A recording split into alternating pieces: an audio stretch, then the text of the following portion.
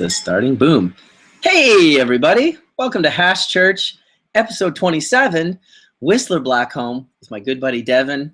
And he's starting Hash Church off right proper today. Been a few weeks since he's got to hit the Hash Church Wake and Bake. Of course, I've been to Jamaica, through Toronto, through Germany, through Spain.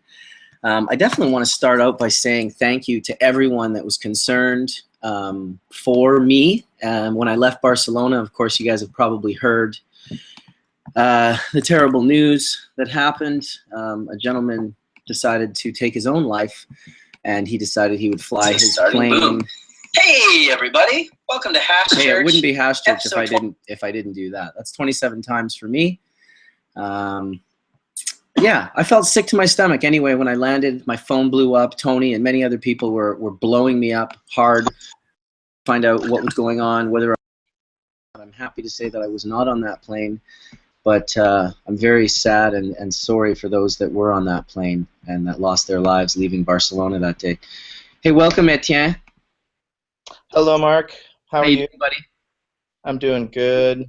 Again, with a heavy heart about that situation while we were there. It was got a lot of response from people because, yeah, we were all in Barcelona. So, I mean, we were wondering ourselves if anybody we had seshed with was possibly on that plane. So, the situation turned out not to be true, fortunately, but it was still a tragedy all in all, and definitely a heavy situation to add to the wonderful celebration that was Spain. I mean, to be in Ben's amazing spot and to hang out with you and so many other great people, it was an amazing eye-opener to what's truly happening in Spain. I was there 5 years ago representing BPG, but it was nothing. I mean, it has grown exponentially in 5 years, as you know. You know, it's grown from just being inside to completely outside as well. Hi, Todd. Yes, welcome, Todd and John. We were just giving a little bit of a quiet moment for the people who lost their lives on the plane leaving Barcelona there. Of course, we're going to talk about that a little bit because a lot of people were hitting up myself and other people who had left that morning. There were quite a few people. I believe Berner left that morning as well. People weren't sure if he was on that plane, and some other people. So, I don't know. Why don't we start off with a little moment of silence in Hash Church and just light a rip for 150 lost souls.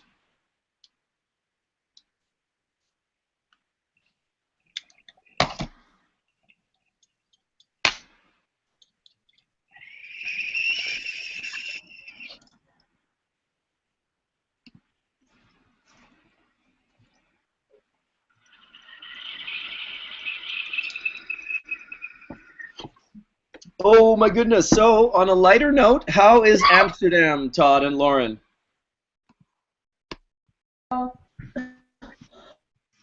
Hello. Hi. You guys look baked. It's been a long day in Amsterdam. It's not often that Todd looks that baked. I'm just going to say that.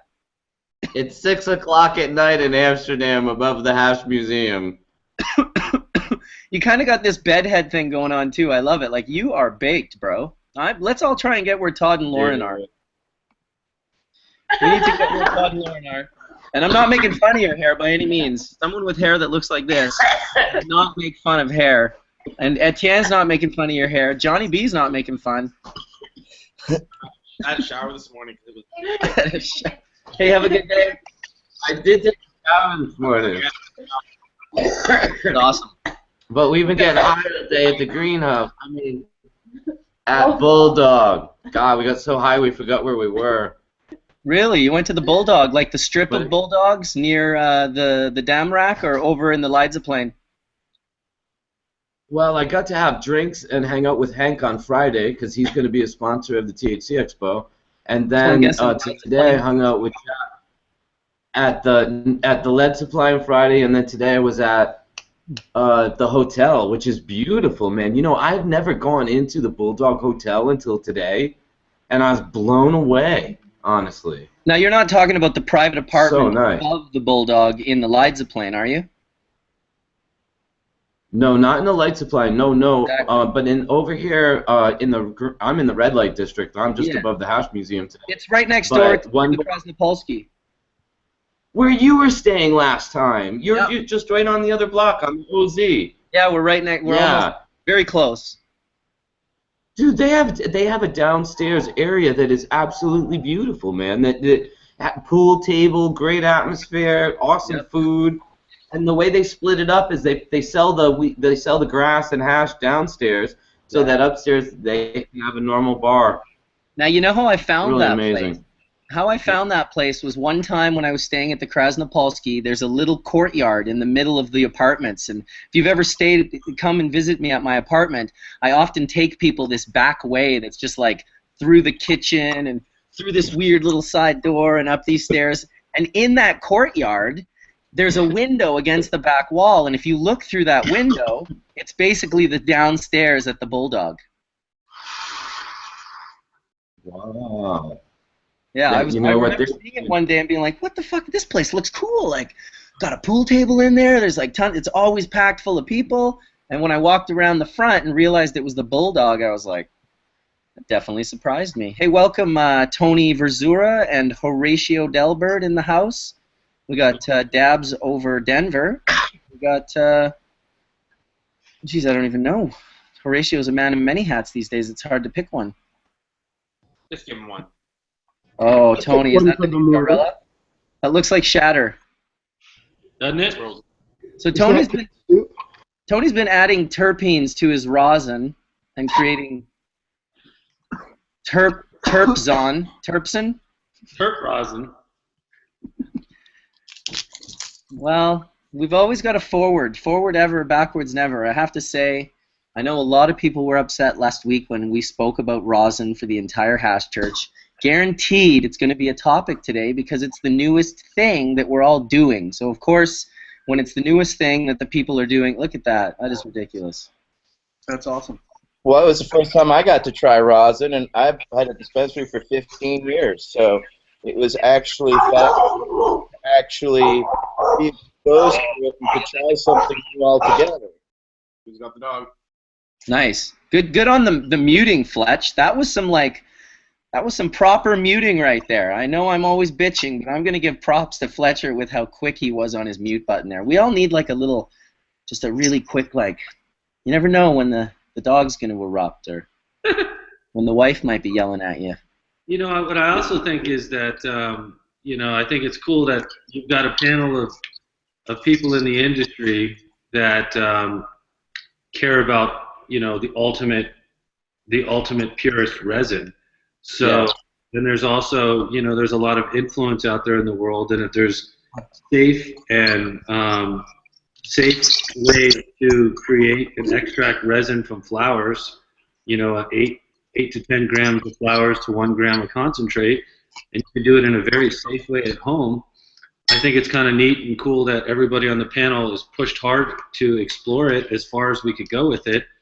And it evolved very quickly from rosin from flowers to rosin from hash. So I take 73, 120, 90s, 45s, and tried to explore it as far as I could, and adding terps back into it to stabilize it. When somebody was asking me, well, how do you stabilize the coin?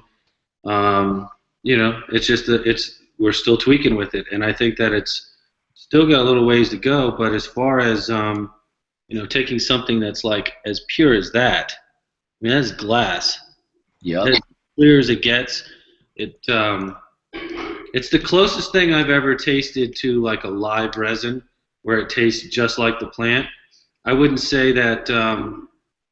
It's like maybe as tasty as if you just did the hash rosin without terps. I don't think it's as tasty as, let's say, the barb 7390 as it is. Yeah, which was the first. I would just like to point out, Matt, once again, Mr. Pioneer, he was really the first one that was just like, well, what happens when you do it with 90 micron? Like, we were just like, even Jeff was kind of like, okay, well, yeah, let's, yeah, gee, I don't know, like, what does fucking started greasing before Jeff applied heat, which I would like to welcome Jeff, and who's laughing right now because he knows it's true, and Fletcher. Welcome, guys. Yeah. Hey, and how's it going? It's good, man. We're just talking about rosinating the 90 microns and the higher grade hashes now. Yeah. So like this is from a 45. This is 45 glue. So it looks like it looks just like a shatter. It looks identical to shatter, dude. Yeah. You've got that hardened outside edge that the terpene mist has given it. Here's another one. It looks just like shatter. But you know what I was going to say is that what I've noticed with different temperatures, like I started with what Jeff was saying at 235, and I won't go past 235. Like this was around 220, 221, which is the activation point of THC. And so if you think about decarboxylating or getting things like past 235 or 280, 284 is the final kind of 284 to 293 is where you're fully going to activate THC. So anything past that. But only after a certain amount of time, because Jeff, I believe, is doing it just under 300 degrees, had his rosin tested, and 90% of the THC present was in acid form. Yep. Which is meaning it was not converted, because he only presses for 5 seconds, maximum 10 seconds or whatever. Is he doing that to bud or hash? And then he also had, I think it was hash. He would have to comment on that. But also that the fact that caryophyllene was present, one of the most volatile of terpenes, the terpene that drug dogs are tested for, because it's so volatile, it's always in the air, it can breach through plastic, it's extremely caustic. That one even was still present in the testing, which also shows, I mean, I think you're right. If we can lower the temperatures and increase the pressure, now pressure does equal heat, but possibly the pressure might be able to bring us lower heat temperatures. If we can get into a lower temperature using more pressure, we might be able to extract the resin without exposing it to as much heat. Now, the one thing I'll say that is a very strong argument, and the first time I heard Jeff say it, I was a little bit kind of like, it took me a few times to hear it, and I mentioned it to you yesterday, Tony, and the fact that people talking about terpene degradation, yes, there's no doubt about that terpenes are going to be released, lost, degraded, but the loss of the wax membrane, the ratio of wax membrane to oil is so great when you lose the wax membrane, you increase the percentage of the oil by so much that instead of losing terpenes, you're actually gaining terpene content. Yeah. And that's counterintuitive. That's heavy. That's heavy. That's super fascinating. And that's why I said to you yesterday when I was I actually made the coin with you on a little chat. Yes. But that was just an exercise to say, okay, you know, for this one, this is Lemon OG with the glue 73. And so when we were talking about that, if you're making a dry sift, that's a little different than the full melt, because if it's being exposed to water, then you're losing certain terpenes in the water. So this was water extraction. Yeah. And so what I did was I basically pulled all of the essential oils and terpenes and put them back into the this after it's basically been de-waxed. So it's like if you're taking a 73U, you're squeezing the heads, you're basically taking the shells or the husks of that trichome head, and you're putting them on one side of the screen and you're pushing the oils and the terpenes through on the other. Exactly. And then you whip in back the original terpenes, and honestly, I'm shocked myself of how good it tastes. What I have here is just one last little rip of some sweet skunk that I cleaned over a 70 micron screen, dry sifted.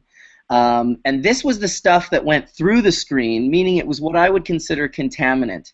I then took like about half a gram of that contaminant, pushed it through the screen with the rosin heat, and got about 3 dabs like this. So it's not what I would call my favorite heads by any means, but the fact of the matter is I am surprised at how strong, at how tasty, and how overall I would just never compare it to, like, well, pretty much the same thing your 45 turned in there. You call that 45, but it's almost like a disservice to call it 45, the way you've increased the quality of it by further decontaminating. You know, we've gotten, bubble hash always blew people away because it was the first time people were able to isolate resin glands to a 99% ratio. Of course, guys like the Skunkman, the only person on the planet most likely doing it for as long as he's been doing it, he had access to the 99% heads, but the rest of us didn't.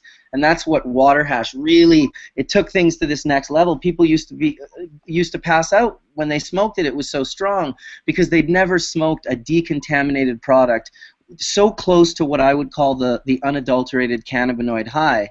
You know, now this is once again taking something we thought was so clean, 99% heads, and now we're decontaminating the wax from the oils, and it's just this sort of revelatory kind of,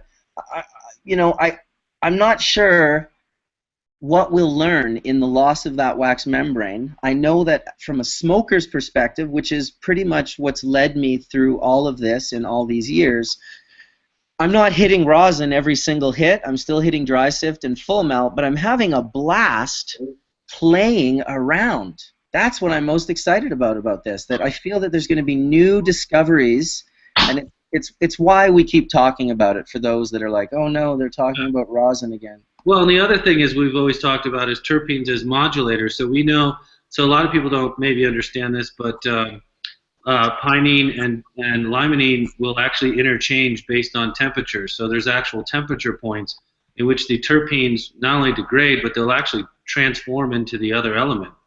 And so when you remove the wax membrane, you look at that as the shield, if you will, from water, because we talked about the hydrophobic and hydrophilic. And if you remove the membrane and now you're dealing with an oil, and then you oxidize the oil and you look at the heads themselves, and that's what I was talking about online the last couple of days, was now when you're doing a 99% dry sift head, if you want the purest form, you would then take those heads, look under a scope, and you would make sure that all the maturity levels of those heads, whether they're clear or they're milky or they're amber or they're ripe, you have to segregate those, because then when you start squeezing out the heads and you're de-waxing those heads out, you'll have little particulates from those insides of those heads. And so there's even a way to get it cleaner, and that's why I only have this much of this, because it was like I went through there and looked through and tried to make sure there was just zero left in it. And I found that, it's still to be explored, but I think the response and how long it lasts is what I'm noticing the difference. So I could still take, will press out the full melt and everything, and I think there's maybe more of a plant taste to it than there is more of that pure resin, essential oil taste of the plant. Because I even smoked the hash that was on the inside part of the screen just to see what that would taste like. So there's like no melt left of it, but it tastes like the plant. Yeah. You know what I mean? And so, what I was talking to about with Jibs and Kevin yesterday before they took off was that they thought that the rosin was like leaving them wanting to smoke it more, but then once we started changing it to the hash, doing it to the hash rosin, I felt it lasted quite a bit longer. The response was completely different, and I think that's what we're going to find is in the exchange, especially when you're smoking or vaporizing it, that perhaps those terpenes are now able to modulate more with all of those cannabinoids. They're not being contained inside the wallhead. They're kind of let free, and so they're all kind of releasing them at the same time. Hey, I wanted to welcome Mark Scialdone, even though I think he just got up and left the room. And of course, I want to welcome our good friend Big Buddha. Hey, so I just want to chime in for a second and talk about this whole de-waxing thought about rosin. You know, we're definitely removing some contaminant from the rosin, from the bubble hash when we turn it into rosin. But I would say that the wax is actually melted. Every wax that I know of melts at temperatures of 230 degrees or higher. That's going to melt. And so what I really believe is it's more of the cellulose that makes up that cuticle that we're leaving behind in the screen rather than the wax. I think that waxes and lipids are actually melting at those temperatures and coming through. So do you think they're not getting stuck on the 25 screen? Because I started to soak the screens in a 99% or a grain alcohol and let them sit in a dish. So I'm actually preserving that to actually test that. So I'm doing like a washing station with a little bowl to kind of contain all that except for the final bits, you know what I mean? So I think that there's definitely some wax that's going to stay in there. There's some cannabinoids and some terpenes that stay inside the pressing screen. So we're not going to be able to get everything to come out.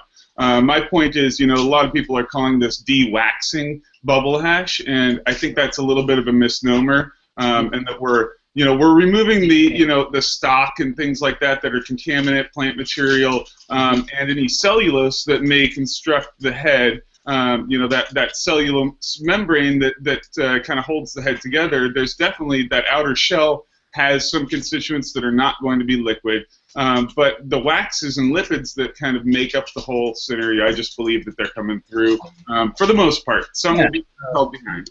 So the term will be decontaminated, further decontaminated. And what you're saying is the right term would be cellulose, not wax. And once we have the science to back that up, I think we will all completely get behind that. Okay. Well, let's ask Science what he thinks about that. Well, okay, there's a few things. And so I believe that this is a thermal as well as mechanical extraction process. I believe that there's actually a physical compromise of the heads that's happening during this process, as well as you're heating the liquid in the trichome above its boiling point, and so instantly you're going to flash that stuff away from the hot surface, and it's going to find the nearest cold surface and condense. And so that nearest cold surface is essentially the parchment. And so if the material is essentially being sort of squeezed out very rapidly, the question really becomes how long can that process happen to efficiently move everything from the plant while still maintaining the terpene profile that exists on the plant, as opposed to thermally rearrangement, as Tony suggests. So when you heat up terpenes, especially the more fragile ones, they rearrange into other terpenes. And the other thing that you always have to keep in mind is that, yeah, there could be decarboxylation that could be happening in this process, and perhaps that in and of itself is, again, changing the pharmacokinetics of the profile, which is why the high feels different or lasts longer. There could be some oxidation up to CBN, too, as well. So here's a question. Now, when we're, say, going to smoke a nice dab of bubble hash, and we heat it up on the nail and we drop it on the nail. Now, we haven't turned it into rosin. We're like, no, I don't want to do that rosin because it changes the molecule of the terpene and it affects my hit. But then he's going to put it on like a 500 or 600 or 700 degree nail, heat it up. Is it not going to rearrange those molecules instantaneously? Yeah, absolutely. The question is not why will it rearrange. The question is why won't it? Because you're heating it up in a very oxygen-rich environment. Those molecules are going to change. You can't keep that from happening. The other thing, and I don't know, Bubbleman, when we were just talking about the waxy sheath on the trichomes, you got to remember that a lot of those are phospholipids that maintain the membrane, and those compounds aren't volatile. They'll actually thermally decompose to smaller compounds, and those are the same compounds that you get when you degrade most vegetable oils in the presence of air. They become rancid, and those are the compounds that you're making on the nail when you're thermalizing stuff that has not been dewaxed. Period. End of story. And some of those are noxious compounds that you don't necessarily want pulling into your lungs. And so are these what the nucleation points, those semipolar and polar? Yep. Very well. They, Mark, I have no data. There's no data out there, but I would bet that that's highly likely. That those are exactly those nucleation points that we've talked about in some of the crystallization threads. Absolutely. Explain that a little bit more now that we're finally to this topic when everybody's caught up, Mark. Yeah. So there was. I think the original discussion was from Jenn Doe, right? Am I right? Do I remember this right? Yes, I believe so. She's actually Yeah. going to be heading into the room real soon. Oh, cool. Awesome. Jenn, as everyone knows in Hash Church, is an incredible hash maker, and it's great to have that sort of level of experience for me to collaborate with anyway, because she's been making hash for a while, and at least she knows to look at for certain things when she's making hash. And there was some discussion on whether or not crystallization is actually something that would be desirable. And she showed, I think, in the little video on her Facebook thread, something that underwent full melt, completely melted, and looked pretty sweet. So the question is, well, what's happening physically in the crystallization process? And so, as you know, most of these compounds by themselves, like either CBD or THC in their acid forms, will, when they're highly purified, will be crystalline. And what keeps them from being purified in extracts mostly are some of the waxy and polar components that, yes, could serve as nucleation points for crystallization. And so in that thread, we talk a lot about emulsions and what happens on buttering.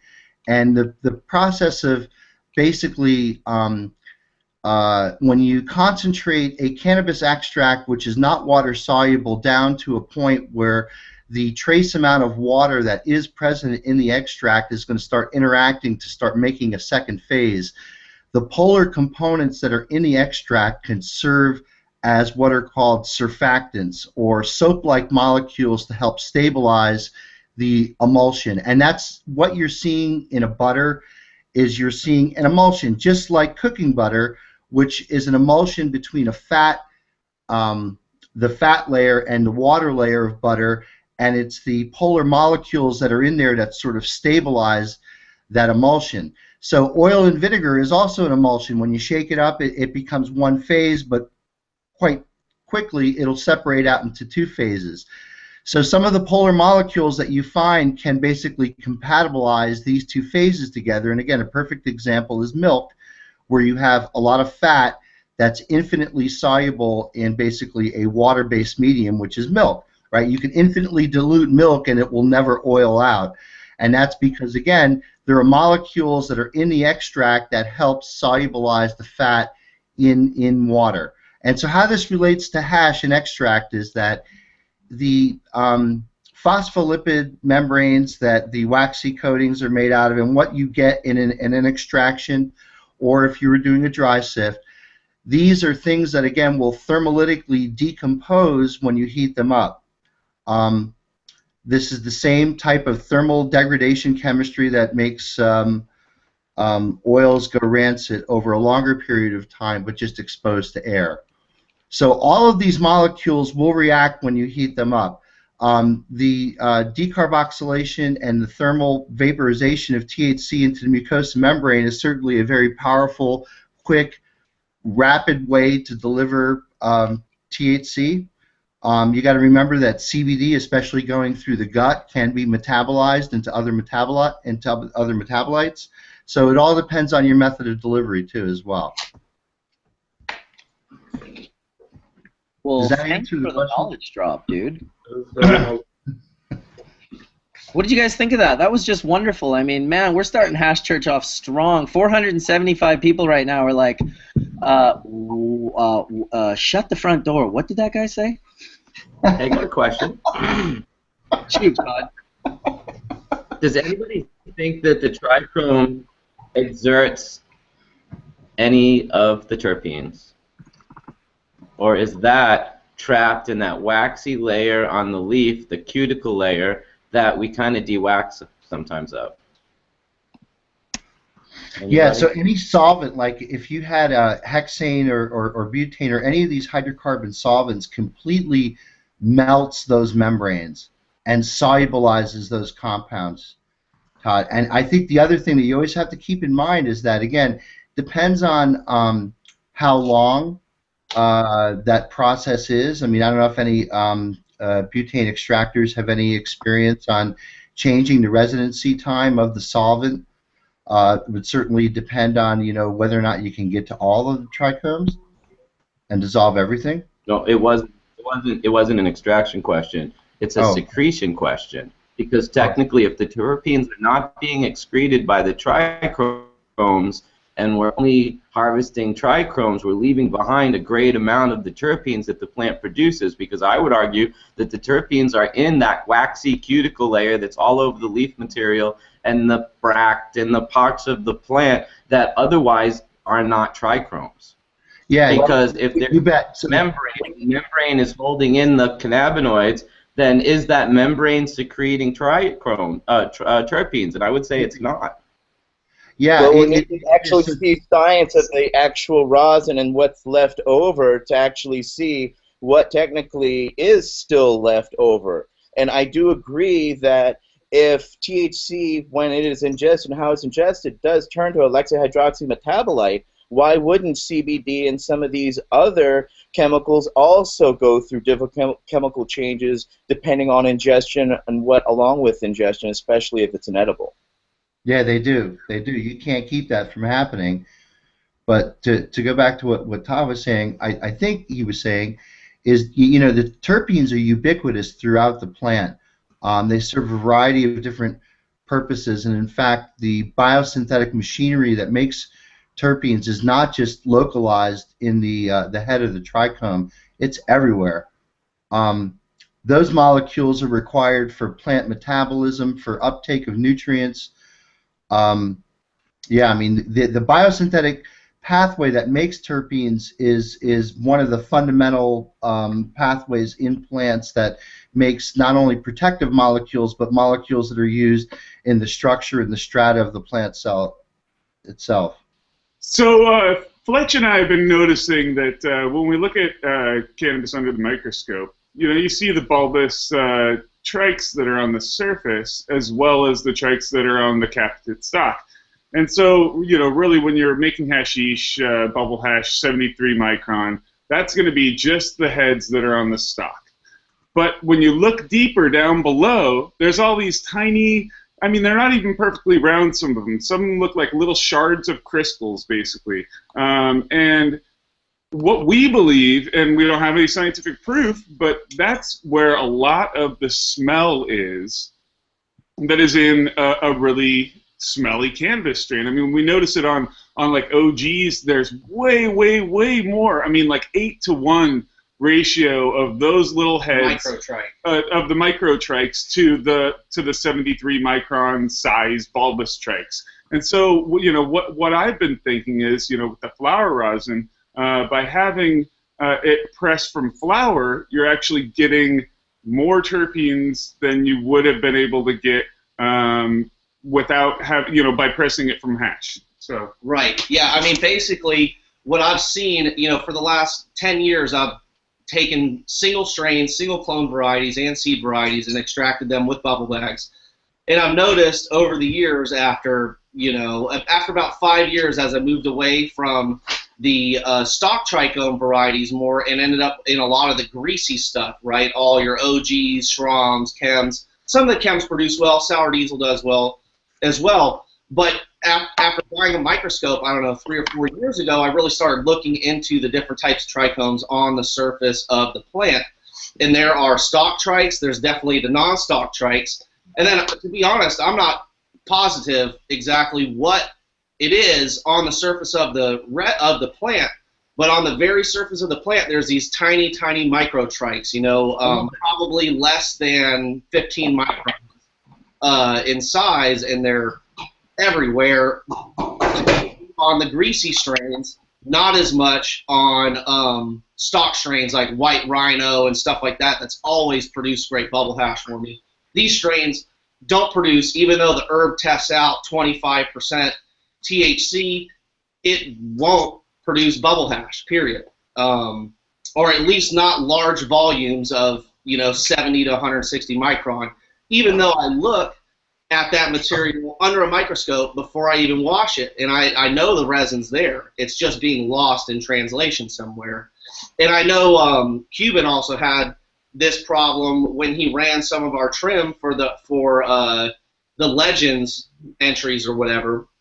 It was just really, really greasy strands. Granted, we could over dry it and get those trichomes dry, but we like those fresh terpenes that are still present. So that's, you know, one thing I've run into, and those microtrichs or whatever they are present. And I think with flower rosin, you may be getting a lot of that, whereas with a lot of other extraction methods, except for BHO, you're not. You know, solvent-based methods, you definitely will strip it. Yeah, I was gonna comment on that.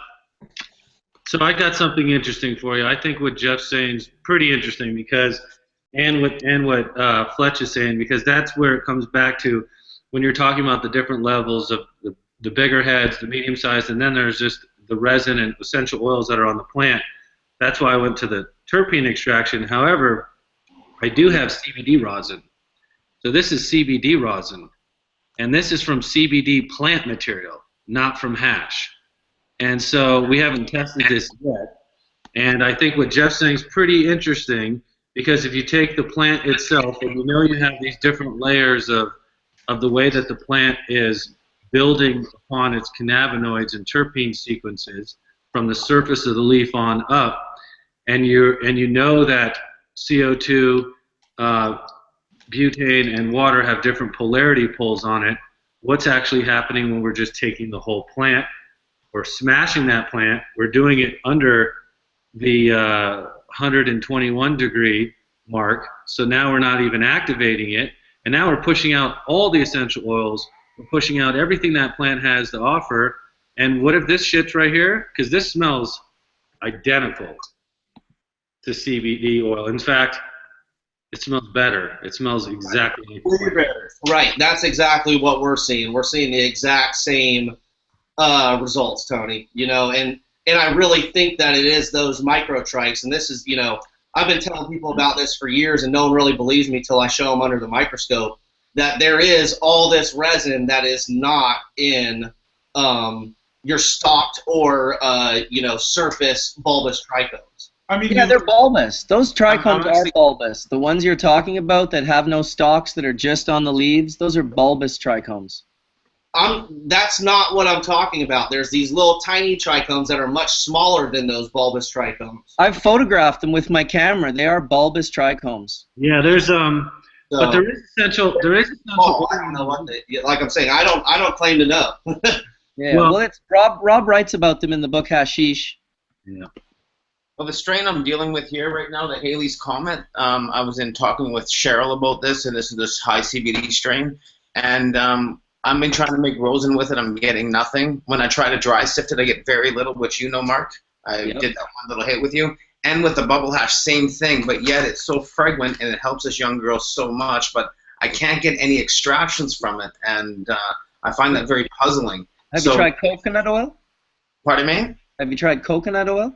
I haven't done the coconut oil extraction. That's the only thing we haven't done. I mean, as in that, we just normally decarboxylate it and then grind it up, put it in pills, and bring it to her in the hospital.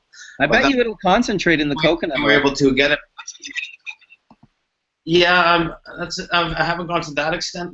I know Cheryl's made like BHO with it. I've tried making rosin with it the last couple of days. I'm doing it again right now. I can't make dry sip with it, and the bubble hash is like pathetic. So. Yeah, because those are all mostly mechanical separations, but the coconut oil should melt those any gland that's present off of that material.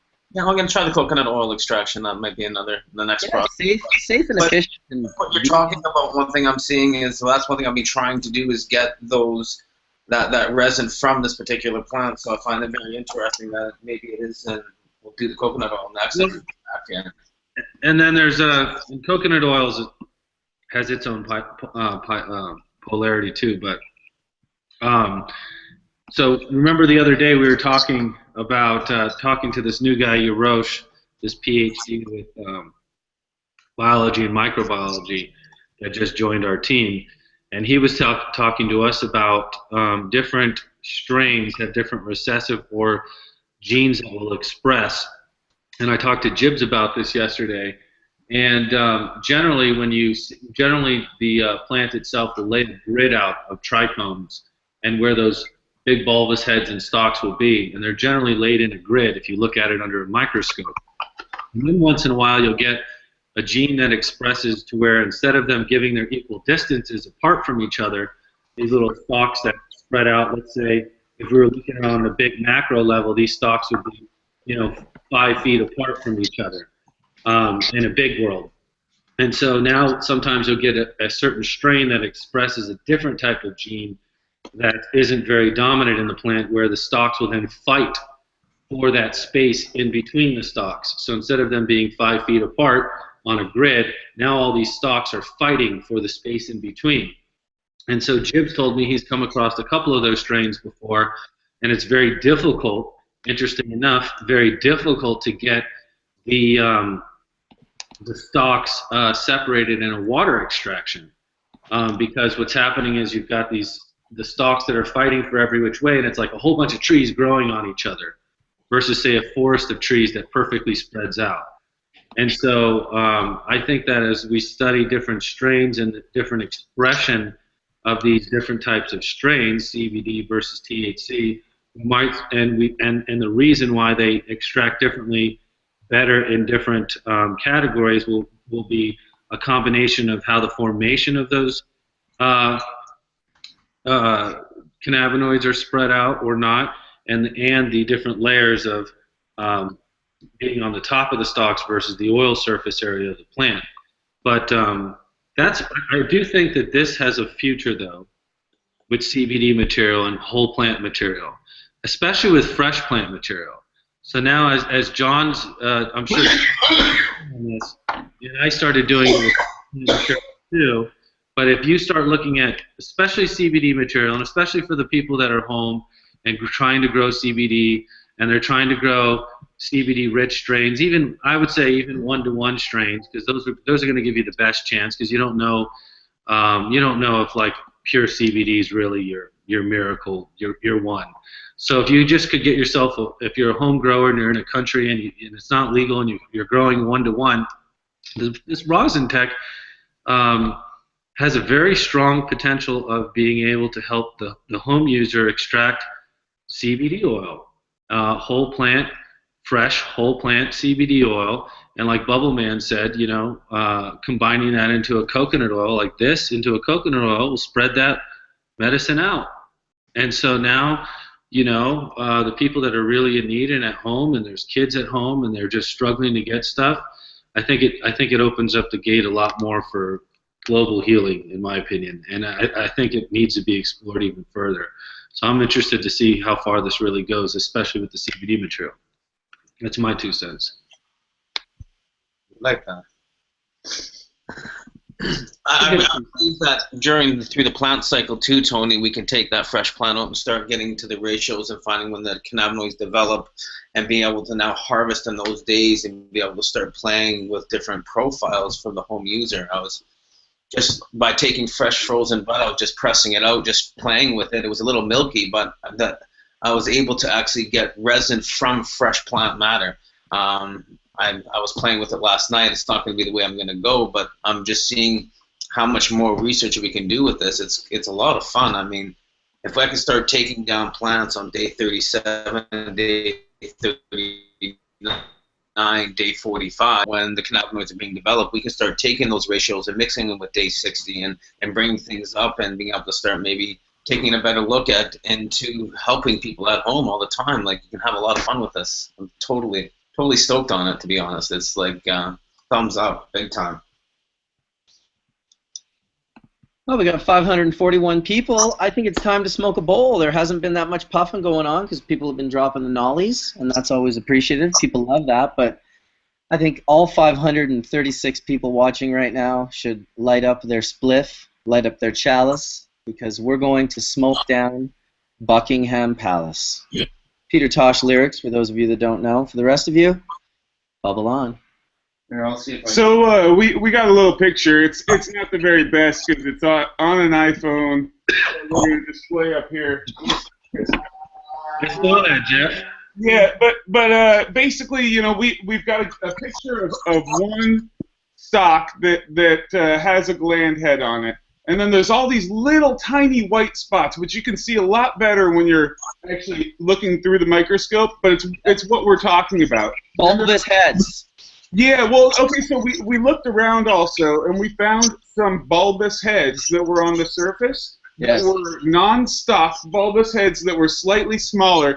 Now, I don't have one of those in the picture. I have a stock trach right there. Mm-hmm. But all these little tiny white spots are what we're talking about. You can see them right down there on the surface. Yeah. Little speckles everywhere. And it's even more. I mean, they outnumber the stock resin heads quite a bit. I mean, there's you know, depending on the strain and depending on how smelly it is, really is what we've noticed. So I don't know, food for thought there. Yeah, that's interesting. I'll post some pictures of higher resolution photos so people can see them, and I'll do that on the on the Hash Church Facebook page, so that way everyone knows where to go look at those. You also had the hairs, and I've always looked at those as like the immunity support system for the plant. Yeah. So when people are looking at that image that Jeff showed, he's actually past the hair follicles of the immune system and even deeper into the surface of the of that.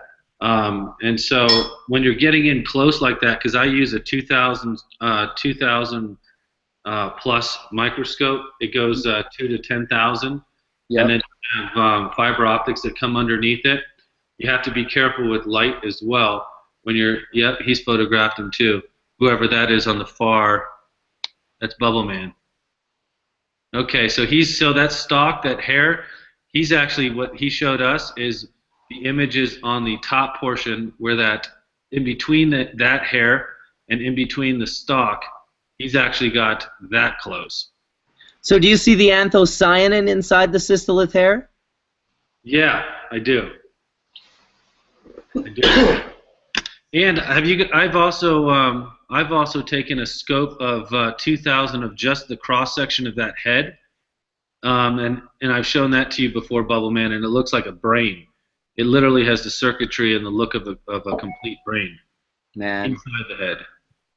Yeah, it's got that rosette disc where the phenols and the terpenes are created, and then they basically get excreted out of that disc that looks like a brain into the head, and you've got just all this cannabinoid soup floating around in there. But yeah, it's like, from what I've read, it's glucose is the substrate inside that disc, and then there's little vacuoles and plastids of phenols and terpenes that mix together, and when those vacuoles and plastids in their little glucose soup hit each other, they'll create the cannabinoids, and those will excrete through the membrane into the pulp head. There's an article that Jeremiah Vandermeer and myself wrote in Cannabis Culture. You can Google "Inside the Trichome," and it actually describes exactly what Jeff was just talking about with a nice little graph that shows the trichome, and it shows the vacuoles, the plastids, and the terpenes, and how it pushes them up into the upper membrane. It's a real sort of good, simple explanation. It doesn't go too deep into the science, but it'll give you like a good starting point for starting to Google some things. And then, you know, someone sent me an interesting excerpt the other day. If I can find it, I'm not sure. If I can, I will read a little bit of it. It's from a terpene book, and I think maybe Kay from Trichome Technologies had mentioned this book probably just a few weeks prior, so maybe even this guy, it's where he found the book.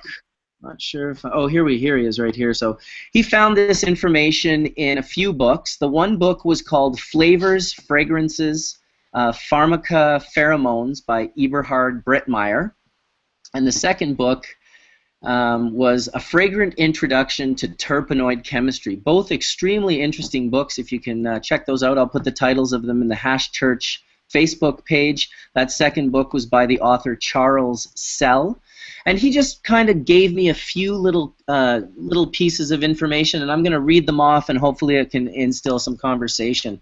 So the first thing from one of the books is that there are about 30,000 terpenes that are known at present in literature. The basic structure follows a general principle consisting of two methylbutane residues, also called isoprene units. In nature, terpenes occur predominantly as hydrocarbons, alcohols, and their glycosides, ethers, aldehydes, ketones, and carboxylic acids and esters. Beta-caryophyllene is responsible for activating the CB2 receptor, acting as a non-psychoactive anti-inflammatory. It is an FDA-approved food additive, making it the first dietary cannabinoid. There are hemi and monoterpenes, sesquiterpenes, diterpenes, sesterterpenes, triterpenes, tetraterpenes, polyterpenes. Depending on the number of isoprene subunits, one differentiates between the listed. Volatile terpenoids can be isolated from their natural sources by distillation. Now this is getting into how we extract terpenes.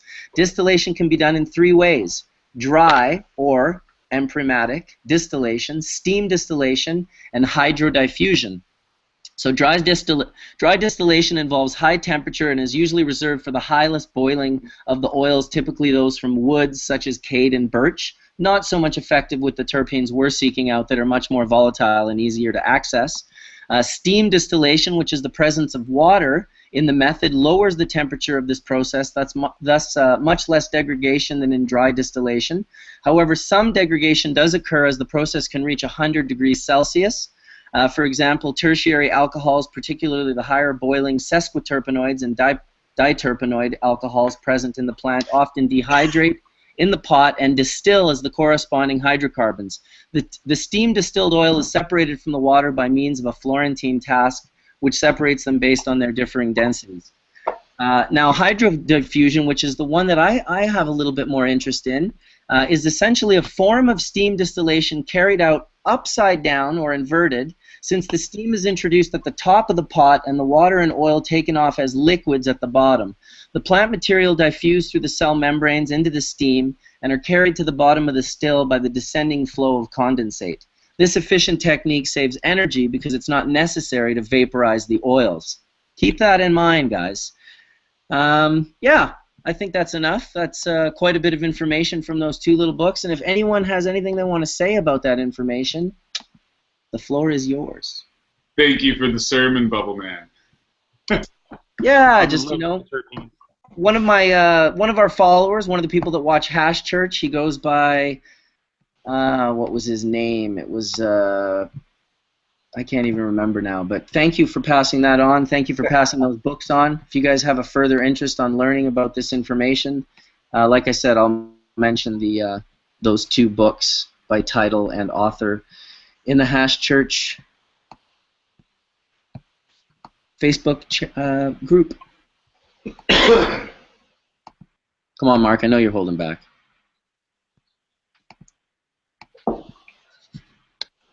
Okay, I just posted a trichome head. I'd love to comment on that, and I think that the book says it very well when you're talking about terpenes, that there's different ways of doing it, and depending on the end result and purpose of what you're trying to do, that would be the method or combination of methods one would want to seek out. And that's very good information that you shared. That's what I was comment on.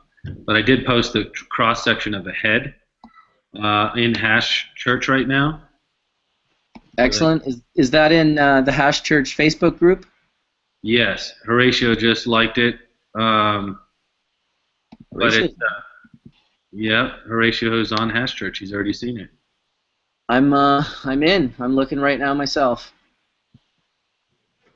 Tony and Mark, I got a question for you. I guess I'm really allergic to weed, and it's not in a funny way. And I found a major difference between the flower rosin and the hash rosin, and I was kind of looking at what I'm hyper allergic to flower rosin, identical to weed. It's almost like an injection of what we typically call a pollen. We just say pollen is the reason why I got irritated, and it's coming off the plant dust. But in your microscopic views, have you guys ever seen what the actual article is? Because it becomes airborne, and to the point where I have to filter the air in my whole room for an hour before I can even step in to get my mask. That's because, all right, so cannabis, like grass or any other plant, when it's cut and it knows it's dying, it freaks out and releases different chemicals, and it becomes an airborne release.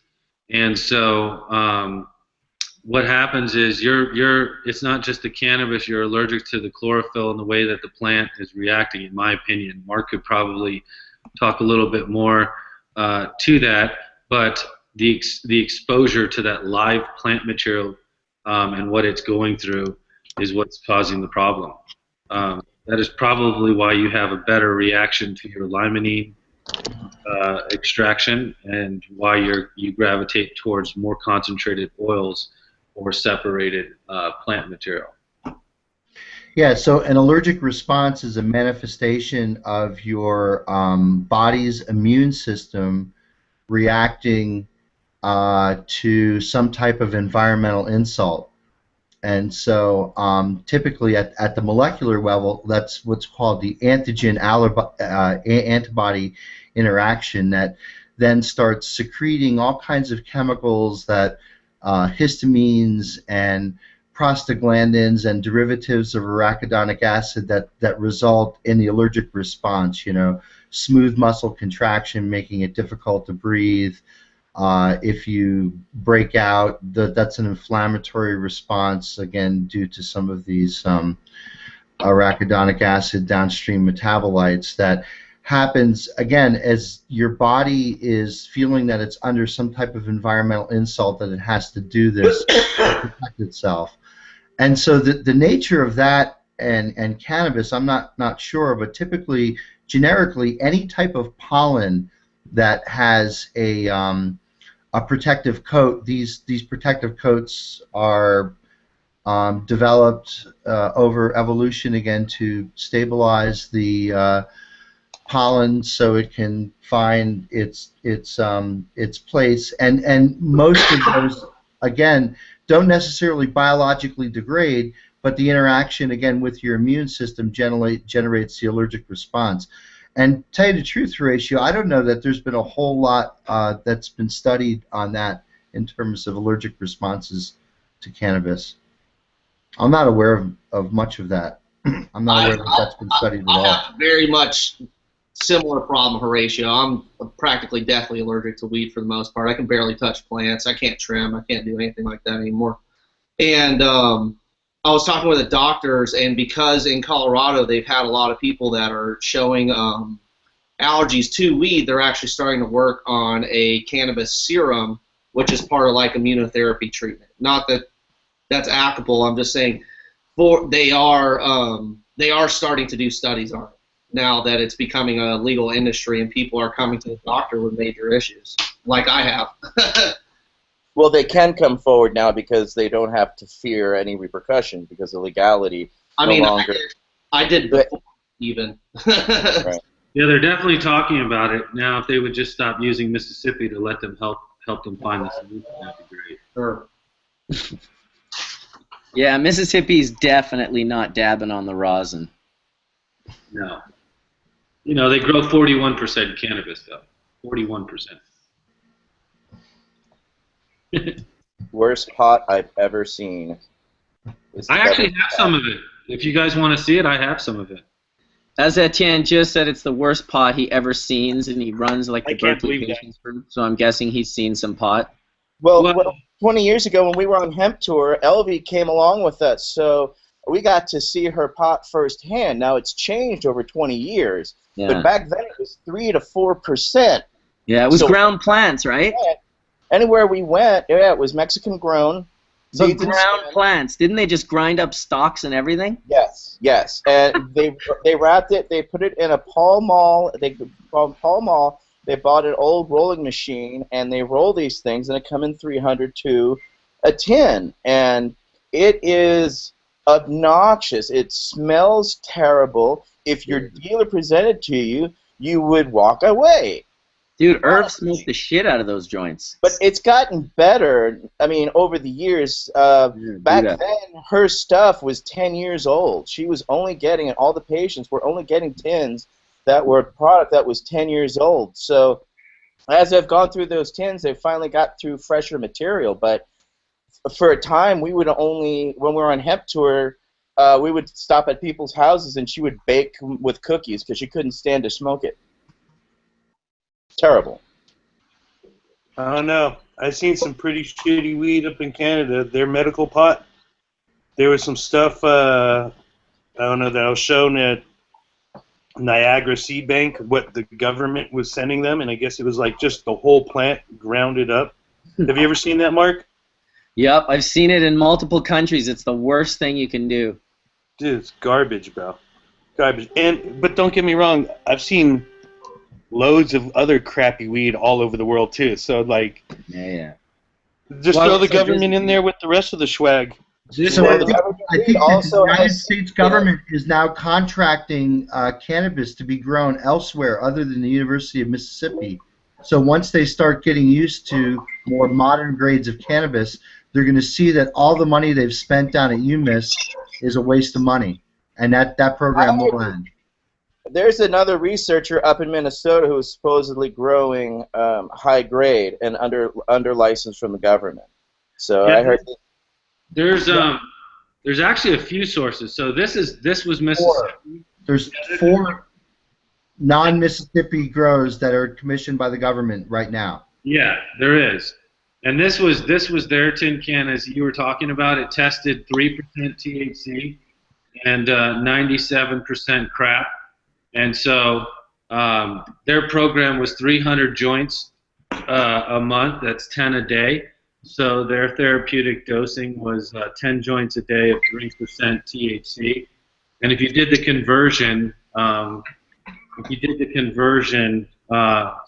and you were able to break out all the other side effects of God knows what's in the plant, because this joint had been sitting since 1996 and it was delivered to the patient 2 years ago. So that was 12 years in a can, in a joint. So no one ever took the can, opened it, and said, oh, let's test for any kind of molds or anything like that. They just said, well, it should be good. It's fresh. It's 14 years fresh. It's not like vintage wine. You know, it doesn't get better with time. Hey, I've heard all kinds of growers say that it's going to become more expensive when you age that shit out. No, that's old school, man. You know, so now what it is, I've actually heard of 3 to 4. I guess there's 4 of them. They actually have federal licenses. One was, I think, in Washington D.C., if I'm not mistaken. They've got a more medical grade program, and they're definitely growing for patients. And there's back in the 90s, I'm a Gulf War veteran, so I got access to VA files. So I found 17 different research facilities around the United States with actual studies that they were doing on cannabis, including a 50-question questionnaire that the VA was giving out to Vietnam veterans about their cannabis use since Vietnam. But I was a young activist, and I got a little too loud about it, and of course it spooked them, and they shut a lot of that down. So yeah, and you also have to know, like, why are they doing so? When you said this was a waste of money or a program, not to them, because all you have to do is spend millions and millions and millions of dollars on product that is grown at 2 or 3%, and then only do your studies on smoking joints. And so if you do your studies on, hey, what does the joint do to your system, and how does that help you medically, and the only accurate dosing you have is, you know, fully activated THC run through a joint, not even a vaporizer, and you're only doing it at 3% to 4% THC, and you're only limiting it to one strain, then you've basically convoluted the studies on purpose. So that right. Didn't Gabriel Najas do that with the monkeys? Just force feed them so much, you know, cannabis in that there was no oxygen that they actually died from lack of oxygen. Yeah, and then blame that on cannabis and joints. Same kind of concept. So they did a great job extending the length of prohibition, and so, you know, that's why for Mark and I, we're trying to take this to another country and said, you know what, let's just have a third party study everything. And let's just have an open, biased opinion and see what the fuck happens. That's really what it's about. And so we're starting with a capsule, and we're starting with a tincture to give us a starting base. And we want to study the full pure plant profile, not one cannabinoid. Right on. Well, NIDA, the National Institutes for Drug Abuse, is the organization in the U.S. government that charters the University of Mississippi to grow cannabis. And NIDA's charter, by definition, is to look at the drug abuse and non-beneficial aspects of cannabis. So they are stacking the cards in their favor to make it very difficult for anyone who wants to study the beneficial aspects of cannabis, because NIDA basically has a lock on the University of Mississippi's swag farm. Now things are going to be changed, and right now the Colorado universities that do research have all petitioned the United States government to allow them to do cannabis research at the universities, and so it's in the process of changing. My favorite quote of the day, down in Mississippi's swag farm. That should be like a Grateful Dead song or something. I can already hear Jerry. I think they'd invite David Grisman to play on that one. Mississippi swag farm. Get Vassar Clemens on the violin. Come on, let's put this shit together. Here we go. Aha! Mark's gonna write the tune right now. Down on Mississippi swag farm. Toodaloo. Toodaloo. Oh, fuck. For all you deadheads in the room, and I'm sure there's a few out of the 586 viewers, I know you enjoyed that. Here's some kind of swagger that I've always been smoking, and it's always been the Moroccan hash, being in Europe. And Moroccan hash was always famous for mixing whole different types of things. Back in the 90s, we used to hear people like burning vinyl, record players, everything, and even to this day, I scored some Moroccan last week. Real nice, real bendy. Has that real texture. But you know what the problem is? When you burn it, it's got the smell of burnt seeds on it. Like burning seeds, so it's like a third or fourth grade panel. And they've literally sort of just beaten it down so it's turned into like a saleable resin. Well, I mean, it's gotten a lot better. Remember the soap bar from 10 years ago? That shit was like killing that was ridiculous. That was fucked up, dude. Yeah. Got to give props to Nick. Remember Nick writing about the Mr. Big in Morocco? Yeah, he was the first guy, one of the first guys to expose it. Wow. Yeah. That was some crazy shit. For those of you that don't know, Nick from Red Eye Magazine, which is how I met Big Buddha. It's how I met Kay from Trichome Technologies. Yeah, Nick's just an incredible guy who had this amazing magazine that set the bar above and beyond any other magazine that I've even really seen to date. And I was always proud to be able to say that I wrote for Red Eye Magazine. But the best stories in Red Eye Magazine were never mine, and they were never Kay's. They were always Nick's, like 20-page. Zorro. Yeah, Bizarro, man. Like, holy shit, Zorro, right? Zorro's fucking adventures. Holy. I'll give you guys a head up, a little update about him, because we know from about last time I kind of saw him was like 2007, 2008. So it was a good like 7-8 years ago, and like he kind of disappeared off the scene. And then so a couple of years ago, when I started going to Denver, that's where I met Kenny again. And he kind of like texted me and like he was emailing me. And he was asking, have you spoken to him? And like, I couldn't find him. He'd moved house, totally gone. So last year, I hired a private detective. You know, like gave him like the last known address, paid him like a fee. And I hired him, and he gave us an address. And since then, Kenny sent him a letter, and then like tell him to get through to us. And I've been speaking to him a lot. I've been sending him some seeds, and he's living in England, and he's just chilled out now. He's pretty chilled out, but yeah, he was one of the original groundbreakers. Yeah, man, I think of him often. If you're watching, Nick, I miss you, brother. I hope to see you again one day soon. You were, well, you are one of a kind, man. Don't ever let anyone convince you otherwise. He's cool.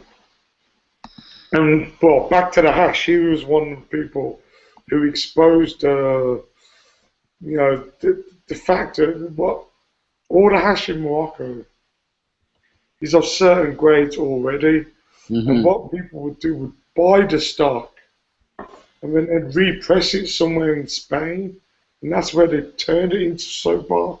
And there's most sort of English gangs, Dutch gangs, Scandinavian gangs who were mixing it, but they were using all sorts. Henna was the main one.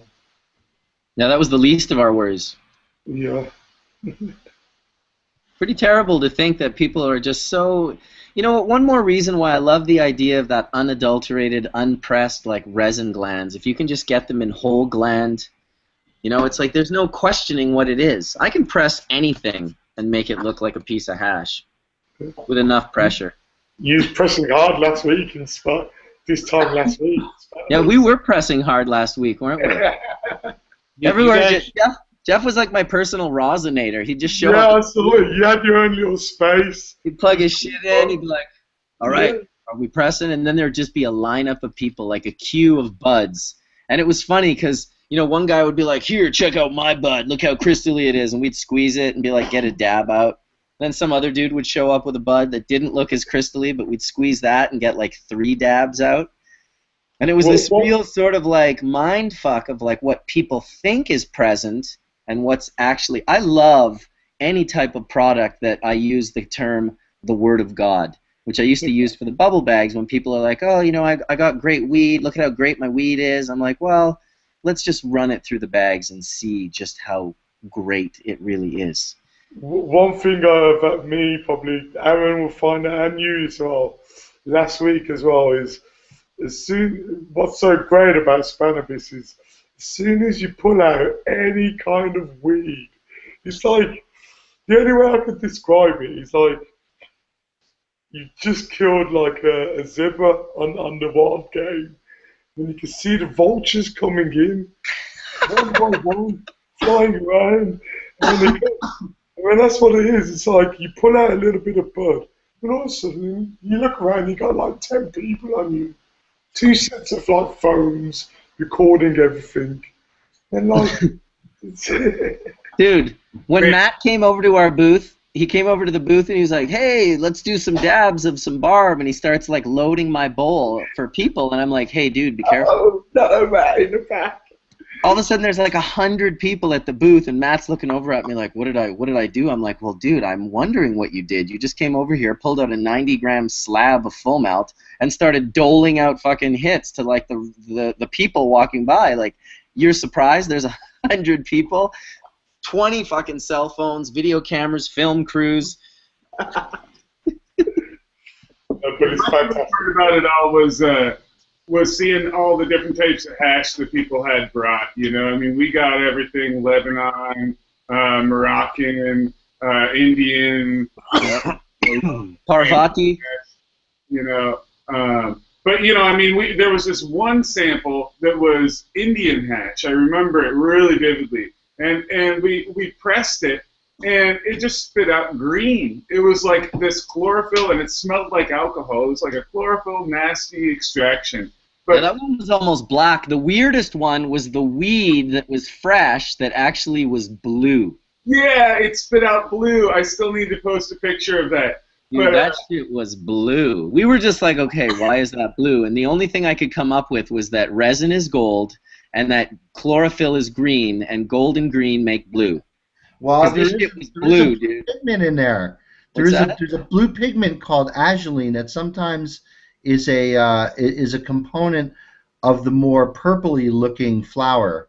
Listen, this shit was like mercury blue. It was insane blue. It wasn't your normal blue. It was like a blue, like a hard candy blue, like a fake blue coloring blue. Just crazy, crazy. But Miracle Grow blue? It was tasty. Jeff dabbed the shit out of that blue hash. You can turn flowers different colors at any time by putting, you know, food coloring into the water and letting it seep up into it. So I mean, you can do anything like that. That's not impossible. But this was very much like food coloring. He was wrong. You do not want to be smoking food color laced weed. Period.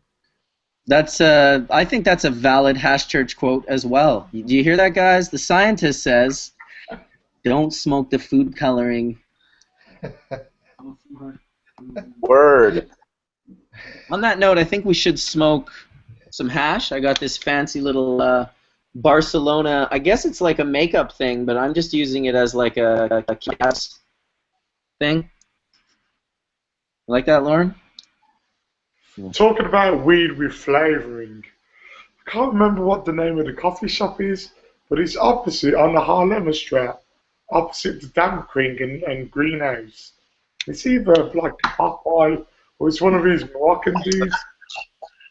And like he had like a vanilla kush. And like I'd look at it, it was like pee-pee with vanilla essence on there. That's terrible. 18 euros a gram. That's going 18 euros a gram. What the hell? Oh man. Yeah, let's smoke to that. Let's not smoke to that. Let's smoke to something different. This is what I'm really enjoying at the moment this week. You know what it is? The lily.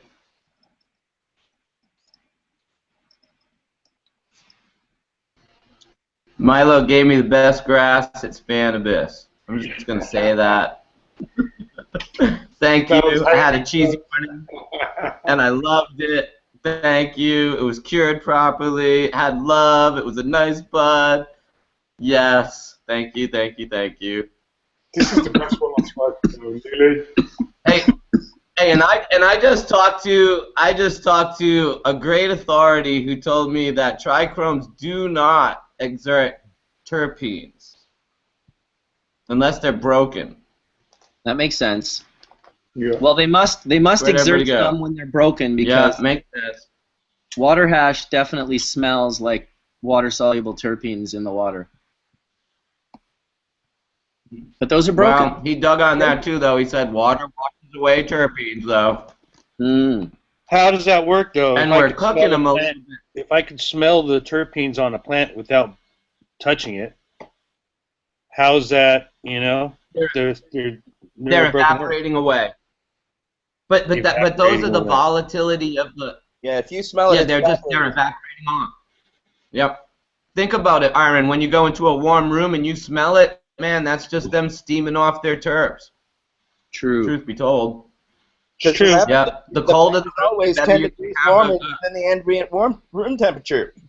So being 10 degrees warmer than the room temperature, if your room's at 80, your plant's at 90, which means it's already starting to evaporate. So that's where temperature becomes so key, especially if you want to retain any of your flavonoids.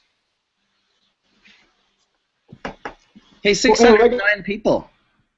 Hey, Sorry, Rob always recommended 72 degrees. The cooler, the better, he said, in a lot of respects. Not the cooler, because you can run too cold. But 72 was always the key temperature, he said, so the plants wouldn't elongate and you'd get a good terpene buildup. Well, also with curing, too. It's also good to keep for what that's worth. Yeah, I was going to say curing an even colder temperature would be worthwhile. I know when I did. Shit's not evaporating off at that cold, dark, and dry. Yeah, cold, dark, and dry. Tilray was the coldest curing room I'd ever been in. I was quite impressed, actually. I don't think you want to go too cold, though, because I think you can freeze and damage things, too. But unless you go fresh frozen and you dry definitely not out the moisture. They're not freezing by any means. They're just cool to the point where when you walk in the room, it doesn't smell like 400 pounds is in the room.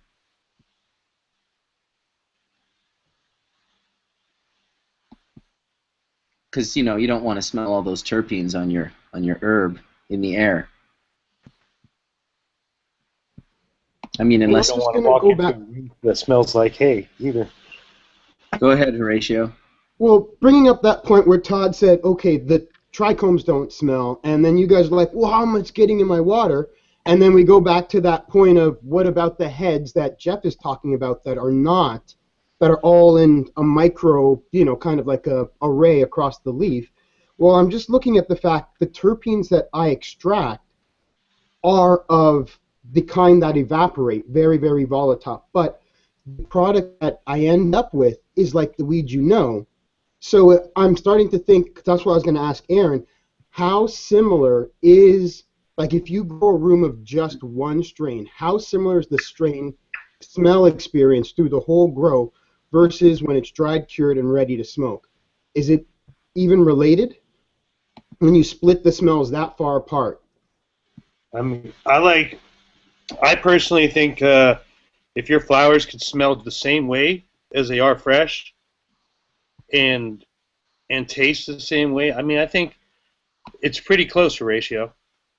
You know, we some of the strains stay true all the way through. Okay, because I put terps back onto the weed and people couldn't recognize their weed anymore. They were so confused by the grown room experience on the dry plant that they start to accuse it of having chlorophyll and other signs of a bad dry, because they're like, it's kind of like Bubbleman when you had that strain that said had a planty taste, but in a good way. It seems that there are other more, kind of a herbal wet smell to the plants. That's kind of why Aaron's anecdote that some strains stay true sounds like there can be a big divergence between the bubble hash water even and the dried hash compared, because you're doing fresh frozen. It seems like the wet plant and the dry plant can be really, really far apart sometimes, but if in the fresh frozen you dry it, it seems to be closer to the true grow room plant. Am I correct? If you dry it properly, like you're faced with the same issue of preserving those special terps. I mean, there is more to fresh frozen, so I assume what's in the water still retains on those heads. It's kind of like a cold cure versus a hot, quick cure. I'm figuring the terpenes I isolate are just the ones that would give in your bubble water or would give to poor drying conditions. Well, I would interject this, that water is going to wash away a lot of the terpenes, and when you dry sieve, the question I raised was specifically for dry sieving, because if we dry sieve and separate the resin glands from the plant, we're separating the resin glands from most of all the terpenes, because the terpenes are not excreting from the resin heads, just the cannabinoids. That's all that's collecting under that membrane. And that membrane is not oozing out terpenes. The terpenes are in the waxy cuticle layer that's all over the plant and the bracts and everything else. The only reason I guess I disagree is because a half-gram cup of dry sift, when you uncrack it, it's so robust of a smell compared to a BHO or a live resin off-gassing that I'm like, well, clearly pure 99% heads have a hella terp profile. That I can't totally agree that, trichome heads alone are, terp less, but there is definitely a difference between that dry sift smell and its pungency. And I guess, kind of like it's a different terp profile when you're dealing with nonpolar solvents, because they go after those heads that you could say we don't mechanically isolate, but in a different way. They're only pulling non-polar things. That's where the dry sift has the more polar terpenes. It seems like there's so many ways to change the profile of a plant by which way we go with those subtle heads, like the ones all over the plant versus just in the dry sift heads, because I can't say they're smellless. They're sometimes the best smelling. It's hard to deny the lack of a footprint in the extraction process of mechanically separating 99% gland head ratio hash. Water hash releases water-soluble terpenes. Different chemical solvents extract certain nonpolar components, and everything basically leaves a footprint. So the dry sift is just very, very close to footprint free. It's really depending on your ability to mechanically separate and how well you can decontaminate, and of course how well you maybe grew the resin, that gives you this almost unadulterated sort of cannabinoid high, where it's just resin glands, boom, decontaminated. Yeah, the hydrocarbon solvent completely scrambles everything. I can only imagine. Yeah, it scrambles everything. Water is just such an interesting solvent because, again, as has been pointed out, there are some terpenes that are water soluble, but for the most part, the glands themselves are very hydrophobic, and so they collapse on themselves, and that creates the that's the fundamental physical phenomena that's happening in water hash formation, is the collapsing of these things onto themselves to create solid mats. I'm curious, has anybody done any terpene analysis on the difference between dry sift and bubble?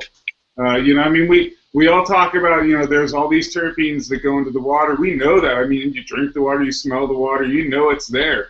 But is it really, are the terpenes just the ones on the surface? You know, that's, I think we, somebody needs to dry sift some 99% heads and get some, you know, really nice bubble made from the same material and see if there's really a terpene. I've done it, of course, Jeff. Come on. Well, what's the terpene difference then? Well, the difference here, I'll say this: it depends entirely on the percentage of what, and this is just my own guesstimation. I could be completely wrong. This is just the way I communicate this idea.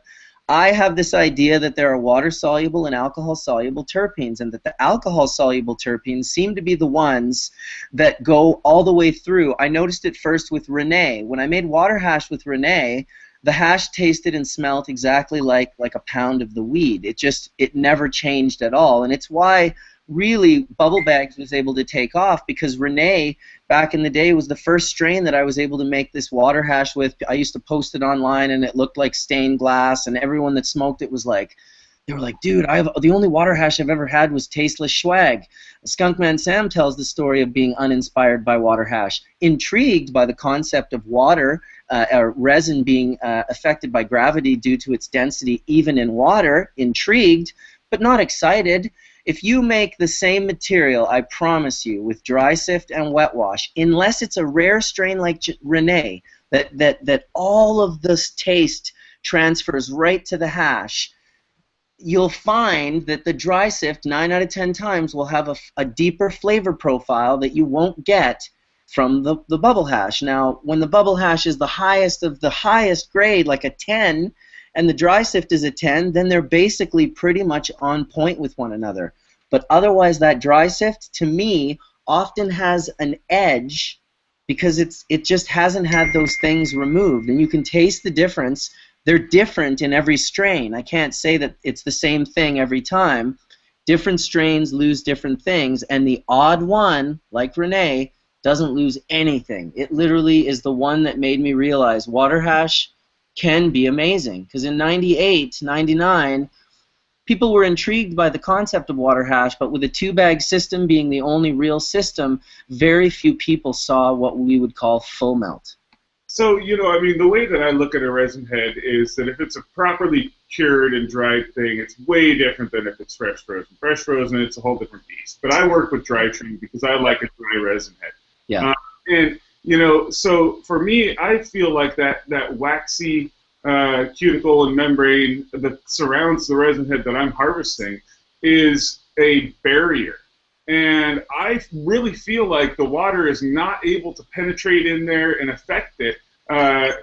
But I feel that there are other contaminants in my hashish, a little bit of plant material, a little bit of this, a little bit of that have terpenes on them, but they're water-soluble terpenes. And now I've completely removed those terpenes from there, and now I've got this plant material that's like really not good tasting because it's got all this char. It's just cellulose without having any extra terpenes in there. So I'm really kind of questioning. I see there's a possibility, especially with fresh frozen bubble, to be different than a dried version of dry sift from that stream. But I'm really thinking, you know, if it's dry trim, it's kind of the same sort of a thing. And maybe that terp profile that we're seeing coming out is really just from plant material being broken down. And how would the terpenes end up on the outside of the heads if we know terpenes are produced inside the gland head? And then the second part of that question would be, do you consider when the gland is broken from the stalk and collected in the water hash that area right there is no longer protected, but like the outside of the wax membrane, that area is more susceptible to either absorbing water or releasing terpenes or at least water solubles. Well, Yeah, I think that depends on I could add something. So when you add water and you completely disrupt those membranes, you turn the membrane almost in a very perturbed way inside out. And so you're releasing the intracellular contents on the outside now because you've completely, both mechanically and just by the sheer amount of water you're using, completely disrupted those membranes. Even if it's a dry trichome head. I mean, mechanically that can, yeah, because mechanically you could certainly those things can rupture and basically spill their contents out. You bet. I mean, there's multiple strains that like you found with Renee. Like, I think L.A. Confidential. I make water hash that smells exactly like the strain. Cantaloupe Haze was one of those strains that we did that always came out when we made water hash extraction, smelling just like the plant. Multiple varieties, I think, but not all of them. I wouldn't say all of them. It's a handful, you know. But like certain strains, Slee Stack, for instance, you know, the way it smells on the plant, it smells on, you know, in dry sift. For me, actually, and the exhale smells better than both. So you know, there's certain things, but I think when the plant is dried properly, and then you make this ice water extraction hash, the crystals break off whole and don't really break down so much. What Mark is saying, I mean, he's the scientist. I'm not going to bet against him. You know, he pulls it out of the bag and looks at it. So no. All I'm trying to do is let you know the science that underpins what you're observing. And so, from my experience, again, when you take these very waxy, non-water soluble materials, and now you treat them either mechanically or by rupturing their cell walls by freezing them and then doing a quick extraction, or in a very perturbed way, which is a solvent extraction where, again, you just melt everything that's in there and now solubilize everything where there's no memory of what came from where. The phenomena I think that you guys are observing here is, again, what happens when you take a lot of these waxy growths that are on the surface that contain very hydrophobic molecules, and what they end up doing is they end up being part of the glue or what coagulates these various masses together, so it actually creates the solid hash. Now again, the waxy nature of these materials makes little inclusion bodies that can basically trap terpenes within the amorphous layers of this wax as it builds up in your hash making process. And so certainly those can create little reservoirs to trap terpenes and to maintain the essential oils during the coagulation process. But certainly all of that can be affected by what strain, how much you've aged, and I think what has a big effect is, again, if you're doing, whether you're doing dry sift or whether you're doing water hash, is the water content in the plant itself. I still contend that this rosin process is primarily driven by a superheating of the moisture and the oils that are inside the bud to escape the bud in a very rapid, quick way, similar to steam distillation. And what you're doing is you're basically using the plant to extract itself. And as you know, Tony pointed out, it could be done at home and it could be done safely. I know my son and his whole crew here, they're all about it. They love it. Just the fact that they can do it, and it's not an issue of having butane explosions and all that kind of crap. Yeah, from a parental standpoint, that is kind of the most it wins. It's winning. I'm going to buy Johnny his own T-shirt press for Christmas this year. All the parents are I think it's going to be just like the turkey bag thing. All of a sudden, the vendors of these materials are going to be like, "Oh my God, what is this sudden?" Turkey bags in the 90s, right? Absolutely right. I'm not going to lie. I personally spent about $100,000 on turkey bags in the 90s. T-shirt presses are going to be known as the home units, and the hair straighteners will be known as the traveler. George Foreman's about to get rich again. George Foreman. Has anyone tried the Foreman thing? Does the Foreman thing work? I don't know, but I've been talking about it, but I bet it will work. First thing I said was I'm going to go. I've already looked at them. They got to change the plates, right? There. I think it's too hot, isn't it? I think it's too spaced as well. Yeah. Too spaced. It's too spaced. Put something else in there to transfer the heat.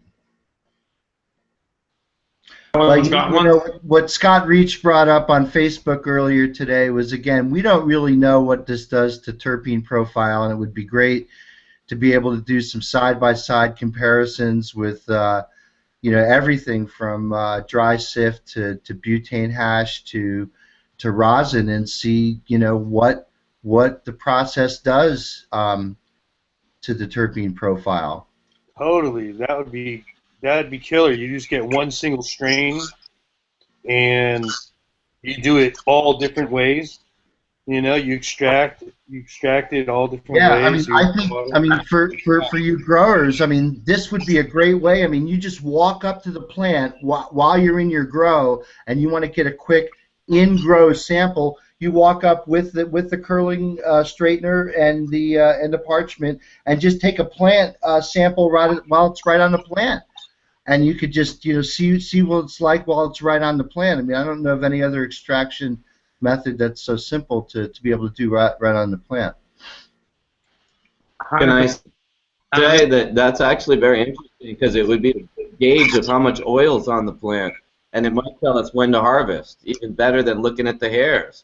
Because if we're really trying to build up terpenes and cannabinoids, pulling it down early is rather stupid, because most of these oils excrete and build up in the later stages of flowering. Anybody who watches the flower will tell you that. Some of the more greasy strains, like OG, you almost want to bring to rejuvenation right to the edge of it, because that's when it's going to look like green sticky bud and not red hair. Nothing looks stupider to me than red-haired OG Kush, because I just realized an impatient grower didn't let it finish.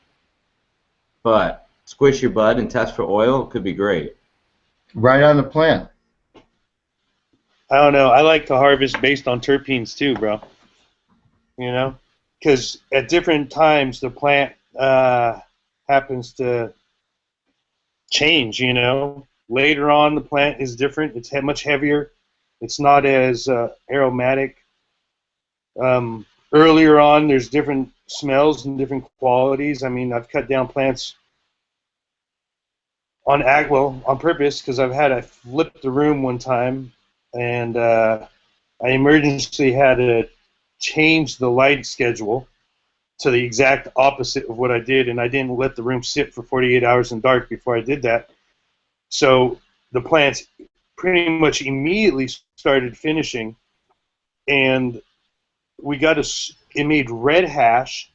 The hash was completely red. It was way too early, and it was such a uppity, clear high that I forgot where I was going with the whole thing. But the pre-harvest technique, I think, the pre-harvest technique. Did you mean to say the strain's not the strain anymore? No, Aaron, I think I got what you're saying. You'd be a great person to give some tips on end of plant, because honestly, everything you ever handed me smells and tastes so good, and it's obvious you guys are doing it right. And a lot of people, I think, are in a hurry to finish, and I think it's foolish. The hash was complete.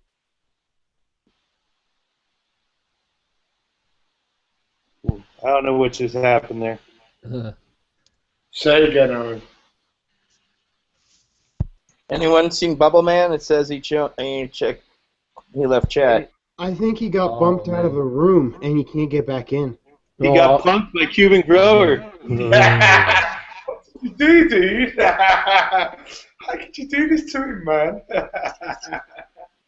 He punked him out of his own room. Oh, Cuban bounced now. I gotta go do a talk today. I'm gonna be talking about this and stuff like that. Everybody, peace and love. Representing the Grow Your Own, of course. Oh yeah, look. Representing the Grow Your Own. Damn, bro. Thank you guys. Where's my money? Where's my royalties? Enjoy your guys. So what, is this ending right now? Or are we still talking about like terpenes? Like what were you saying, Todd, just a second ago? I was actually saying that I think that if we're now harvesting terps and cannabinoids, it's better to let the plants go a little longer, because that's when they develop a majority of the oils and the resins and the terps later in their flowering. Yeah, absolutely. But if you go too long, I think you lose. You know, they start breaking down. He's back. He's back. She's back. He's back. He's back. He has risen. She has come. I thought you got punked by Cuban Grower, Mark. That was scary, man. That was real scary. I was Flashback to Barcelona again, huh? Dude, it was just like Barcelona. I was literally sitting here like, fuck, okay, sometimes it works. It could still be broadcasting. All the people still might just be talking about hash and not even really realize that we kind of left the chat room there for a little bit. And Cuban Grower's trying to get in desperately. And he got in. He was in, and then he got in. Gave him a little grief. Well, we accused him of bumping you, and he dunked, and then you popped back on. That's hilarious. Well, sorry about my technical difficulties, everyone. I hope I didn't interrupt the conversation too much. I definitely agree with Todd. You know, especially OG, like some strains, you definitely have to take them out the distance to get the full flavor. Other strains, on the other hand, I think if you take them too long, you just get too much plant material or like biomass that essentially accumulates, and the herb just ends up tasting shitty because it's so dense. Or even in the case of strains like that, they end up molding if you let them go too long. Like the San Diego cat piss clone I have, man, you can put the humidity down to, I mean, I had it in Colorado, and if you take it past 9 weeks, it'll still mature and keep maturing, but the centers of the top buds will mold out every time, no matter what you do. I mean, 10% humidity in the middle of the winter in Colorado, and it'll still mold. Not that that is necessarily a good thing for the health of the plant, not contributing to the mold, but it's just, you know, low humidity even will just completely, you know. That might be a trait to stay away from in the breeding selection of your future projects. Well, Fletch, why do you? I mean, you put out of it. Fletch, on your descriptions with your seed packs, you put flowering times, right? Yeah. Those flowering times are based upon when you personally will cut down that strain, correct? Yeah. So that's basically when you feel it's ready. Like same here. We do the same thing. It's based, you know, primarily, like some people want to take the strains longer than we suggest. You know what I'm saying? Yep. I'm not going to say it's a bad thing or it's a good thing. It's just we personally like to, you know, to cut the plants down at this date because we feel it's the best tasting and it's best overall appearance and smell and everything. Yeah, that we feel DNA feels is the right way. With heavy Afghan dominant stuff, I feel like, or just not Afghan, but just really indica type plants, I feel like some of those just really benefit from an earlier harvest. It you know, just prevents you from mold, like you're saying, but mainly botrytis and stuff like that, bud rot, not like PM or anything like that. Right. Yeah, no, I agree completely. I mean, Bubba, or you know, just like the LA Bubba type herb, that's a perfect example of one that I prefer every time taken early rather than long. But that's just me personally. I think it tastes better. Yeah, those plants, I feel like you got to grow them for 8 weeks before you even start to flower. Yeah. You have to those Afghan strains. You need pre-veg. You need to like max out the size of those strains to get, you know.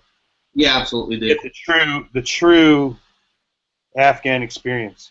Yeah, I mean, if every time I've ever taken Bubba or like master or anything like that over 2 or 3 feet inside in veg before I flower it, it performs so much better than it ever does like as a plantlet, like SOG style or anything like that. It's a completely different beast. I mean, the buds get huge on a 3, 4 foot, 5 foot Master Kush plant compared to like just some little cut you threw in. Yeah, I mean, you should, like, when the LA Confidential got released backdoor via some scandalous individual in Amsterdam, you should have seen how all these individuals, all these other growers in Amsterdam were trying to grow the strain. So they all, like, there's thousands, they mothered it out, they made thousands of cuttings of it, and then none of these growers had any clue of how to grow this type of strain, an Afghan strain like this. So they put it they literally put the clone into their grow room, vegged it for 5 days, and then started their flowering. And every grower in Amsterdam was so angry, bro. We were getting every grower coming to our shop and saying, this is the worst yielding strain. I only got like 0.1 of what I normally get out of room, like I got 100 grams and I normally get like 2,000 grams out of this room. And we're like, well, you got a bad karma cut, bro, and you didn't, and you got to learn how to grow it. And everyone, bro, in Amsterdam, bro, I'm telling you, Fletch, I've seen some great flowers, but everyone lost their ass, all these growers. So it went from being the most exciting strain in Amsterdam to being like one of the most hated strains by growers. Just because they didn't know how to cultivate it. Though, can I say this?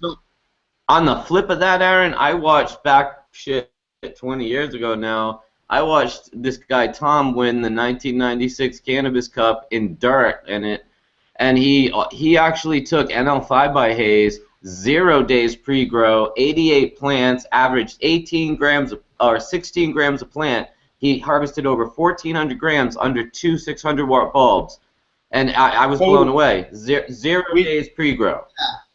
We do that with Neville's. NL5 by Haze. Some of the old hazes, it was Neville's. We would always grow. We would always flower them directly from clone. As soon as the clone shows roots, you put them in the grow room and you flower them because they grow another 3-4 feet, and that's the way you do some of these equatorial sativas. You have to flower them right from cutting to make them controllable and manageable within your room.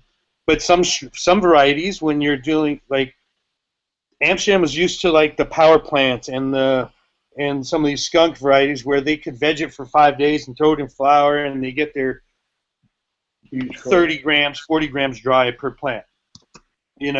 But certain varieties like the LAs, the Bubbas, the true Afghanis, you can't do that with. But but some of the sativas, yeah, you totally can. I've seen it with a lot of the hazes. These guys just go right from flower to haze. I'm sure Fletch has some old sativas that he does, maybe 5 days of veg and then throws it into flower.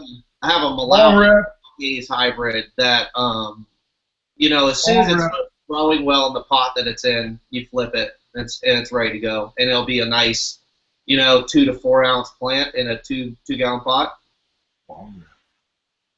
Totally. Real quick.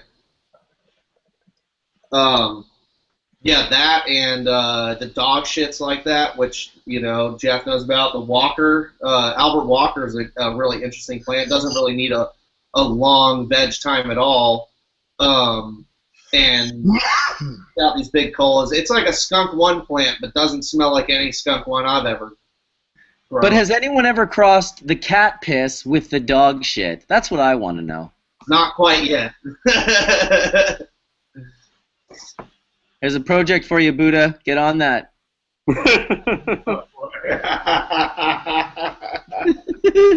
Would you just call that shit? I don't know. You could call it like number 1, number 2. I don't know. Good shit. Cats versus dogs. Call it shish. Killer shit. Cat shit. That's a real project one day. Is everybody gonna do a bong rip here? Am I alone in this one? Come on. There's always someone doing a bong rip. You just missed his bong rip. He just already did one. I'm with you, bro. Ball rig, bong rip. It's all day long. Here, just light him up and give her a go. So this rosin group that I started, there's been 700 new members since yesterday. Every time I go to check, it's like 200 to 300 people want to become a member of this group, which is that's the fastest growing group I've ever started on Facebook. It's really, people are very intrigued by this concept.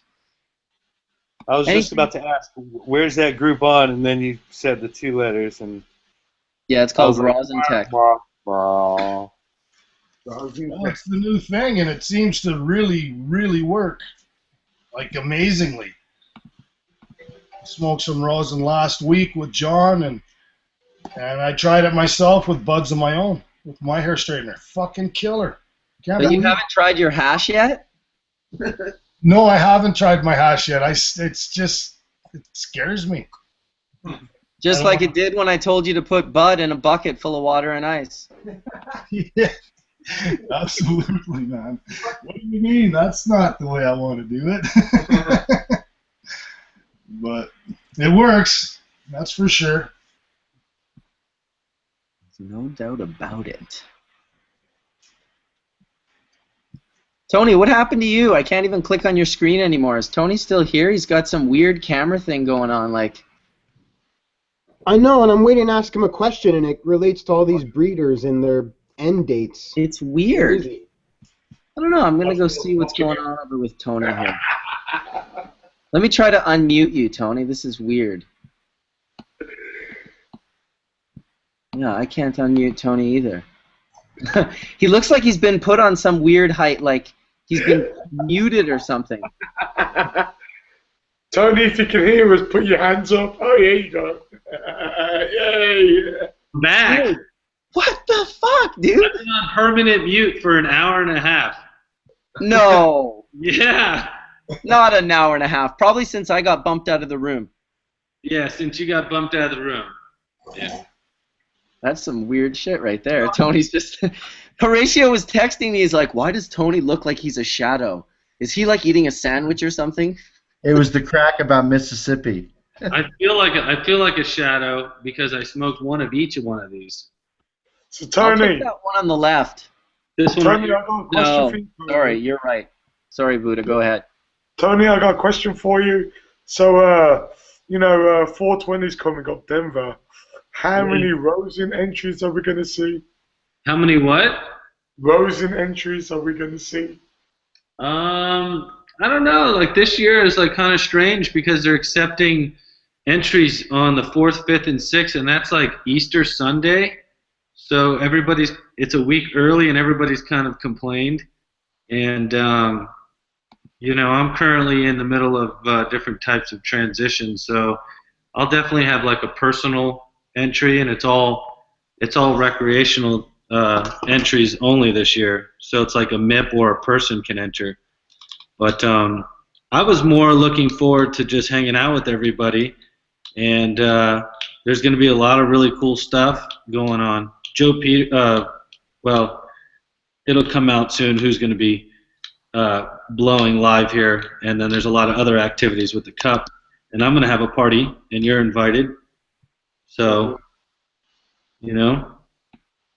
By you, do you mean like all 631 viewers of Hash Church and the future 10,000 in the next 48 hours? Or over the course of 4 days, we can rotate in and out of the situation. I can hold a maximum of 30 to 40 people, and we can rotate and do our best. Every 2 hours. Dude, I just want to come down to Denver and do your show. Yeah, the Dabs over Denver. That's what I'm saying. It's going to be. Yeah, I want to come be on Dabs over Denver. I think that Bubbleman coming into the United States for 420 would be an amazing situation.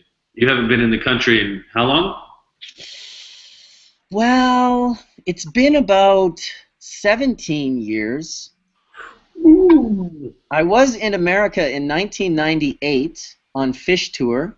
I drove down, checked out some shows in like Portland. I went down and saw them at the Gorge for a couple of nights.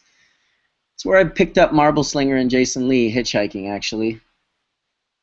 Didn't really go back since then. Killer shows. For a while, Fish was still coming up to Vancouver, and then Trey got busted with Farmies, and it was all like, no more Fish shows for Vancouver. Yeah, killer shows, dude. 98 Gorge. I saw the 93, if you want a killer show. 1993, Vancouver, the Commodore Ballroom, opening act, Baby Gramps, singing his longest palindrome song on his steel guitar. Epic shit. Wow. Epic shit. I remember standing there, and this dude was videotaping next to me, and I'm like, I'm talking to the guy. I'm like, dude, this is unbelievable. Like, who is this guy? And the guy's like, that's Baby Gramps. He knew everything about this guy. I was like, damn, this motherfucker knows everything. It was Mike. Mike was videotaping the Baby Gramps opening act. I had never seen Fish before. He was standing next to me filming, and I was asking him all these questions about who this guy was. And it was Mike from Fish. That was weird. Hey, Cuban, welcome, buddy. Finally. What's up, So man? do you want to just Back catch and up? forth. Why don't we just give Cuban the floor for the next hour? He's got a lot of catching up to do. Oh. Hey, speaking of water-soluble terpenes and terpenes being stuck in the heads of the trichomes. And right into it he goes. Yeah, I watched some material, right, that was like extremely loud. It made my lab reek, man. Smelled almost like some man cologne, right?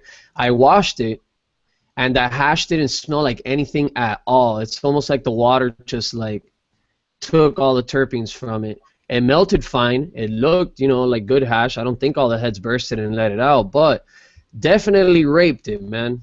That's like the biggest terpene rape by water I've ever seen in my life.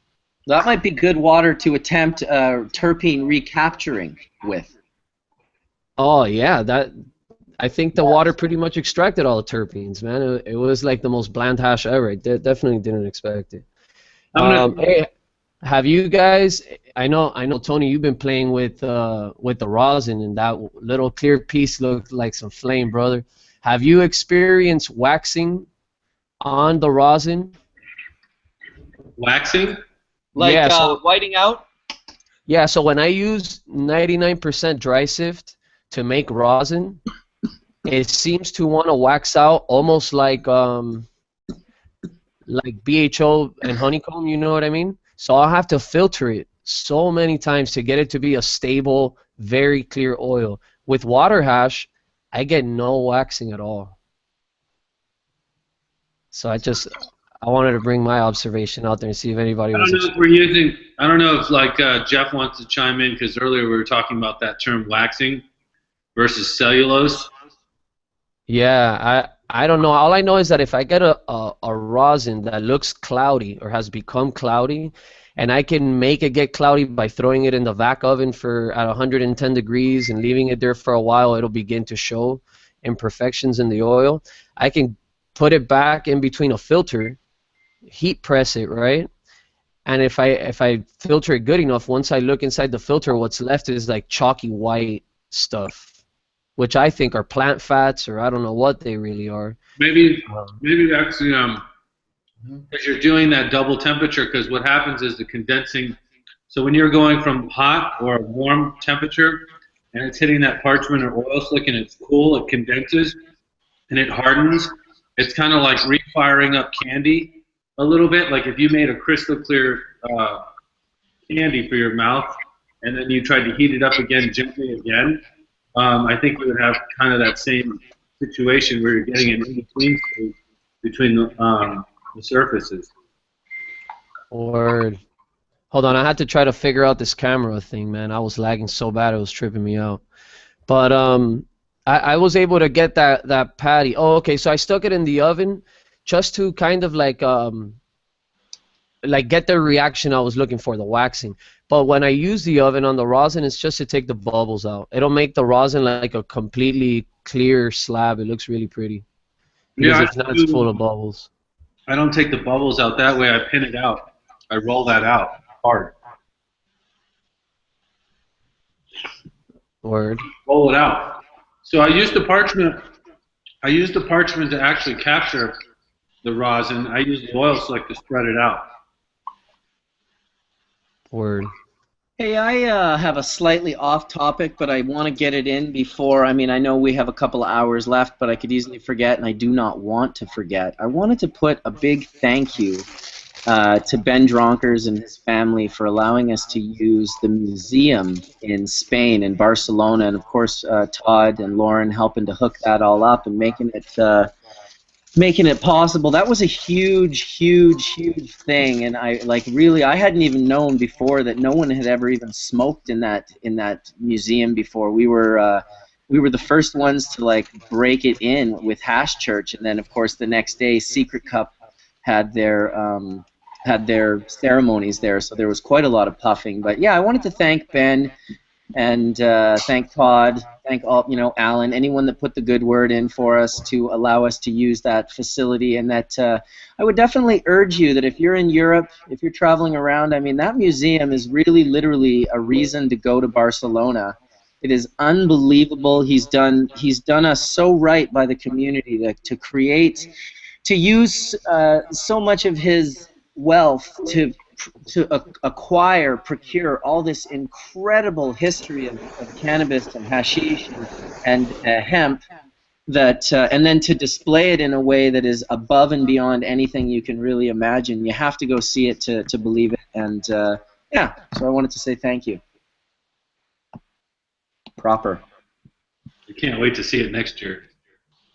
I'm telling you, it's insane. Mark, I want to say it was really nice to be able to help you put it together, because this is all about community, and trying to make sense to what we all don't understand and sharing our experiences. And this museum is a great example of Ben trying to share his experiences, share the history, share what we're all learning with one another. And he's just done it in a very beautiful presentation. And anybody that comes out here looking for cannabis or cannabis seeds or culture should definitely come check out the museums in Barcelona and Amsterdam to enrich their own lives. It's really quite amazing. It really is, dude. I mean, I can't believe the quality of the place, from the stained glass window work to the wood carving display cases, to all of the stuff from the hemp room to the hashish room to the pharmaceutical bottles from the past, everything. Yes, and Todd is, of course, right above the Hemp Museum in Amsterdam right now. So he's staying at Ben's place. Once again, the kindness of Ben, allowing him to stay at that museum. I'm impressed with the museums. It's a good thing to do. It's definitely, that's some philanthropy shit right there. Proper kind. Yo, I would love to see you in Denver. I'm gonna join the bandwagon of everybody in here. It would be dope. Super dope. Cuban, when are you coming out to California? Soon, man. I really want to try to judge the NorCal Cup, so I'm gonna talk to the people out in Denver, whoever I can get with, see if they can give me the opportunity, and if that's the case, then I'll be going down there for sure. Is that the Emerald Cup? No, the NorCal High Times Cup. Oh, the NorCal High Times Cup. Nice. Yeah. There's so many cups. Yeah, man. I figure like NorCal, to me, in my opinion, as someone that learned how to make hash, in the last couple of years, it looks like the popping spot for hash making here in the U.S. A lot of hash makers there. A lot of them, man. So I feel like if they come out to the competitions, it would be an honor for me to judge it, just to be able to experience all those, high quality hash from that region. Sure. I will compete, but I'm getting tired of competing. Dude, California has a lot of experienced growers and competitors, and I'd love to see you here judging. That's for sure. Dude, I'd love to be down there judging. I'm coming with you, Cuban. You should. Hey, man, it would be great. I think if you go, if I go, and I know the other judges in the panel for High Times, it would be very fair and definitely a great experience, man. I love Cali. When I went there, it was awesome. Do you want to hear the craziest thing about my life? Are you guys ready for this, Hash Church? I've never been to Cali. Oh, it's dope. I got a bed for you in my house, Mark. Hell, I've been kicked out of Canada before. Jesus Christ. I was traveling with LV Musica on Hemp Tour back in '93, and we went up through from Seattle. We were going to speak in Vancouver, and on the way, she left her tin with a lawyer in Seattle. And when we went through, we were with Cannabis Action Network, and we had all kind of stickers in the van inside. So they're like, pull over. They found all our stuff, and then they find her legal marijuana from Mississippi and set off a firestorm. We were kicked out of the country, and we actually had the Vancouver Sun come interview us at the Burger King. Then it was on the front page the next day, and then we went down and had to get our van back because they impounded it and everything. But, yeah, crazy, crazy time there in Canada. Would that have been during the Industrial Hemp Conference? No, I don't think it was for that. We were just going to speak at a rally because we just did one in Bellingham, and so we were swinging up, and then we got kicked out, and there was nothing we could do. So at that point, we just carried on our way over into Idaho because we did a 13-state tour of doing rally speeches and educating people using Jack's book and everything, and spreading the word in the dark ages. That's what we were doing. Dude, Jack's book is literally how we got hemp growing in 1994 in Manitoba. It was like we just used that book. We created our own little sort of, condensed version of how we would approach our Minister of Agriculture and our Minister of Finance. And this was back when I was like 18, 19 years old, smoking lots of herb, and my dad was kind of like, look, if you're going to do the herb thing, like you want to do the herb thing, then just do it right.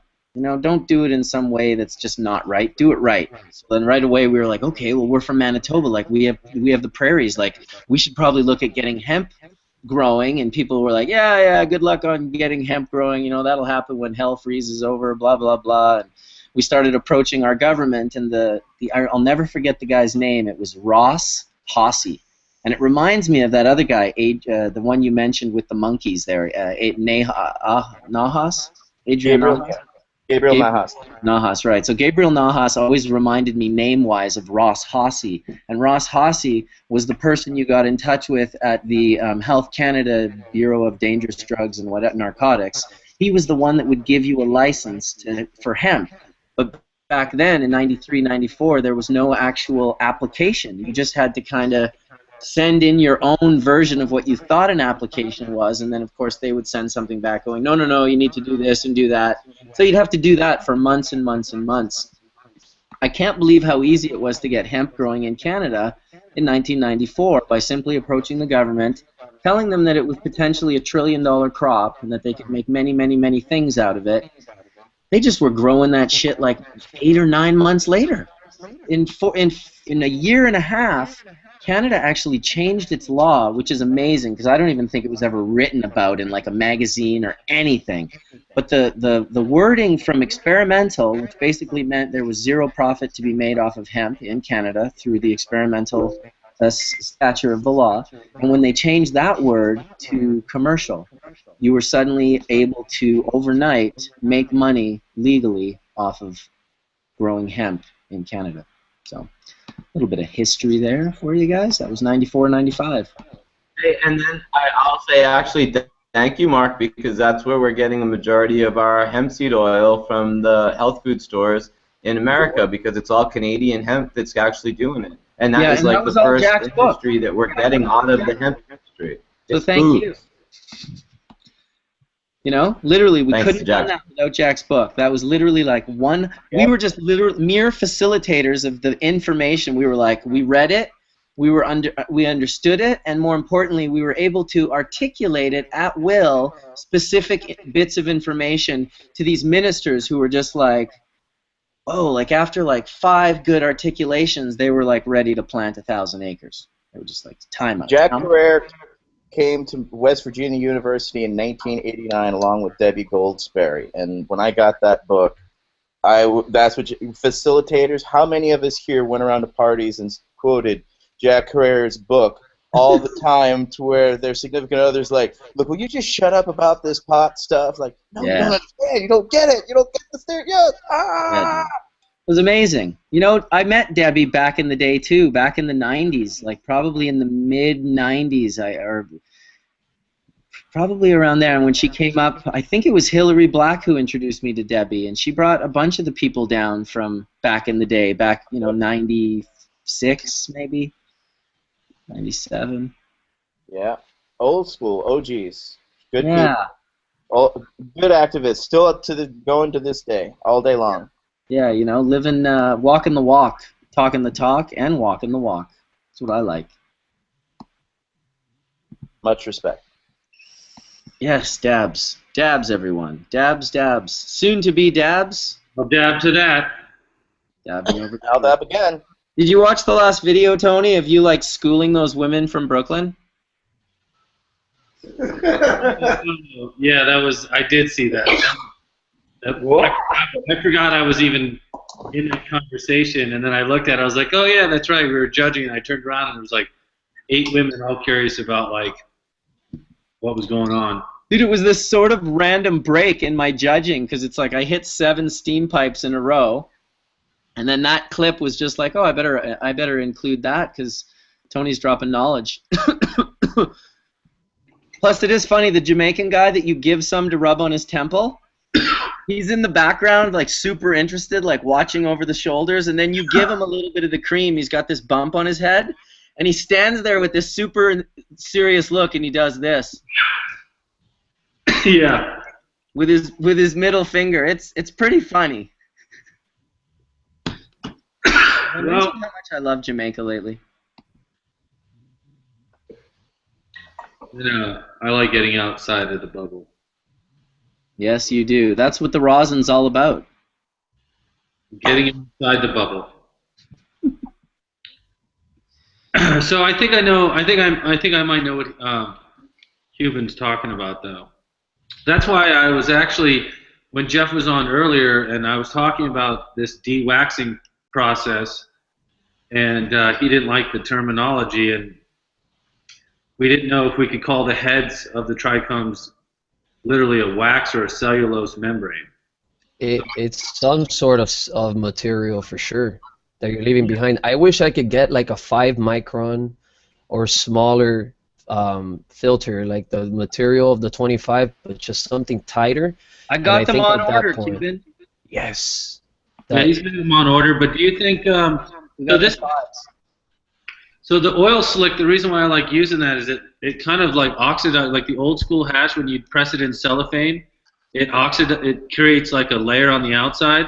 So with the oil slick, it oxidizes the outside. It doesn't white out on me ever. Hey, that one looks killer, bro. That one was like that's what I would imagine your dry sift would look like if you're going to 99. I got a little 20-gram slab that it's about to get packaged up, made from 99, and it has a really beautiful color. But that right there looks like, on the camera at least, like some nice. You've got a little 20-gram slab of rosin made from 99% dry sift heads? Yeah, okay, so let me tell you the story. Bro, I hate the shirt prints, all right? I'm just going to say that. I don't know if I like it anymore. So we had this 99% jar, and we were trying to make, like a really nice presentable rosin. And the idea was to juice it. From 28 grams, we had 23 grams of rosin, right? But when I looked through the slab, I'm like, damn, it looks a little bit like milky. So I'm like, all right, we're going to break it down again, and we're going to filter it again with the shirt press. Now, because the material was already an oil, it's like post the first filtration of the rosin, that shirt press has a big-ass area like this, right? So I thought beforehand, I'm like, man, I gotta put like some sort of piece of wood or something like that to let the oil slide out and not get squished by the shirt press. But I guess I didn't think about it, and I'm like, instead I'm gonna put a lower pressure, fold the edges of the parchment, and see what happens. Brother, when I put down that shirt press, all that oil just like started coming out through the sides, and it was a disaster, dog. I had to go and do the 20 grams piece by piece with a hair iron, cleaning the filter, time by time again to make sure it came out perfect, and it came out good. Yeah. So what I do is I do the hair iron, and I do the filter, and then I keep like a chunk of hash, and then I put the parchment paper in a elongated loop, and then what I do is I put as much pressure as possible at a low temperature and roll it towards one way, and literally milk it out into the parchment. And when it's warm, that's when I scoop it up and it's still gooey. So I actually mix in my own terpenes from the plant that I've extracted, and then that is creating like more of a jelly whip, weird texture. Then I use the oil slick to roll it out, and all the air bubbles come out, and then I just I put it in a Ziploc bag and in a freezer for like, I don't know, 15 minutes. Well, all that happens very quickly, and it comes out like straight fire like that. Yeah, that shit looks like straight fire. So let me ask you, you have not had any issues while adding back the terps with it having any sort of waxing out? Because I didn't think rosin could wax out considering the heat and the filtration and everything it goes through. But mine is, you know, I have to go through measures to make sure it doesn't happen. Yeah, I think that's also the discovery process of what kind of resin heads you're working with and what you're starting with as well, you know? Mm-hmm. So maybe because your dry sift is so bomb and you're getting these big, huge heads, you're having to deal with more of that cellulose in the way you're capturing it, you know? Nah, he's in the Pacific Northwest and you're in Colorado. Yeah, well, I'm leaving behind these waxes that look pure white and very chalky, and I don't know if they press out or not, but it reminds me a lot of what I see BHO makers, what they get from their dewaxing. When they do the single solvent, that they get like a white pasty cake or whatever, you know? It looked like a very similar color to that. I wish I could have saved it, man, but I have tried to press it out away. That's exactly what this is. This is waxes and lipids from the plant. Exactly. Yeah. So when you're pressing it with the heat, with the transfer of the machine, t-shirt press, whatever you want to call it. Yeah. You're basically melting that wax into a liquid, everything into a liquid form, and it's got to escape somehow, so it's going right through your filter. Yeah. And ending up into your thing. So you're dewaxing your product, you know, when you pull that stuff out. Yeah, for sure, man. And that 25 micron, although it's dope, I think the true key is when Mark releases those 5 microns, or if there's anything smaller, you know, since it's an oil, it's going to go through even the smallest holes, I could imagine. Yeah, it's going to make some bombs. So I had to refilter this shit like 6 to 7 times, bro, to get it right. It's got to escape somehow, so it's going right through your filter. Yeah. Oh! I think... Hey, guys, I want to interject. I don't think you're dewaxing anything. Yeah, I don't... Not to sound... But dewaxing was really winterization, and winterization came out of actually trying to clean up mayonnaise when we started refrigerating the stuff. I mean, if you look up the patent for winterization, it's an old patent where scientists figured out that they could separate fats from triglycerides that would float up to the top and make the mayonnaise unsightly. So when Kenny actually wrote how to clean your concentrates, what he was talking about was basically trying to get this cuticle layer of wax that is formed on the leaf away from the oils that come from the trichromes. So if you were actually going to put it through a dewaxing process, what you're trying to do is separate your cannabinoids from that leaf cuticle layer of waxiness that's basically not as psychoactive as the resins, but now contain a lot of the terpenes. So when he writes How to Clean Your Concentrates Part 3, I think it is, what he's going to be talking about, which isn't released yet, is that dewaxing bud runs are actually stupid, because when you're taking away a lot of those waxes, you're stripping away where he's finding a lot of the terpenes. So you're getting pure cannabinoids, but like he pointed out with pizza, you know, 100% cheese, like I'm eating right now, does not make a pizza. You know, so you need to have everything else in it for it to be complete. And honestly, so I think when we're squishing these buds, all we're doing is excreting the easiest to release cannabinoids, which are really popping the resin heads. That's all we're doing. And we're doing it under heat, which is the oldest way of making hemp. Because when you're taking away a lot of those waxes, you're only getting surface of what you're pressing out, so you're missing interior. So you're getting pure cannabinoids, but like you pointed out with pizza, you know, 100% cheese. So, I mean, I guess I don't know what the exact term is, but I'm trying to go from an oil that looked cloudy to one that's clear and you know, And in my opinion, I think what I'm getting rid of is what's not oil left out in the rosin, to try to put it into simple terms. And I believe the key to do it is for sure the heat and a good filter. And timing. Yeah, I don't know. Okay, so somebody else hit me up. They're like, hey, I'm getting the same issue with dry sift. My dry sift, when I press it into rosin, it starts getting cloudy too.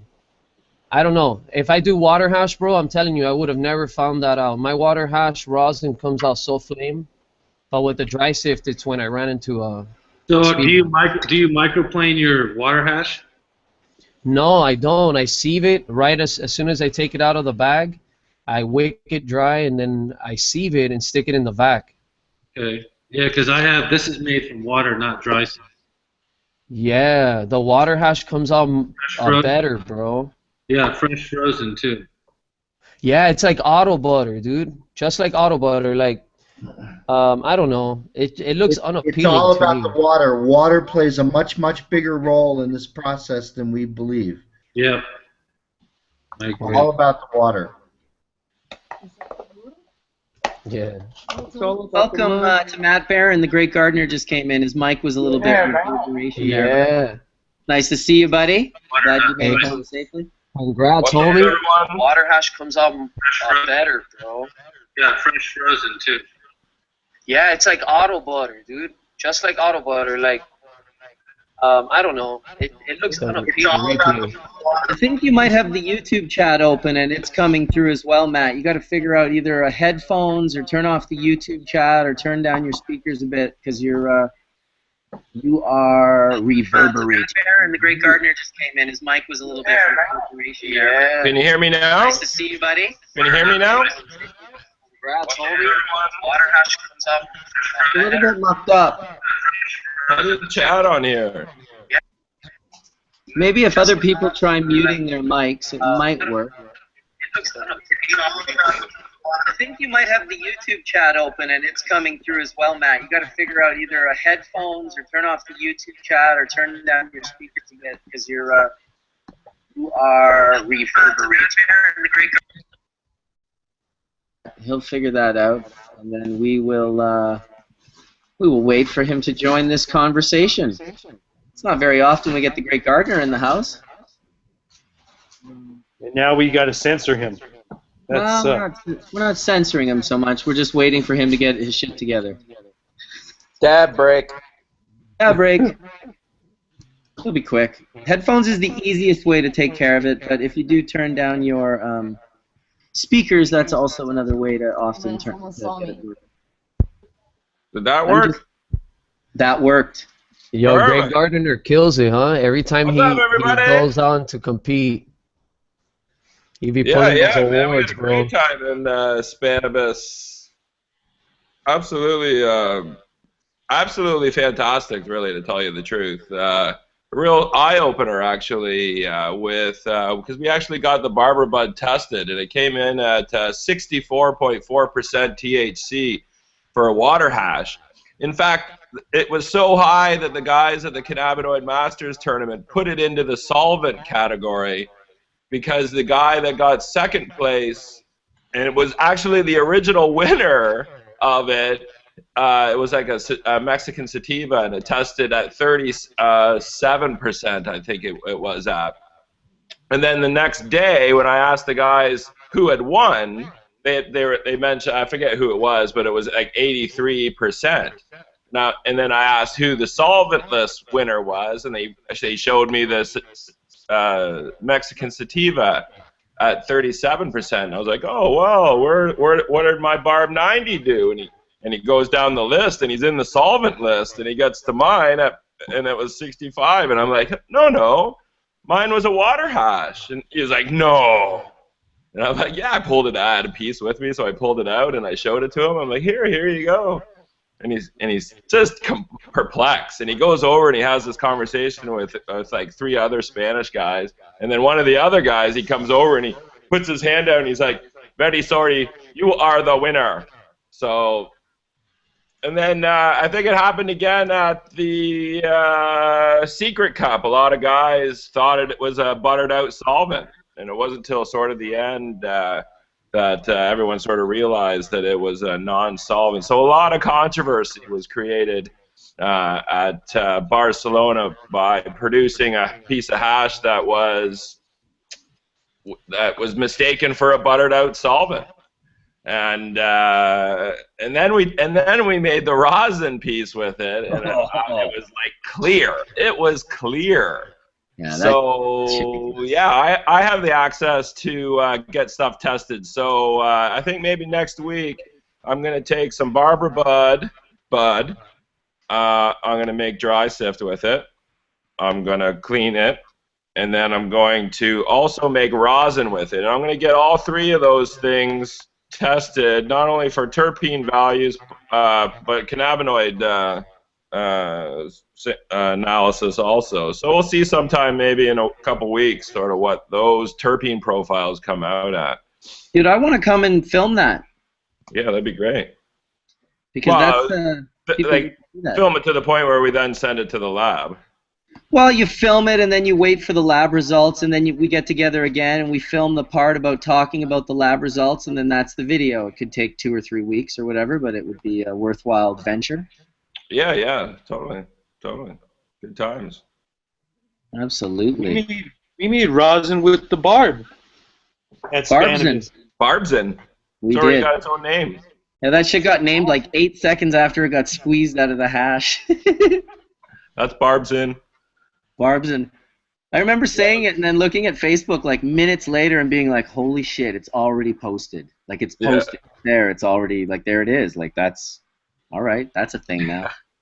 A couple days later, we were trying to make a name. We're like, because it was like Barbsin. We're like, I don't know if I want that sin, S-I-N in there. Barbsin. Yeah. Like, yeah. But True. whatever. What can you do? You can't. It is what it is now, right? It's already out there. It already has its own hashtag. It sure was delicious. Let's just be honest. Oh, it was And great. dude, I'm telling you, you have got to try the Renee CBD. You got to squeeze some of that dry sift, and I'm telling you, I think it might be the tastiest rip I've ever had, dude. It's like candy. It's so fucking strong. I was just blown away by it. Well, you've seen the fridge, and you've seen the piles and the bags that sort of lie around here. So dude, the Rosin Tech truly works the way it does.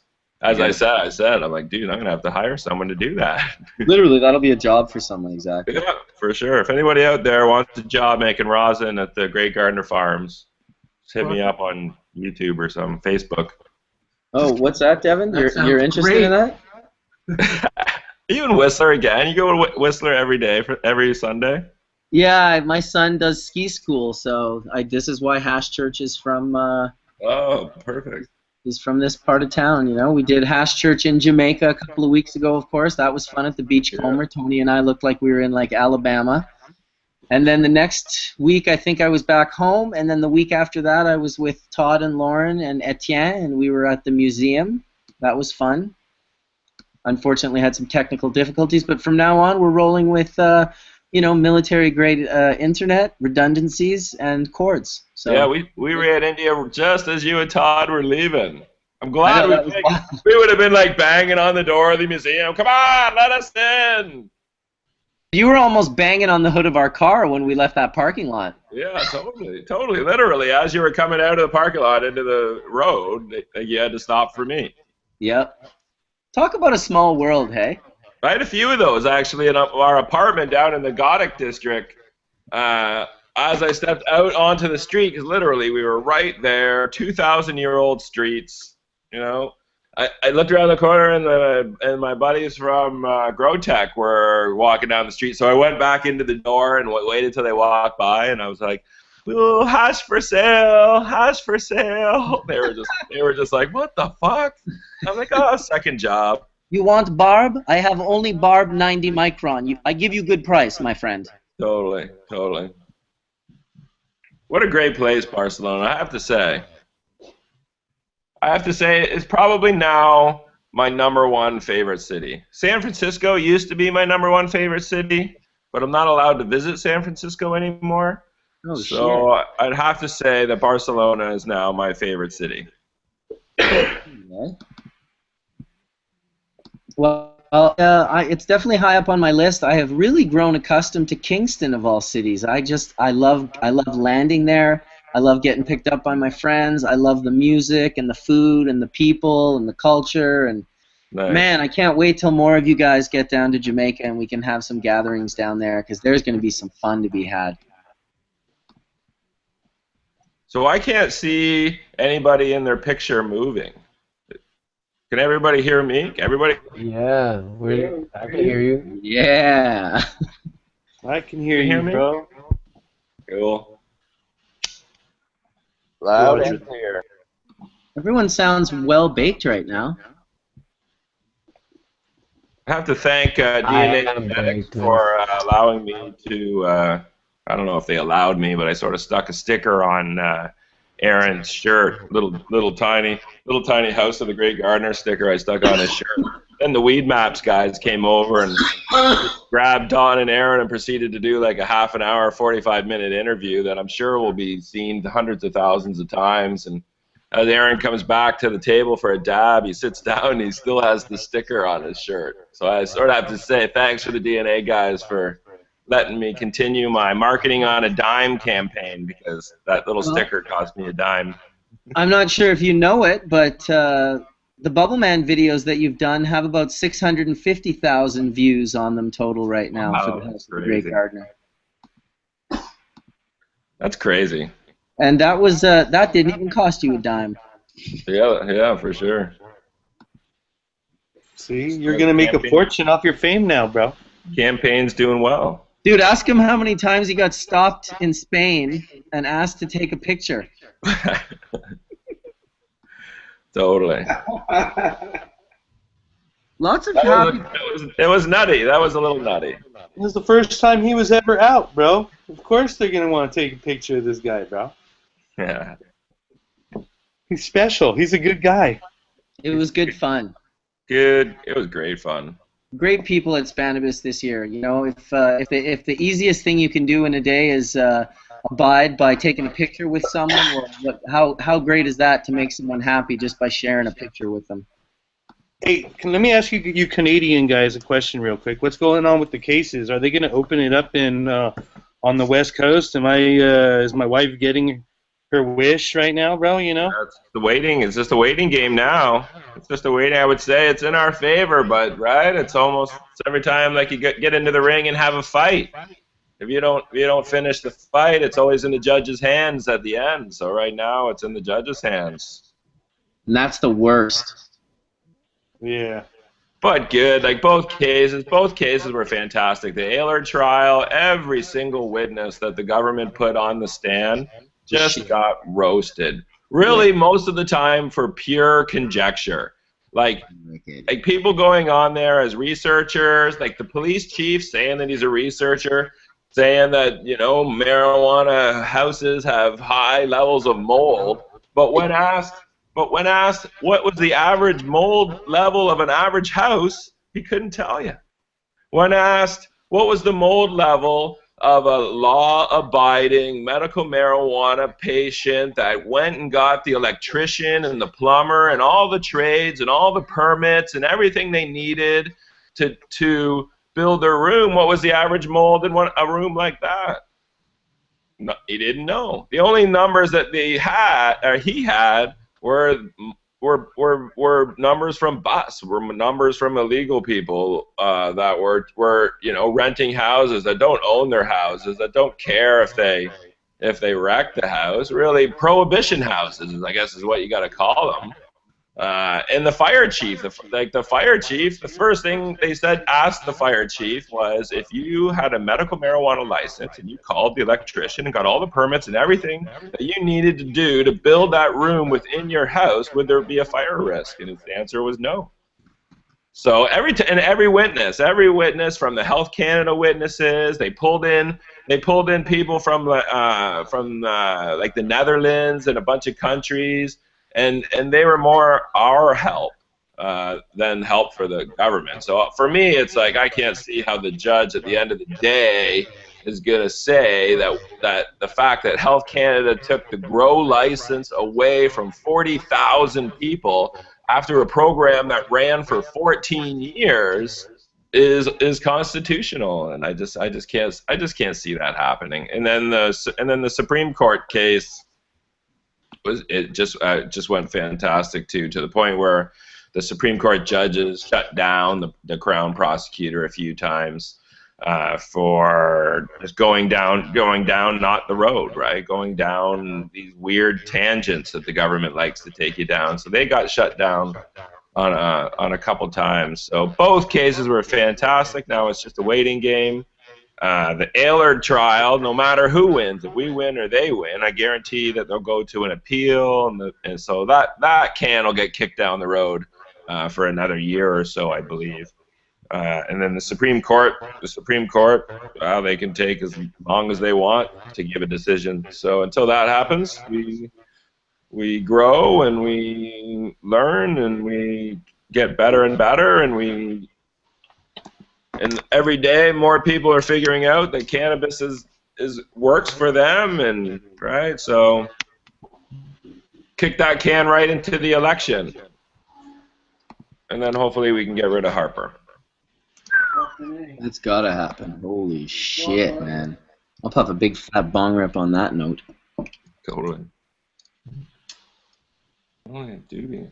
I gotta go to the freezer and get some hash. After much deliberation, I have to say, I think the egg is my favorite mothership. Oh, for sure. I sure missed my egg.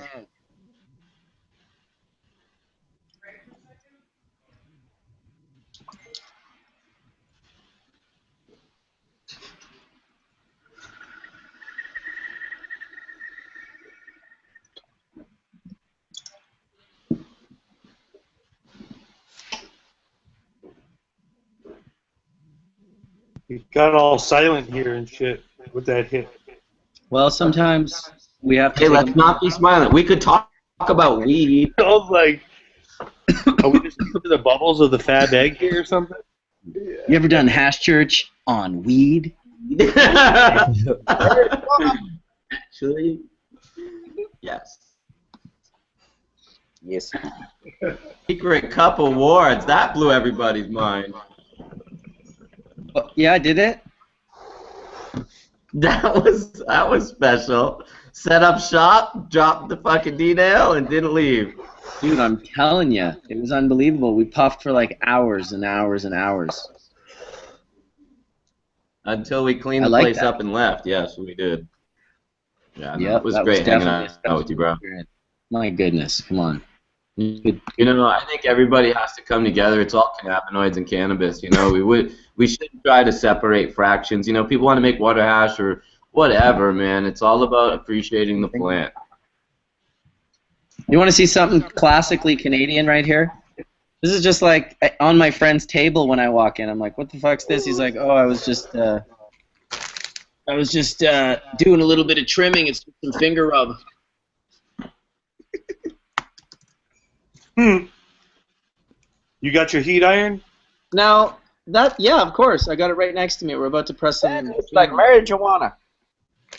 This is like all finger hash, bro? This is all finger rub, dude. Like Dude, finger. he is like molesting the buds, bro. Devin, what are you doing? Don't molest the weed like that, bro. Hold it from the stem. Fucking crow's feet. Oh, you keep okay. Are we playing that game, Matt? Oh man, hey Aaron, you know they made a meme about you? I saw it a couple weeks ago. I've seen a few memes about me, bro. It's in hash church. It was a hash church meme, though, dude. That shit was so funny. When you think you have a bag of hash or something, then Aaron pulls out. Yeah, are you gonna do the bag of weed meme version too? Get your print screen ready. Yeah, make your meme. Here, there it is. I found it, Aaron. I'm gonna post it right now into the chat. Here's the Aaron meme right there. Here's a little bit of it. When you think you got a lot of sift, then Aaron shows you this. That was funny. I just want to open this up and permeate the whole room full of like citrus smell. Listen, if that shit smells enough, it God. should stink up the room I'm in. I can smell it from here. What's that bag of? Tangy. Good guess, eh? Tangy. Tangy. Tangy winner at the, I guess it's not technically the Spanabis Award, the Cannabis Champions. Would you guys win? Oh man. Just like 114 things. It's too hard to list. Let's just not. Don't ask him to list it, please. Say that again. Only in the last 7 days. What have you guys won in the last 7 days? That's just like 40. Not as much as you, my brother. You're the Grand Wizard right now, dude. Yeah. And Grand Wizard. and being my friend, you kept me high pretty much the whole weekend, bro. So I got much respect for the Great Gardener, bro. That dude's, he's a real stand-up cat. I don't know. Something about those Canadian people, they were good-hearted. So much respect, buddy. It's our lack of guns.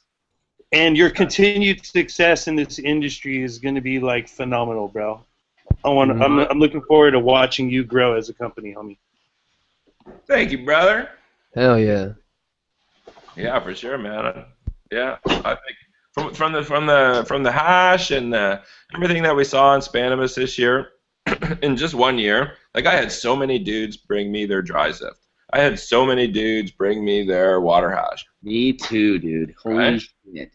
It's how I stayed high the whole week. Actually, was I probably got given maybe 20 plus samples of nice smokable full melt dry sift and full melt wet wash. Totally. I think at one time Jeff, our buddy Jeff from Skunk Funk in Saskatchewan, he showed up and I think at one time he's like, hey, you got any buds or anything? And I just reached into the bottom of my bag and I must have pulled out 20 little sample jars of buds. Dude, you had so many. And I was just like, yeah, here you go. Just the barb ones alone, I survived on the 2 little pieces of barb you gave me, dude. Every morning I wake and bake with the barb, and then of course everyone thought I had a pound of it. So anytime anyone saw me, they'd be like, "Do you have the barb?" And I'd be like, "Well, yeah, I do actually." I love the barb, bro. And it's barb is love. You really could taste that shishka berry in there. Oh yeah. Well, dude. Same with Nicole. Yeah. Guaranteed that shishka berry is shishka berry is going to be a strain that people should pay careful attention to because it's kind of like Renee. It was the first strain that I ever used before I ran anything through the bags that melted. Shishka berry from Breeder Steve. I'll never forget him bringing it over and going, "I got all this shishka berry trim and popcorn nug, you want to try it out?" I'm like, what line? He's like, "It's the yellow one." I'm like, "Okay, great, yeah." I ran it through only 2 bags, and it was full melt. Yeah, what's really cool about being, I just got back from the whole Spanabis thing, and I was in Amsterdam for maybe 6 or 7 days, and I haven't been back, I only go back to Amsterdam maybe once or twice a year, and I got to go look in the fridge and, be reunited with all of the genetics that I've saved over, I can't tell you, all the years, the whole time. And I have, some old original, Breeder Steve, DJ Short collaboration stuff. And, yeah, I'm looking forward to diving into some of those old things whenever I can. I don't want to see. Dude, check this out. Even in Spain, in Barcelona, when I was over at Javier's place for medical seeds, and Javier's got the fire. That guy he wins tons of competitions that he enters. He won at the Secret Cup for best solventless. He won with No Name. Which one was it? No Name. No Name, exactly. But the one that he showed me at his house, which was Devil Fruit, super fruity and incredibly full melty. I'm like, "What did you make this with?" And he's like, "Well, I made it with the shishka berry." And I'm like, "Shishka berry? Come on, where did you get the shishka berry?" And he pulls the old, "Oh, I got it from Breeder Steve 13 years ago." I'm like, holy shit, dude. The shishka berry just keeps representing in all of these award-winning strains, the Devil Fruit, the Barb, the Nicole. Shishka berry is a consistent in the back line of all 3 of those genetics. Yeah, a true hash genetic, a true. I'd love to see the shishka berry crossed with the tangy. That's what I'm saying right there. Yeah, the cats in London still have. I still have access to the original shishkaberry yellow line. Yes, I would expect the boys that. in London are holding it down. Yeah, Pete should still have that. I mean, someone, maybe even Chimera still has it. I don't know. Steve, if not, probably has access to it if he himself doesn't have it. But that's good. I think that's an important line to that would be a great strain, in my opinion, to share. Steve's not all hoarded out on it. He's not running a huge seed company with it anymore. It's not like he has rules. What's that? Wine man. He's in the wine business, isn't he? Yeah. Really? Sorry, I missed it. Each time you talk to the door. Eventually, I think eventually it will, right? Like there'll be a few specific genetics that are known for what they do. So shishkaberry is one of those ones that's just fruity, top quality hash, but quantity. You also get quantity. That's the other thing that's so special about it. It literally pushes out. I'm gonna take off, so I'm gonna say goodbye. Thank you for having me, Mark. Cuban. Who else do we got here? Etienne, Horatio, Jen, welcome. Mark, thank you for your knowledge also.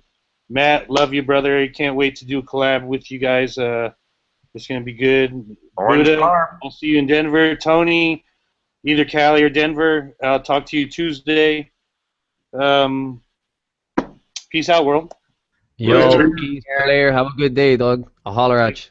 Thanks for coming in. And welcome, Jenn Doe, who I didn't even get to say welcome to yet. Sometimes we're in mid-conversation, but I'm glad you made it in. Jen, welcome. Hi, guys. How are you? Hey, Jen.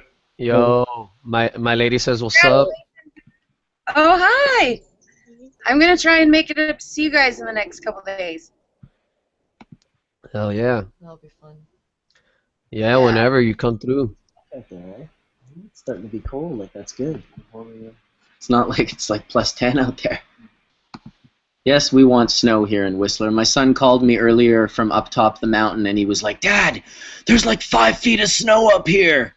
It's been a bit of a harsh season, so I guess it's rained a lot in the last few days, and now the snow's gathering up there. So I'm sacrificing the snow for all the Hash Church peeps. And we've had 600+ viewers in pretty much since the beginning of Hash Church, so that's pretty darn cool.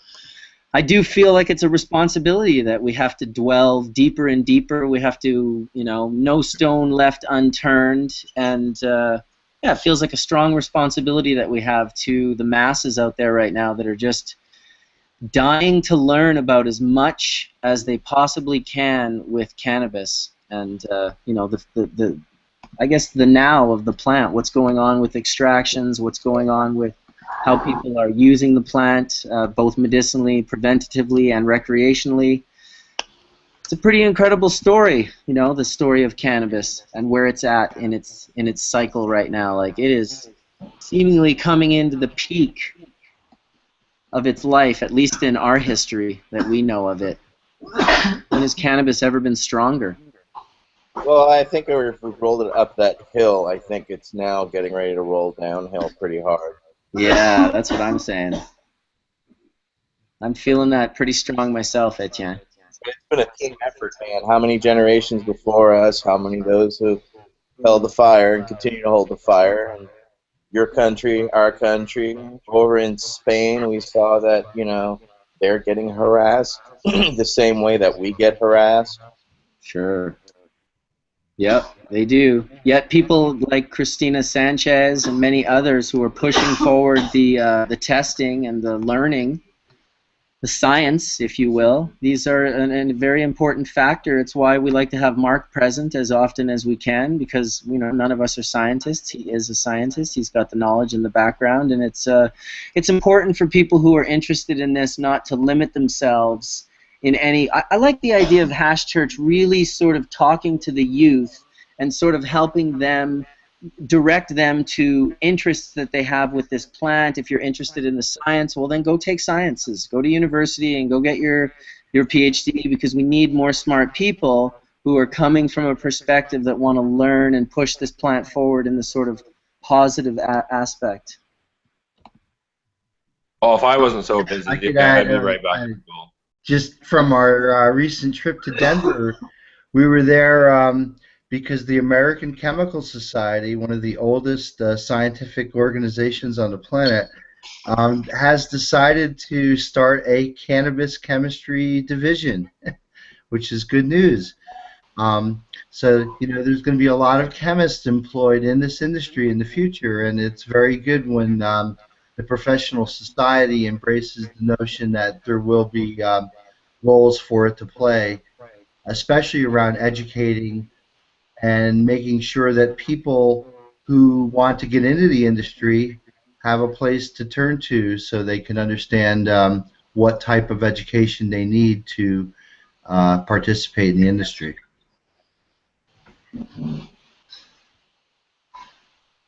Yeah, I would say also botany is needed. You know, we don't just need scientists, we need botanists out there as well. Absolutely, man, 100%. And that's when Rob comes in and talks, it's often inspiring to the, you know, because you've got your agriculture, you've got the botany aspect, you've got your extraction processes and the scientific. There's so many different aspects of cannabis that it's literally, really, no matter what interest you have, you could potentially intertwine it with cannabis. Yeah, plant molecular physiologists are needed. And people who want to do cancer research, people who are interested in how cannabinoids work to control tumors. It's a very exciting field, and you know, to think that again, most of us who have a daily consumption of cannabis really are revitalizing our endocannabinoid systems to hopefully be resistant to cancer later on in life, because cancer is the body's you know, overcome by exposure to carcinogens over your you know, period of life. And if you have these cannabinoids and your cannabinoid system has been revitalized throughout your life, you really stand to be a whole lot more resistant to succumbing to cancer.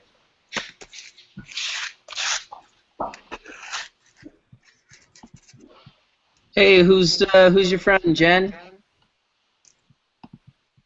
My name is Anna. Great. Go ahead. We're unmuted. Sorry, we were on mute. This is Anna. Anna, go ahead.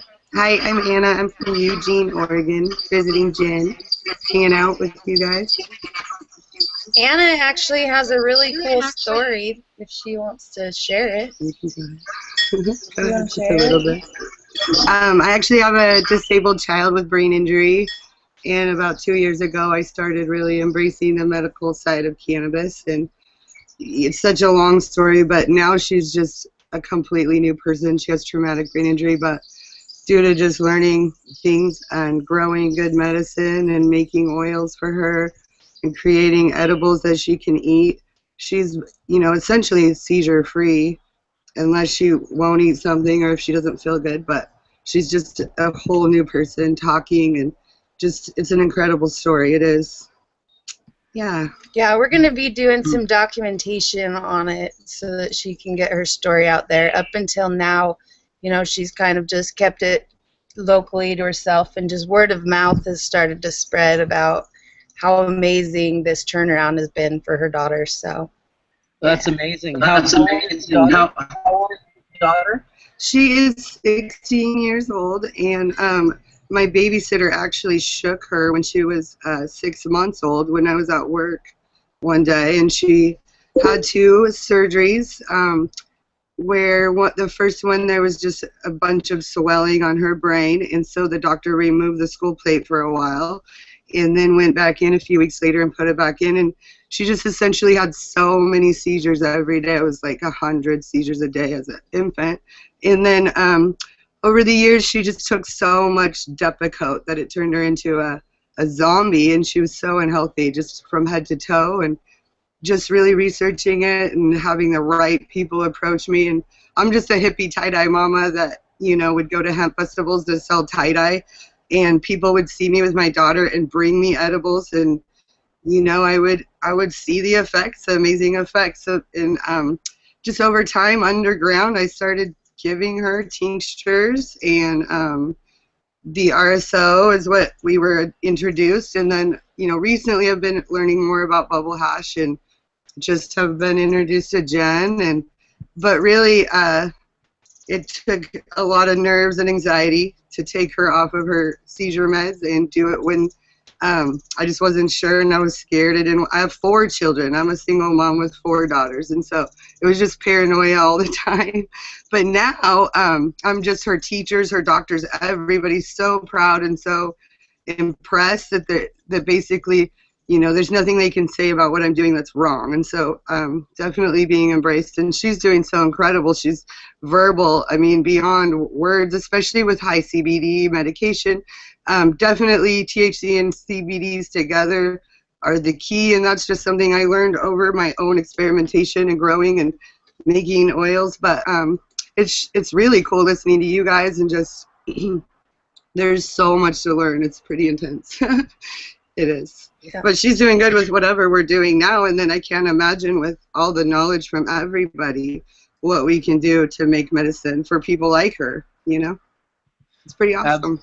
Absolutely. Well, we definitely appreciate you coming in and sharing your story. I know that people are inspired to listen to the things that are shared in Hash Church. Sure, they love the science and the depth of knowledge that we can get into, but it seems like the real sort of human interest story, the story like yours, the story that has real soul to it, where it's like, wow, like a small child, their life has improved like drastically because of the use of cannabis. Well, you realize the importance of these essential phytocannabinoids and how important they are to regulating our biological function, when it seems as though it's a miracle. When it seems as though, how could you have 100 seizures a day and then not have any after taking such a small amount of a cannabis extract? Well, that's kind of what we're here sharing with everyone, that this is a real thing, and with no side effects.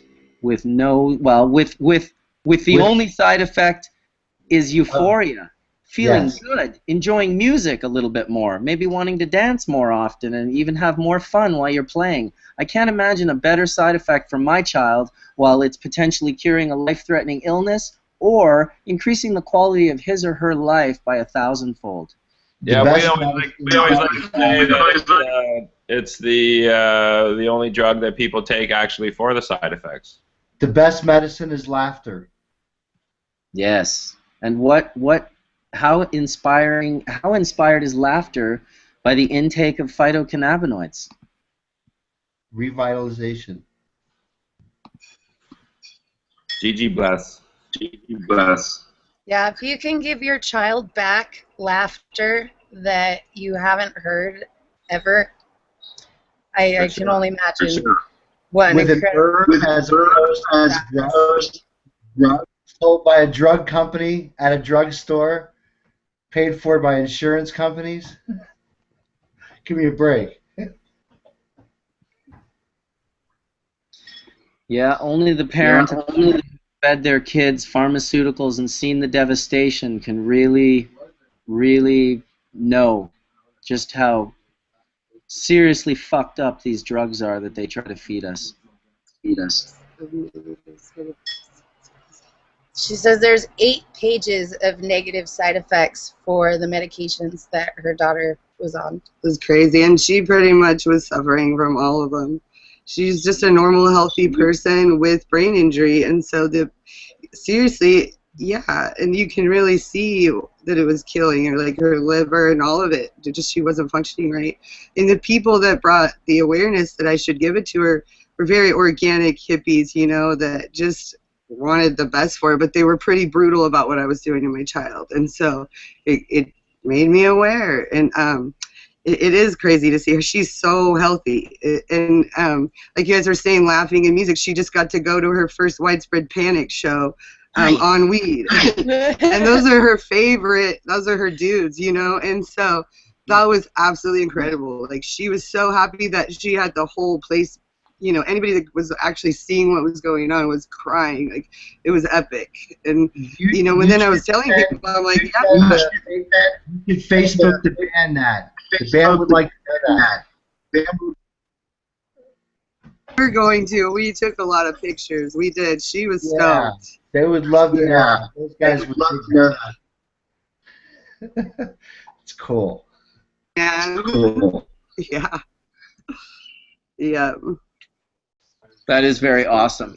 That is very awesome. Thank you for letting us share her story. Yeah. Yeah, she hasn't really come out and been so public with it because of all the controversy, you know, and she just wants her daughter to be happy. But it's time for people to step up and tell their stories so that more people can hear it, so more people can benefit from it. So Well, thank you for hashtag. Well, I can assure you of this, that you have about, in the next 24 to 36 hours, you're going to have 10,000 new people completely on your side.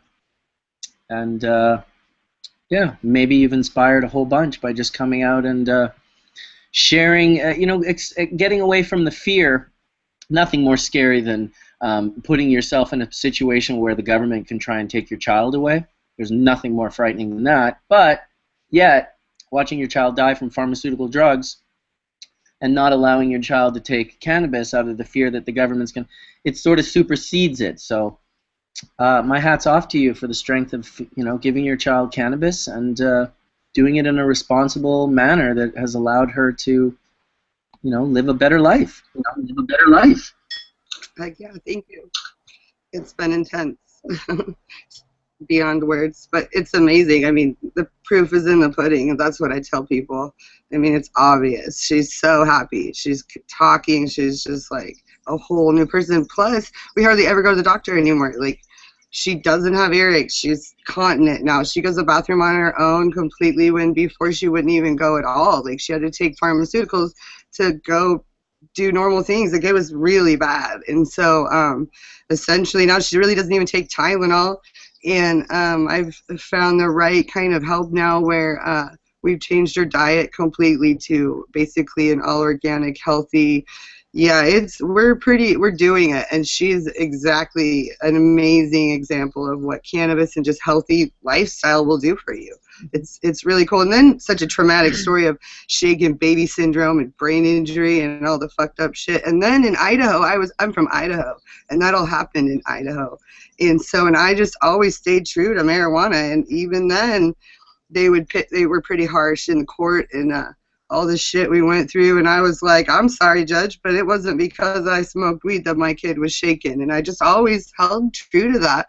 But in time, I just needed to get away from Idaho, and I did. And I haven't really, you know, visited one time or maybe a couple times but it was so intense that I just don't go back. I love my little Eugene, Oregon spot, but it's good now. I'm going to travel a little more and definitely tell her story, because I'm definitely being embraced also for what I've done, and she's just really cool to watch. She's really beautiful, and people are so inspired. So I mean, I'm inspired by myself, and then people like Jenn, who puts herself out there. She's part of me putting myself out there. You know, I'm like, okay, if she can do it, I can do it. You know, yeah. But that's how it works sometimes. You know? Sometimes you just need that extra push of, oh, well, that's a mom, and, like, nobody's coming after her. Right. Like, Right. I'm not hurting anything, you know. I Right. abide by my state laws. I and do. there's I'm pretty no reason. legit, for sure. Yeah. But you're also getting support. I am, and I need it. I need support. Exactly. It can be intimidating.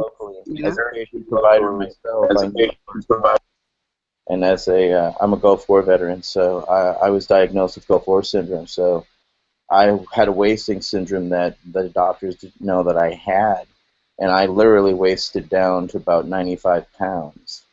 So after myself healing from cannabis, it's why I've risked my freedom the last 15 years with Berkeley Patients Group.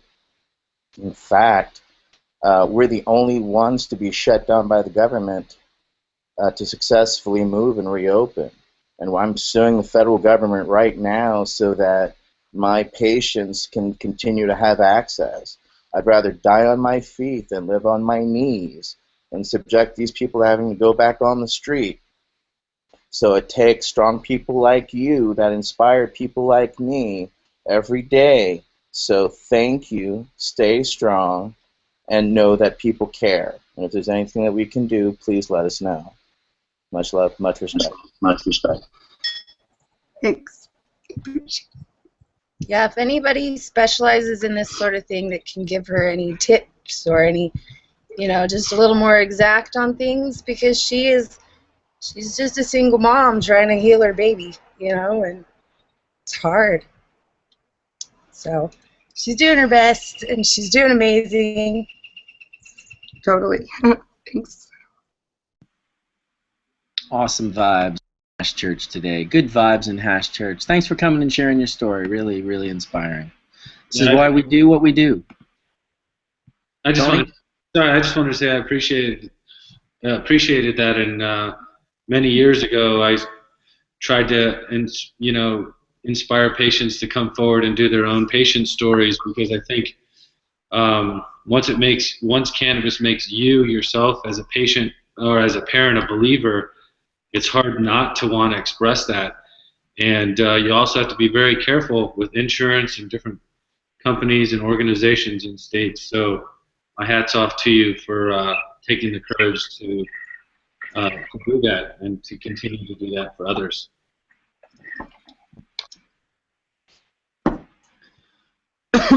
Here, let me unmute her so she can reply if she has a reply.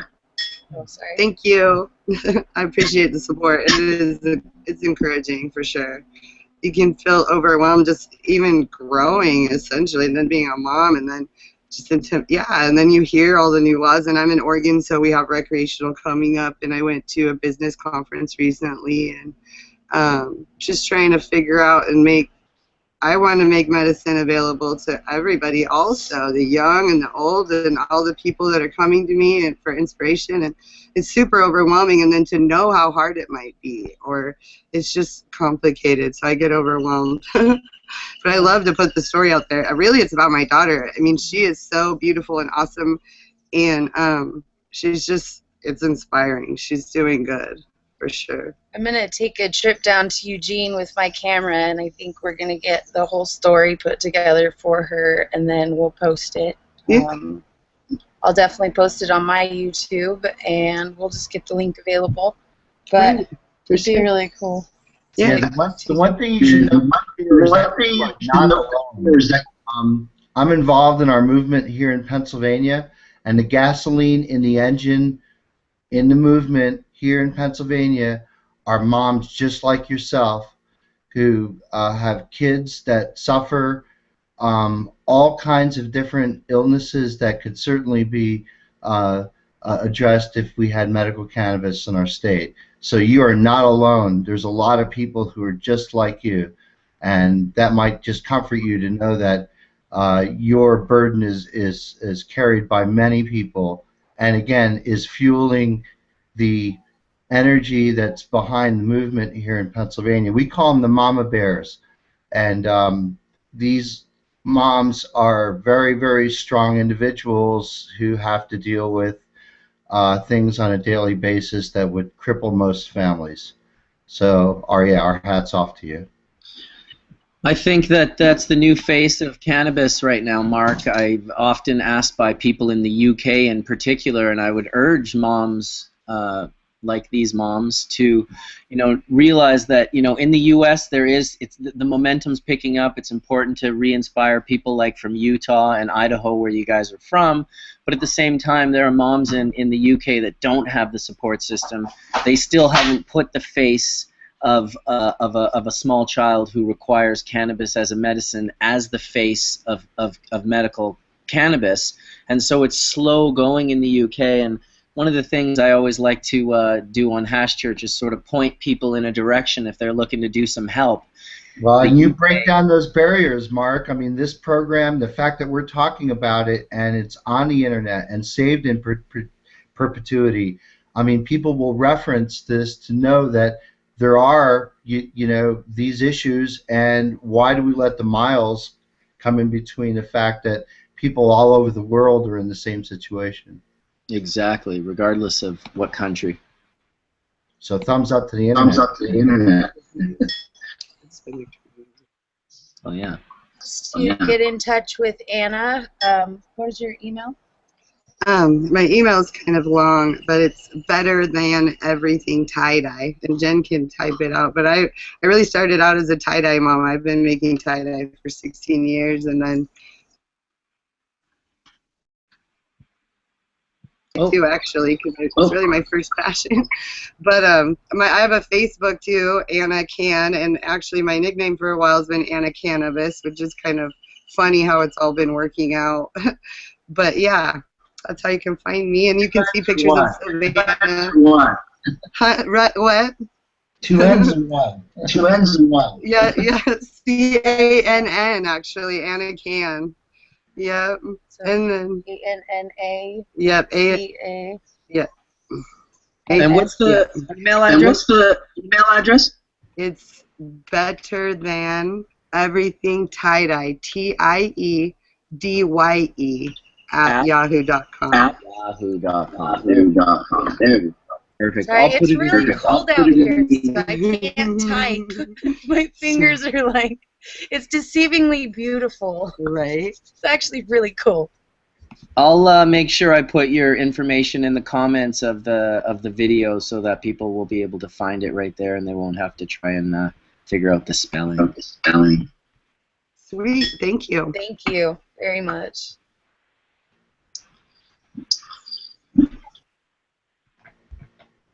Good old hash Did I church. say anything? Good old hash church. Dabs. I haven't had a dab since we got on Hash Church, but we've been getting high as shit with you guys just watching. Not all do a dab. Not all do a dab. It's catching on. Yeah. On that note. So, a couple of weeks ago, a girl hit me up through Instagram, right? And she shared a picture with me. And I had met this chick at High Times, LA. And she used to be a heavy BHO smoker, right? But she started having, like, I don't know, issues where she had to go to the doctor or whatever, and they took some x-rays of her lungs. And she had, like, nodules or whatever, high levels or something else that's hard for me to pronounce. So her doctor was like, hey, the dabbing of BHO. She started smoking nothing but flowers. Oh, and this is the picture. She started smoking nothing but flowers, right? The top is the BHO. After 3 months of smoking flowers, her lungs got, you know, noticeably better.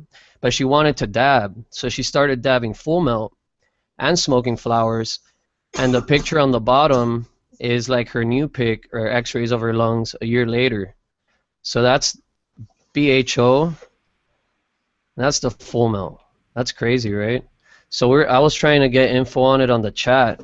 You know what? To see what your guys' opinion That's on not it that is. crazy to me. I think that it's crazy that people are going to be surprised when they realize, A, you mean something else is in the solvent that's potentially a contaminant and that's oil soluble and locks into the... Okay, that's of course obvious. And then B, you mean a petrochemical company could possibly do us harm? Who the fuck ever thought that that was safe?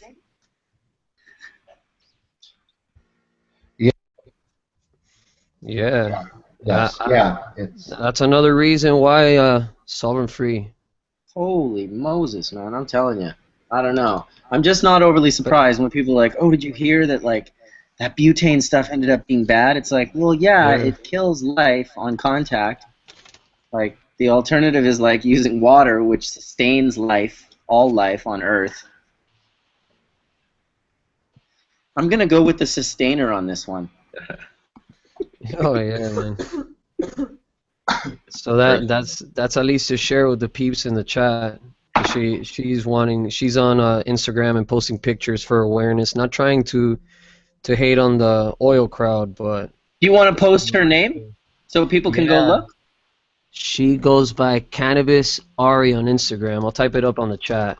Sure, and then maybe spell it out too for the listeners. Yeah, hold on. Somebody's trying to call me on my phone. All right. Laps? Dude, with an umbrella? Oh my god. My buddy's going snowboarding right now and he's taking his umbrella. So Cannabis and then ARI. You guys check it out. Like, yeah, it's like a couple pictures down. You'll see the post, and you know, I don't know. It's pretty crazy. Another reason why I don't smoke too much BHO. Although sometimes I'm guilty of it. But that's scary. That's freaky for sure. Yeah, bro.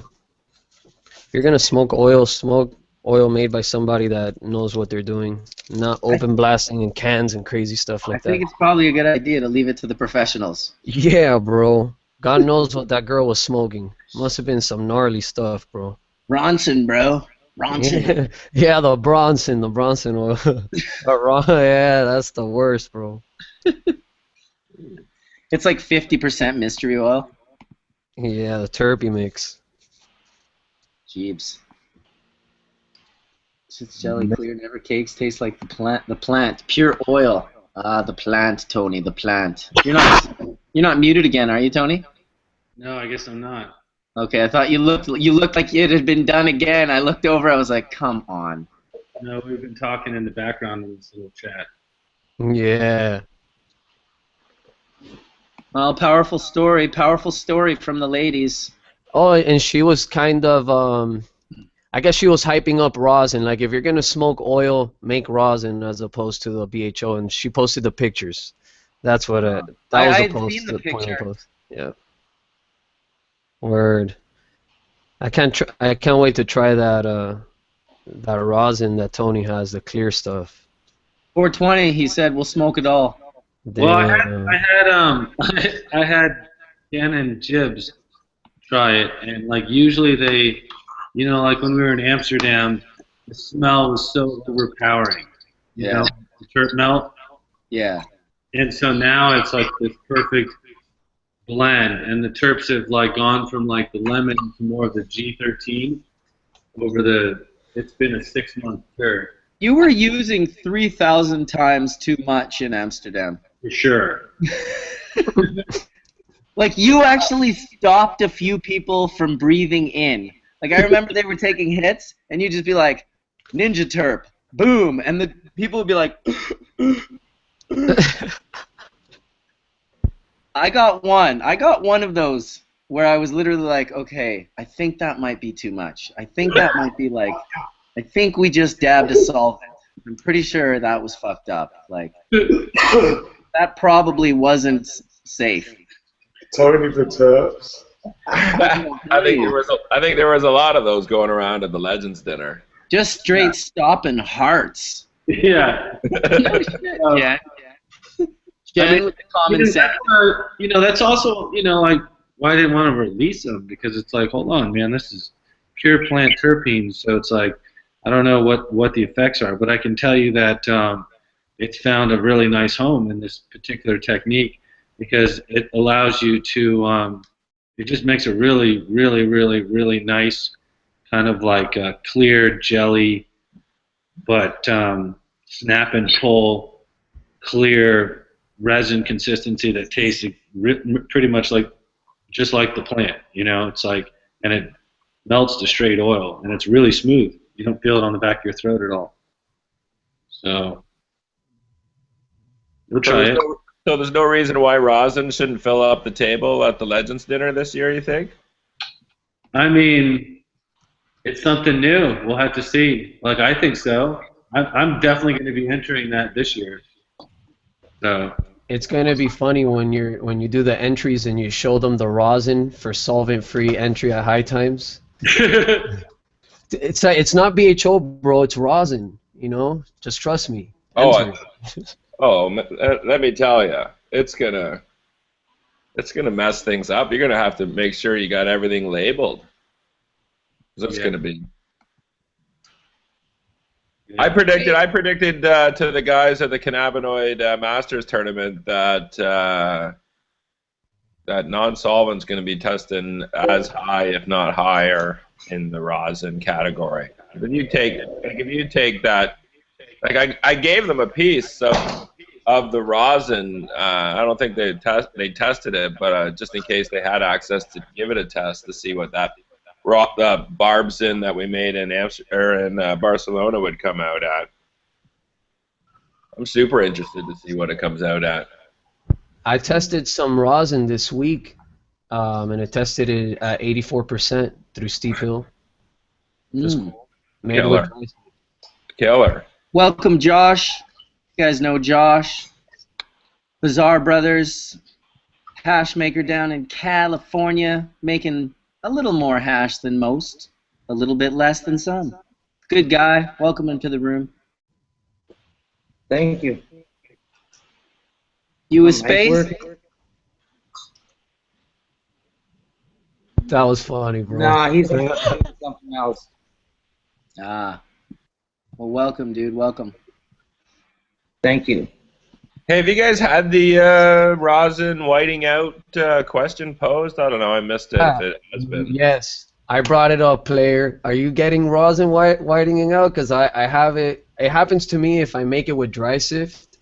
Sometimes I'll get a patty that's not completely clear to my liking. You know, like it doesn't look like some Mac Daddy shatter. So I'll have to refilter it through the filter over and over and over. And I seem to catch something that I call them waxes. I'm going to say they're waxes. I don't know. But yes, it does happen. I just think that we need a better, tighter filter. Huh.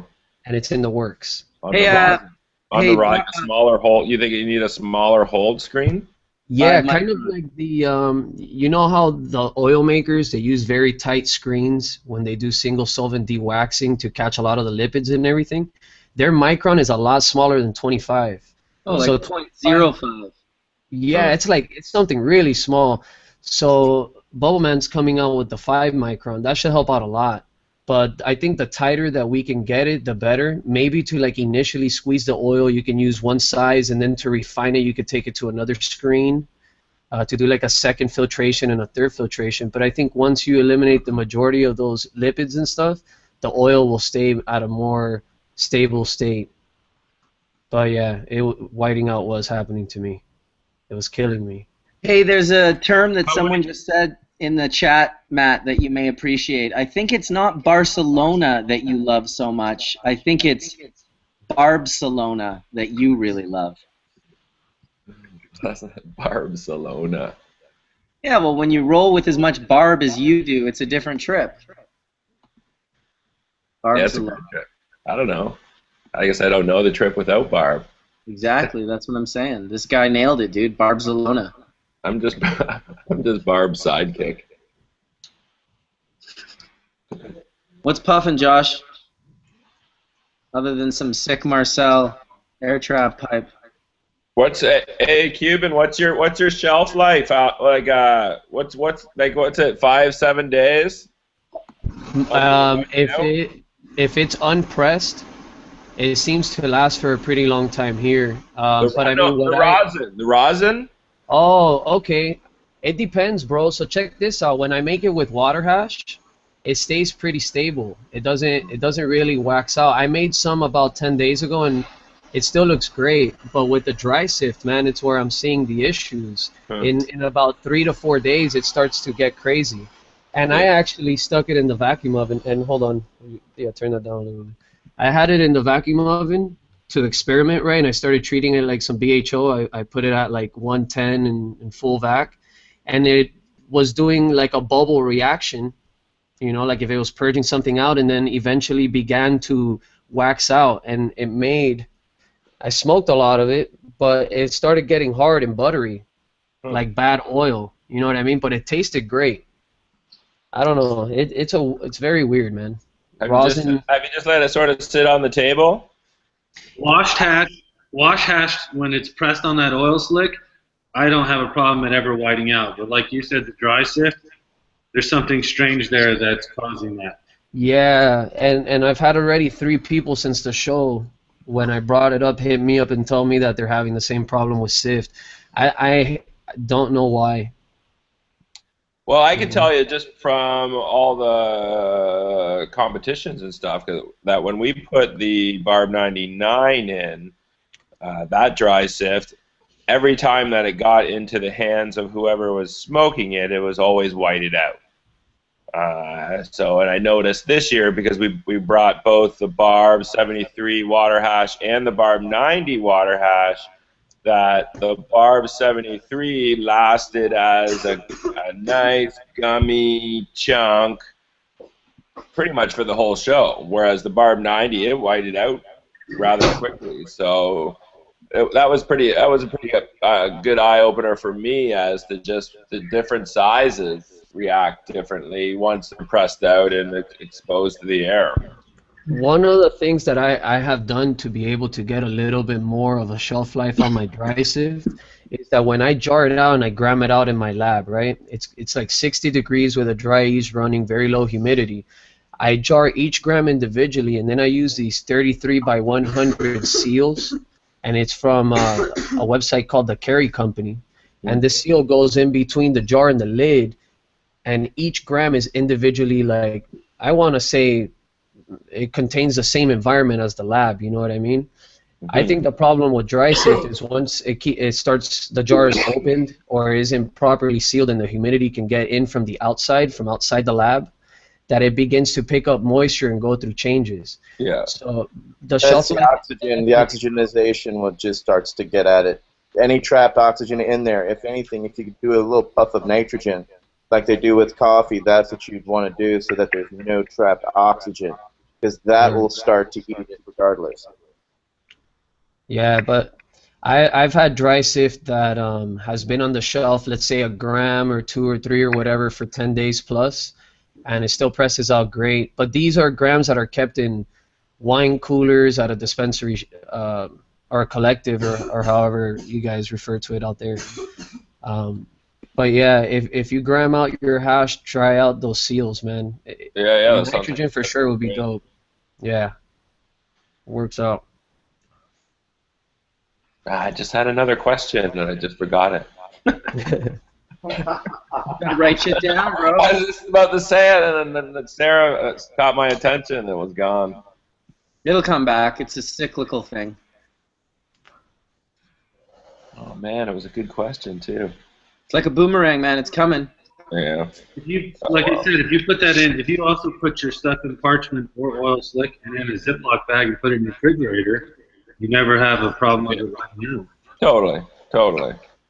You know, this is just people that are, you know, you get lazy, you throw it on the counter, you go to bed, you smoke off of it, you don't put it away for the next day. Then you're like, man, that's really good. I just want to keep smoking off of it. And by like the third day, you're like, hey, it's kind of wadding out. You might as well smoke the rest of it. You know, that's like where that's coming from. So people, when you're out there listening, it's not like the Barb 90 is whiting out because it's improperly run. It's because you're just leaving it out in whatever environment and just saying, fuck it. Oh man, let me tell you, I think it was Saturday at the Spanabis. It got like you were outside and you walked inside. It was like a wall of heat. Yeah. Hey, you know what's crazy? That you can have material sitting out for like, let's say 2 months cured and a month dried, like, you know, aged pretty nicely, and you could dry sift it. It'll be great as soon as you dry sift it, but if you leave the jar alone, like a big collection of heads, let's say you just open it and smoke it, by the time you're at the end, that shit's oxidized, bro. Yeah. Ramon had the Nicole 99, and I saw it on the first day that he made it, and it was sandy a little bit, and every time I saw him, I always asked him if he had it on the jar on him, and every time he showed me, it was, even the second time he showed me, it was no longer sift. You could turn it upside down, and it was all stuck. And then I think by the second or third day, you could sort of see the apple crumble sort of texture. It had sort of started pressing. So, but I totally agree with you. Actually, maybe we'll get Mark over, because I have a seed crop that I just let. It's a barb seed crop too. So. I left it hanging for probably 5 weeks, and it probably got bone dry, and then it's been sitting in bins probably for another 5 weeks. So it's like 2 months, 3 months. It'll probably be about 3 months old by the time I get to dry sifting it. And you're absolutely right. By the time I collect the dry sift, if I left it out, it would start that process. But put it in the fridge, it'll stay sandy forever. Pull it out and press it, and the process begins, right? I'm down for 100%. Let's get you over 1 million views. Yeah, for sure. 1 million. Well, and then Bubbleman, when we were in Amsterdam, your dry sift was left out, jar lid open for 8 days, and never changed. 10 days. What was it? Some strains, though, some resins are more resilient, man. Yeah, they resist. totally. They resist the conditions better than others. I can imagine the Barb is one greasy one. Probably has the really thin trichome walls. I can imagine, you know, melts to nothing. I seen it on that Sapphire insert when Mark made that dry sift. It was beautiful, bro. Yeah. That type of resin, it gets attacked by the humidity and everything else when it's concentrated together. Yeah, strain. Yeah, I totally agree with you on the strain specific. They all act differently. Yeah. Hazes, they survive forever, in my opinion. Yeah. They have a nice shelf life, man. Yeah, they do. They're not quite as greasy, and the membrane is just.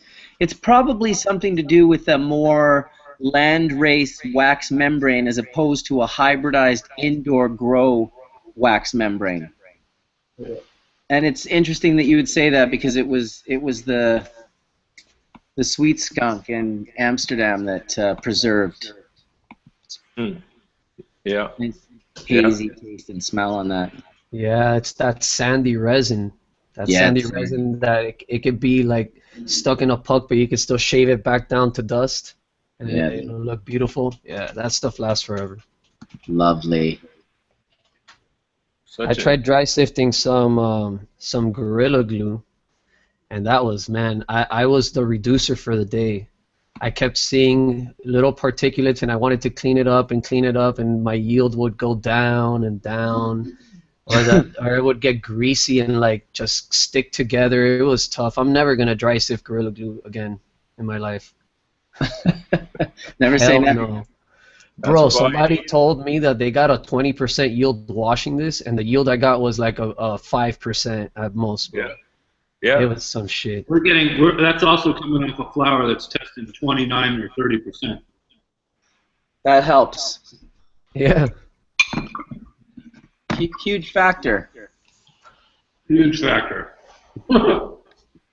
I mean, a great way to show that is taking a bud off that plant and then taking off a plant, you know, grown by just your average grower who's maybe getting 14 to 18% THC out of it, and then doing the rosin tech where you just squeeze the bud in the paper, and it happened at the booth in Spain where people were like, why did he get so much? And I'm just like, yeah, right, exactly. When you can answer those questions, maybe your bud will be better.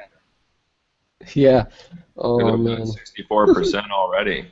It's like, why did he get 4 big dabs and I only got like a half a small dab? It's like, well, because you, my friend, grow shitty resin. I'm sorry. Yeah. Funny that you say that, bro. Somebody gifted me about like an ounce of some Blue Dream, and we were calling it the sugar-free, right? Because you just wouldn't really get high on this stuff. You'd smoke a whole blunt and like you're just not getting high, right? So when I got the shirt press, I put a bunch of that shit in a parchment and did the pool. And, bro, I must have gotten like 2 dabs, bro. No wonder I wasn't getting high. Out of all that weed, I would have gotten 2 dabs. That shit was not rich in resin. That's the all show and no go. Yeah, bro. Oh, man. It sure smelled good, too, but, yeah, no. It would have... Yo, I rolled like a 14-gram joint and smoked it to the face, and I think I felt something. That's lack of oxygen, bro. That's not yeah. Yeah, that turned sugar free, bro. When I heard that for the first time, that shit had me going, dog. Sugar free. Yeah, no way. But so, do you think that the percentage of THC of hash has anything to do with the whiting out effect? Is that once you get to a specific level of THC purity, that that whiting out effect has a sort of chain reaction, so to say? You know what's Lower funny? grade Todd, hashes don't seem to do that. Todd said it on the chat. Honey does the same thing, though. You know, when you have that nice, clear, liquidy honey and it just crystallizes and butters out?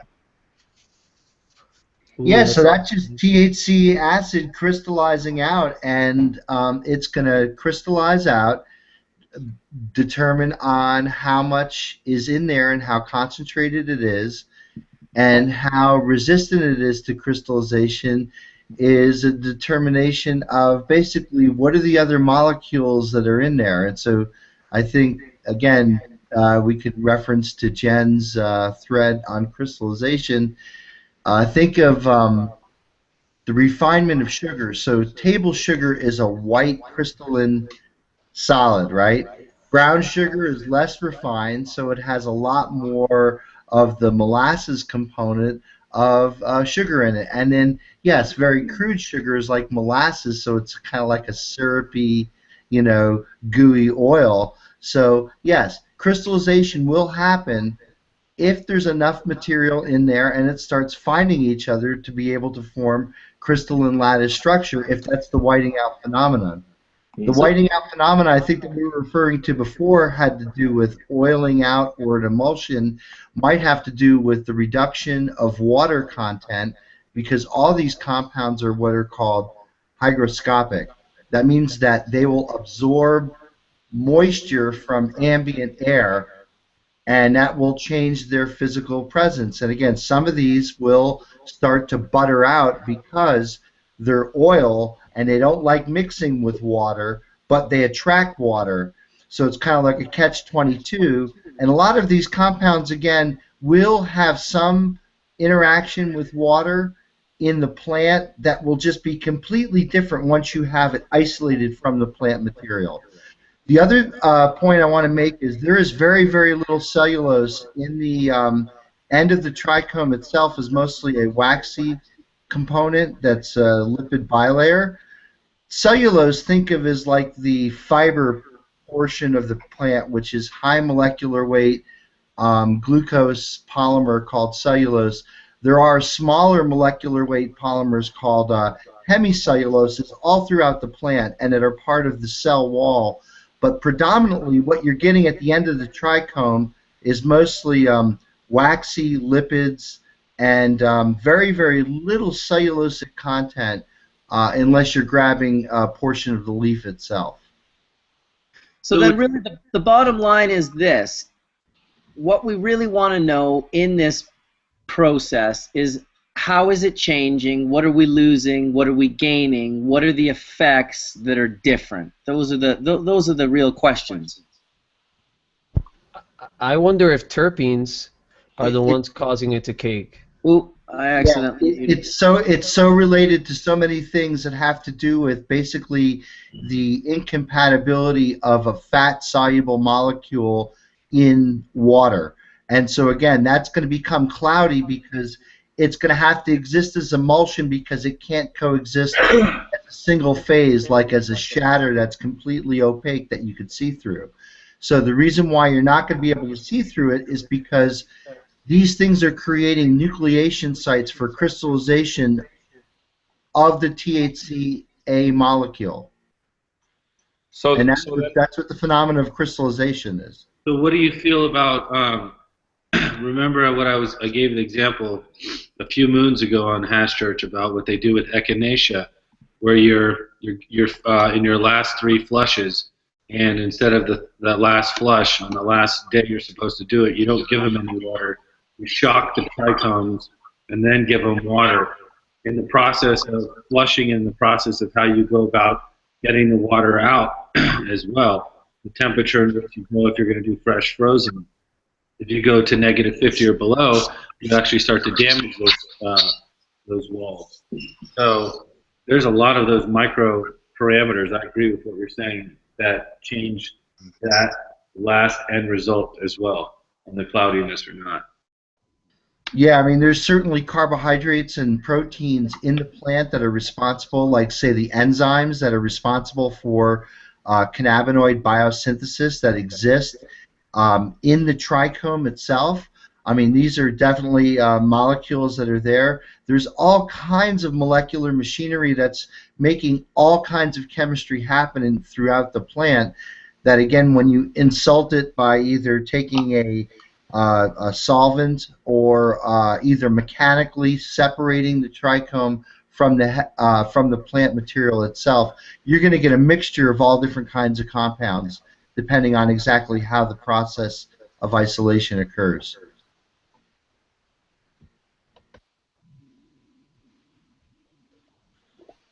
And everybody else is just silent. I just saw someone writing negative shit in the chat, so now I gotta find him and delete him. And the chat moves so fast that it's not that easy, but the ban hammer. The ban Well, hammer. then you think that there's like an equilibrium, sort of, that there's a point in which you can clean hash too much. Yeah, absolutely. I mean, all these processes have chemical equilibriums, either between the air and the hash, or between any solvent or water and the hash. Yes, it's all an equilibrium process. And it's interesting to hear, like, when Cuban Grower was talking about, again, mostly what I'm hearing here is that you can take any of these types of isolates and make them crystallize out under a variety of different conditions. The real question is what's happening, and does that compromise in terms of potency or flavor? And I'm not hearing that is this really a bad thing, crystallization? Yeah, no, I met a couple guys in Spain that they came up to me and they asked me how I can induce their hash to be like that all the time. Because for them, they always smoke their joints with a little bit of tobacco in their joints, and they wanted it whited out so they could easily crumble it into their joint. Right. Yeah. Now, I think it goes to two things. One is the mindset that we've learned to think that caked hash means some sort of degradation. You know what I mean? Maybe, and it could be because, you know, if there's moisture in the hash, it can induce it. Absolutely, which I think we saw a lot of from 99 to 2010. 90% of the time when you saw caked hash, it was from wet bubble hash. Yeah. Right. But when you got dry sift doing it, then that people hit me up like, why does dry sift oxidize if it's dry? Yeah. Well, that's a great question, bro. You know, and I think it could be terpenes. In my opinion, maybe it's the concentration of the purity of the heads that we're putting together in a jar. It's not necessarily oxidizing, is it? I mean, do you know, are you losing THC to CBN? I don't know, but it would be great to keep a test jar, have it lab tested, and then try to go through like a month process and then retest it at that point from the same batch to see what real changes are going down in that hash. I use the term oxidation loosely because I don't know what the proper term is for what the hash is going through. Yeah, I think rather than oxidation, it's probably just interacting with ambient moisture in the air, and that ambient moisture is making it change its sort of physical form. The beautiful thing about that is you can test that by just pulling vacuum on that material and seeing if that process is reversible. So if it's absorbing water from the air, theoretically that's a reversible process unless it's doing chemistry. You might be able to take it back to its original form by just pulling vacuum on it. Maybe we will. Hey Mark, what about those containers I gave you? Like, I try to give you a half moon of terps all dripped on one side and just straight sift on the other. Like, do you ever get to see the decay rate of which? Like, I know the terps one cake out, but does does it maintain, or does the whole thing cake out at the same rate? No, the whole thing caked out pretty much at the same rate. I was unable to see it for several weeks, so it got left for maybe 3 weeks in the container, and when I came home, it was caked. It still had a color differentiation, like the sift was, where you dabbed the terpenes, it was much darker in the middle, like quite a bit darker than the lighter sift around, but the sift was no longer like particulate, it was a solid. So this, he gave me a little, like a half gram or a gram inside a dish, and then he dripped a terp right in the middle that absorbed into the hash, and then it cured like that for, I mean, I don't know how long you had done it before you gave it to me. Did you do it fresh that day, or? I usually do it fresh, seal it, and then, yeah, before we go. Or I'll put it straight in the freezer. Like, that's the two types of trials I've done. Leaving it in the freezer for a week, and that caked out pretty quick. But I always like to see if the half moon change over time and see if it actually transfers or changes to colors. I still have it. Yeah. Well, I guess Yeah, we'll see what kind of shape I have a it question. makes. So check this out. If I have the same resin, right, and let's say I dry sift one, and I make water hash out of the other, right? Now, if it's a greasy strain, this strain in particular, when I sieve it, and it's dried and stuff, and it's out at like room temp, it'll begin to grease out and turn like into like a darker grease because I grew it 12 weeks and stuff. The resin's a little darker, but still pressable, beautiful, dabbable, right? Now the sift stays looking really dry sifty. You know what I mean? Like the color of keef. And if I go at it and try to like shave it through the sides to dab, eventually the inner part will grease that same color as the water hash, but the top layer remains the color of dry sift, almost like if the trichome heads are intact. You know what I mean? But in the water hash, the whole hash goes through this effect. From top to bottom, you'll notice it'll begin to change colors and completely become greasy. Why does the dry sift, although it has the same color grease and it's capable of greasing, why does it go through different changes than sieved water hash? What happens to the resin in the washing process that allows it to do that? You guys know? Nobody? Cricket. I don't either, but that's what I realized, man. Huh? Got a lighter. I have a sort of question.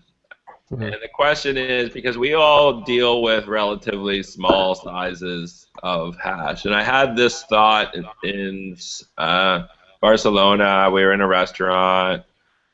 We ordered some jamon, cheese, bread, and then the cheese came because the cheese slice comes, you know, off of the roll.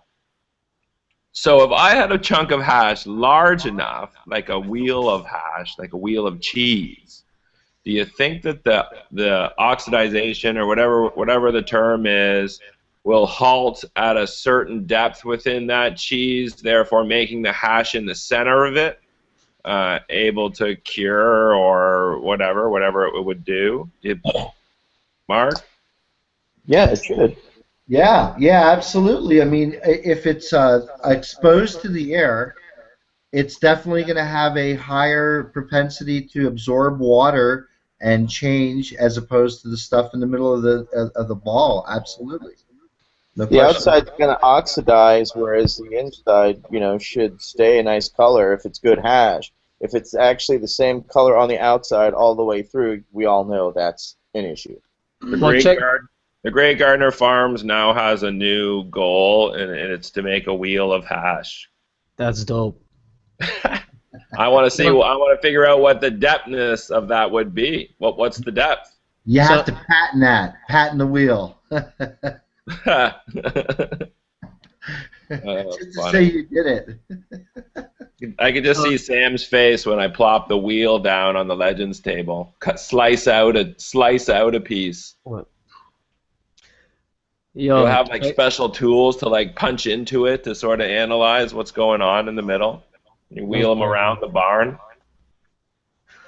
That's how Marimberos keeps his hash in some giant ass bricks, man. Yeah, well, for sure. He has the wheels. Awesome to get our hands on one of those bricks to break it open to see what what the center would be like.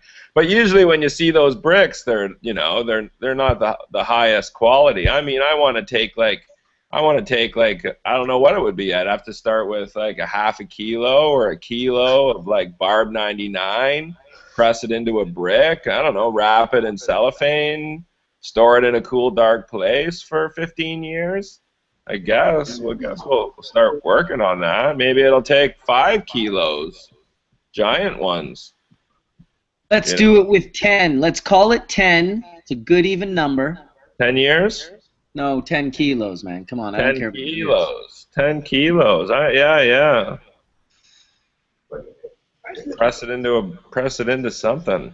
I think once you press it though, it'll just be a matter of time before the center of it will be the same as the outside. It's all the same thing, right? At that point, once you press it all together and rupture all the resin heads. Yeah, my experience is like as soon as you rupture the heads, the decomposition starts then. Like if you leave it in a powderized, cured state, it can potentially last forever. But like, depending on the hash, some of it never does. Some of it never fucking wipes out. Yeah. Yo, so check this out. I got a picture of kind of what I mean. This was taken by somebody in LA. It's a bunch of water hash, right? It's all been greased out, you know, nothing caked. And then the dry sift looks blonde. If I would have washed that same strain, it would have been greased out just like the rest of that water hash. Why doesn't the dry sift go through that change? Why does it react differently? You know what I mean? Yeah, because it's protected by the fats and the waxes that have coagulated in the mechanical removal of the trichome from the plant in the dry sift process. They're like little capsules that encapsulate the materials and the goodies that are in there. They haven't been busted, you know, they've just been taken away from the plant. You think once you start breaking those that it's a chain reaction? Man, I would think that, again, when you're physically removing them, mechanically removing them from the plant, that they have been separated now from their life system that essentially was keeping them alive, okay? And so what ultimately they're going to dehydrate. They're going to lose their contents because they're just going to shrivel into nothing, right? They're going to dehydrate. They need water and they need a living system in order to stay functional. So these things essentially can coagulate because they're waxy solids that will find each other and then ultimately create little masses that essentially can crystallize, yes, or create nucleation points for THC, which can now start to crystallize. It's not oxidizing; it's just crystallizing. You're just increasing the heat. Once you increase the heat, it's, you know, it seems to be a big factor in that, right? Increase the heat, and those white walls just become liquefied and. Or I thought we were talking about dry sift technique. Was the bubbleman that you took a picture of, was it fresh frozen? Was it how do they take care of it? You know, well, that to do with it too.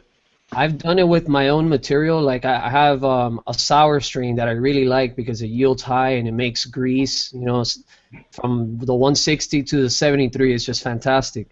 But because I floured it so long, the grease is kind of dark, you know what I mean? Once it starts going to the temperature. Now, when I dry sift that same exact material, dried and cured, the dry sift is very, very, very light. Like beautifully light. Press is the same color though. If you press both of them, they're identical. And they taste the same, but visually, it's a pretty big difference. Now, okay, if one of the heads busts in a dry sift, and that oil from inside the head seeps out, can it attach itself to another trichome head and begin to deteriorate it and create like a constant process? Yeah, exactly. So that stickiness essentially becomes the glue between other particles and it'll grow to make a bigger piece of hash, right? Oh, that's what begins the process, huh? The THCA molecule is always active and always static, so it's always looking for a carbon to grab onto. So why wouldn't it be then a chain reaction if they're actually touching each other? Because well, yeah. So let me rephrase that. So when you start the crystallization process, typically that requires what they call a nucleation point, and some of these like interfaces between these dried trichome heads that are now stuck together create those nucleation points for crystallization, because you're absolutely right. Just like making rock candy, the THC molecules are going to start finding each other, making crystalline lattices of THC. Right, absolutely. So I wonder if we should just call those roofer guys and say, hey, it's still leaking. Well, that's cool. So I guess then a well-preserved and taking care of dry sift, as long as none of the heads bust, can eventually pretty much last forever if it's controlled in the right environment. Well, I was told by Rob and others that, you know, traditional Hashishans up in the Afghan mountains, they used to sieve, and then they would bury it about 3 feet down into the ground. Yep. And they would let that sit anywhere from a year to 2 years. Then they would take that out, and then they would actually press it. So yes, they weren't pressing it first; they were leaving it loose, burying it so about 3 feet in the earth. It maintains around 56 Fahrenheit approximately. So it keeps it a consistent temperature that deep down, so the water doesn't penetrate because of where they bury it. And so that's the old black gooey hash that we heard about, but we never saw because that was in the sticks, and it stopped. There's oxidation happening there, Etienne. There's oxidation. There's probably microbial stuff happening that we don't fully appreciate. There's well, we don't have access to that material to even test to know too. Right, right. But it would be really cool to know exactly what's going on down there because, like the oils and dinosaurs, I mean, when stuff gets buried, there's interesting chemistry that happens. Exactly. Well, you've got different chemistry changes. Again, as I say, if the THCs are static, they're always looking for any carbon to bind to. So what carbon is in that hash? It could be, I mean, was it sifted? Was it hand rolled? Could it be the hand oil? Could it be? There's so many different aspects depending on where in the world it was produced. Yes, and the most important question, of course, is, did he wash after wiping? For all of those word. Most likely not. India. Because you know they're not making that hash just with their right hand. I know, I had to go there. Everyone's looking down with a bad look on their face. I'm sorry, everyone. It's true. We've actually tried, Todd and I, McCormick were talking about how we tried the hand-rolled hash that somebody was so proud that came to Nepal, and after we had just dabbed some really amazing stuff, and we tried, and it literally tasted like skin. It just tasted so bad. Nothing we could do but say, this is horrible. Whatever is in there, it's still in there, and it's definitely not pure hash. I guess he didn't purge the skin out. You got to purge the skin. It's an ancient purge technique. Do you have skin purging screens? You have to rosin the skin cells out, bro. Yeah, what size screen is perfect for skin? Well, it depends on what country you're in. I find the Nepali skin, which is a very small micron.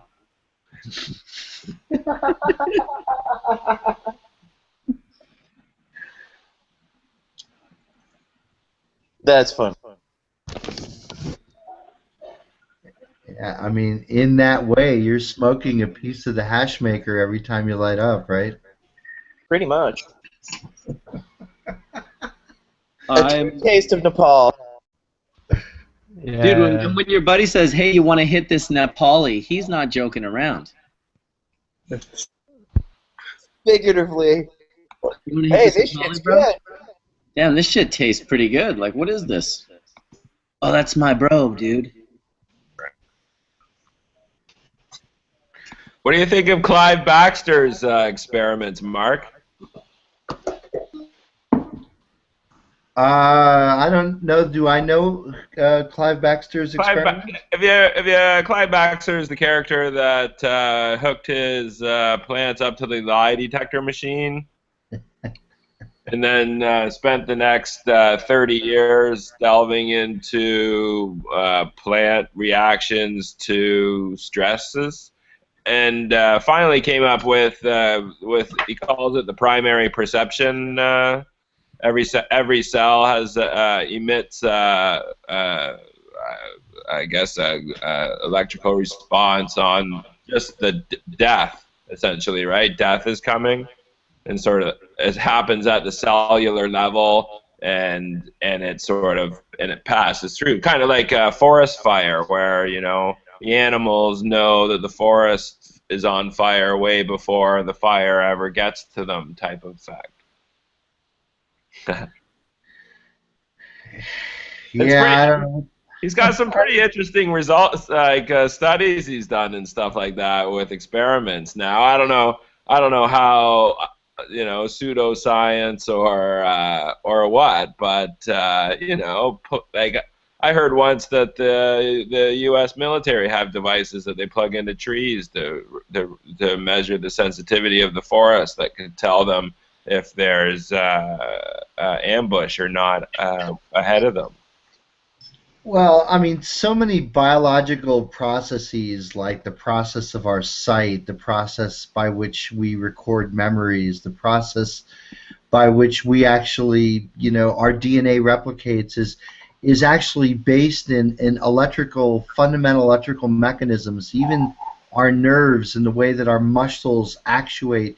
I mean, this is all based on, electricity. So it would be really myopic to think that somehow applied electrical fields or magnetic fields don't somehow influence biological species, including plants and animals. And I remember hearing claims about people who lived near where there were high power lines, high tension lines by their house, and they thought that there was a preponderance for people who lived around those high tension lines to have cancer versus people who didn't.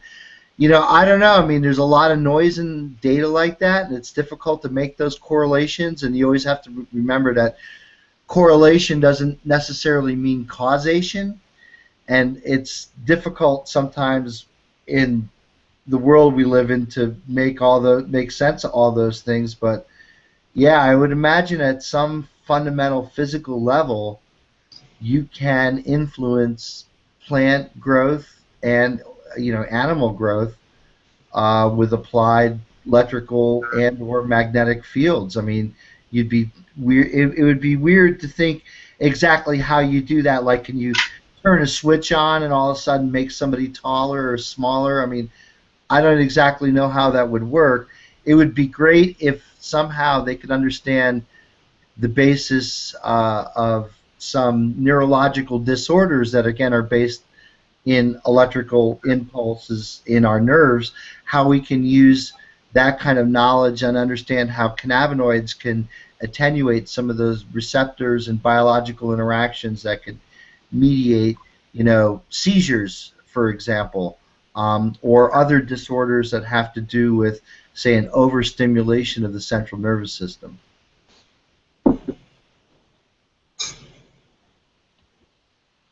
I think. Does that answer your question? I think so. Yes, I think there's always that when science sort of butts up against sort of mystery, right? And I think just over time, science sort of slowly tackles all those sort of questions and gives them the answer to. I just don't think science has gotten deep enough to really answer those questions of. Like for me, let's say for me, in my sort of journey, sort of through the cannabis world, for me, I was asked the question a lot of what's my intention in working with the cannabis plant. And one time, I was on an ayahuasca journey. And the question was posed, what is your intention? And at the time, it was in the 90s. I was like a raver dude, and for me, the cannabis plant meant my rent, meant money, and essentially, as dollar signs were shown to me of, you grow cannabis for the purpose to grow money so you can survive to just be a professional raver. So it was really interesting, right? And then all of a sudden, and it was my personal pursuit of, I want to be able to make this plant as the best that I can. How can I do that? And then again, I was shown, and it was really interesting because I was shown the exchange of money and cannabis on say the ayahuasca plane, where it was vibrant and energy. And the moment that those two exchanged hands, it was like sort of the flash of light was shown, that the peak in the energy and everything maximized at that exchange of money. And then it was like they showed me that I had to figure out how to get that energy light hit inside. And they showed it to me inside the person. So then I pretty much spent the last 15 years growing with the intention to make somebody feel better, because on that specific plane, the cannabis lights up inside the person. So someday I can't wait for science to catch up so we can explain why that happens. But for me, I just wanted to get that story out there because I think people need to understand that on that plane, there is a spark of light that occurs, and you need to get it inside the body. Look, Matt, you're the musician. Cannabis is the music, and you're bringing the music to the people. That's it. Very, very simple. It's a hose that just flows through you. It flows through you, and it brings your energy. And what you're doing is you're doing it just like the musician. You have to know what's been done before you, and you have to be able to internalize this and put your own personal self-expression on your medicine. And just like music, rarely do you do something new, but you could put something together in your own way that only you can do. And it's it's a matter of self-expression. It's music and the plant are, it's the same thing. It's a beautiful thing. Yeah. Leave Now, it to Matt, the deadhead show to some make hash. that connection. People want you to show hash. I've just been reading in the chat. There was all sorts of beautiful things that people said about your little story there. They were very inspired by it. They were, I'll try to read it, but of course, anytime I go to try to read anything in this chat, it goes so fast. People are like, I'll be right back. Let me go see what I got in the freezer. all right, I was going to read some nice things that people were saying to you. We're all crying, someone said. Amen, Matt. Thank you so much, Matt. Love you, brother. This is everything. Well, I'm going to take a bong rip on that note. It is 1 o'clock, 9, 10, 11, 12, 1. Wow, we've been at it for 4 hours? Holy shit. 4-hour hash church. I don't think I've gotten up in 4 hours. No wonder my ass hurts a little bit. Should be doing some hash church stretching here. All right, Mark, play us a bong rip, man. Come on. Just a bong rip.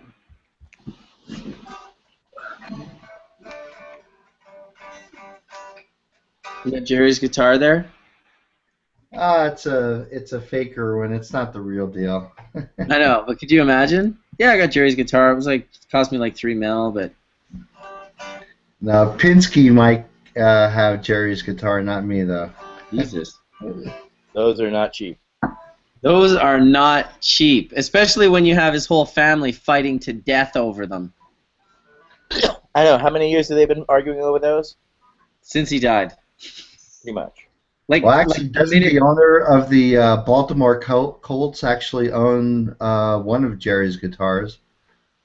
I think all the other ones, the Wolf, I think the family owns because that goes out on tour when Warren Haynes plays with the orchestra. But the other ones are all in the Rock and Roll Hall of Fame, I do believe. Well, I appreciate what Eric Clapton does every year with his. He raises all sorts of different money for, I guess, alcohol and drug abuse, and he gets famous guitarists to donate guitars, and they auction them off. Jack Hero. He's raised mazillions of dollars selling those guitars. Some 99 dry sift. All right, Etienne and Mark are going to jam us home here.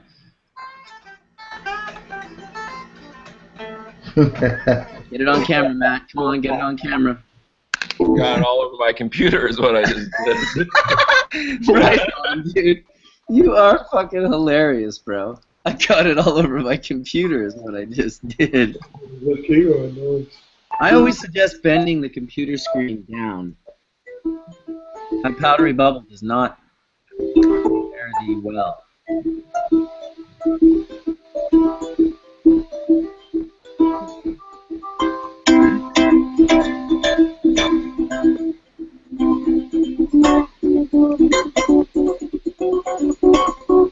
girlfriend's upset with me. I have covered her computer with 99 Jack Herrera. Oh, and she wanted it covered in barb?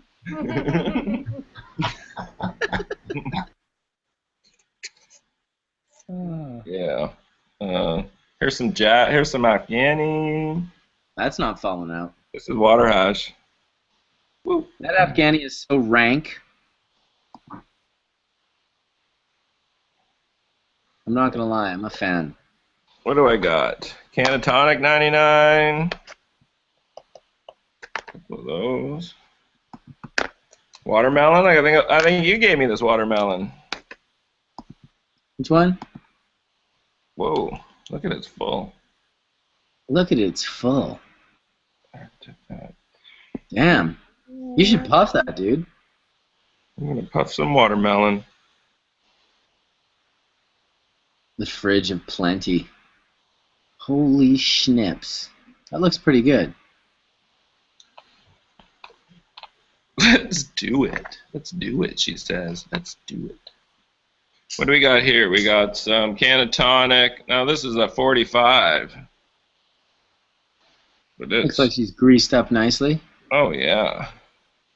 It's dark.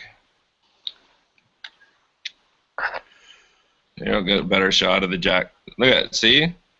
Oh, I think this is the. No, this is a different one because this one is. I thought it was gonna pour. I thought it was gonna pour out of there. Oh shit! Yeah, dude, that looks like sand. It looks like sand, but I could put it right upside down and it doesn't move. It's like when you go to the beach and it's rock hard. Ah, yes. That's sand. I can show that better. When you go to the beach and it's rock hard. Beautiful. But when you put it in the container, right on the end where it's just like doot, like a 90-degree angle.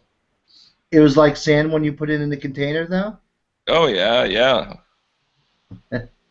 So it just set up. In fact, if I play with it, it'll just go back to sand. Actually, Mark, if you can like tell, rock he didn't. hard sand. That shit wasn't even on the side of the container. That hash was actually trying to escape. That's how fucking greasy that hash is. It cannot be contained. Not even in a wax membrane. It's got a life of its own. Yep.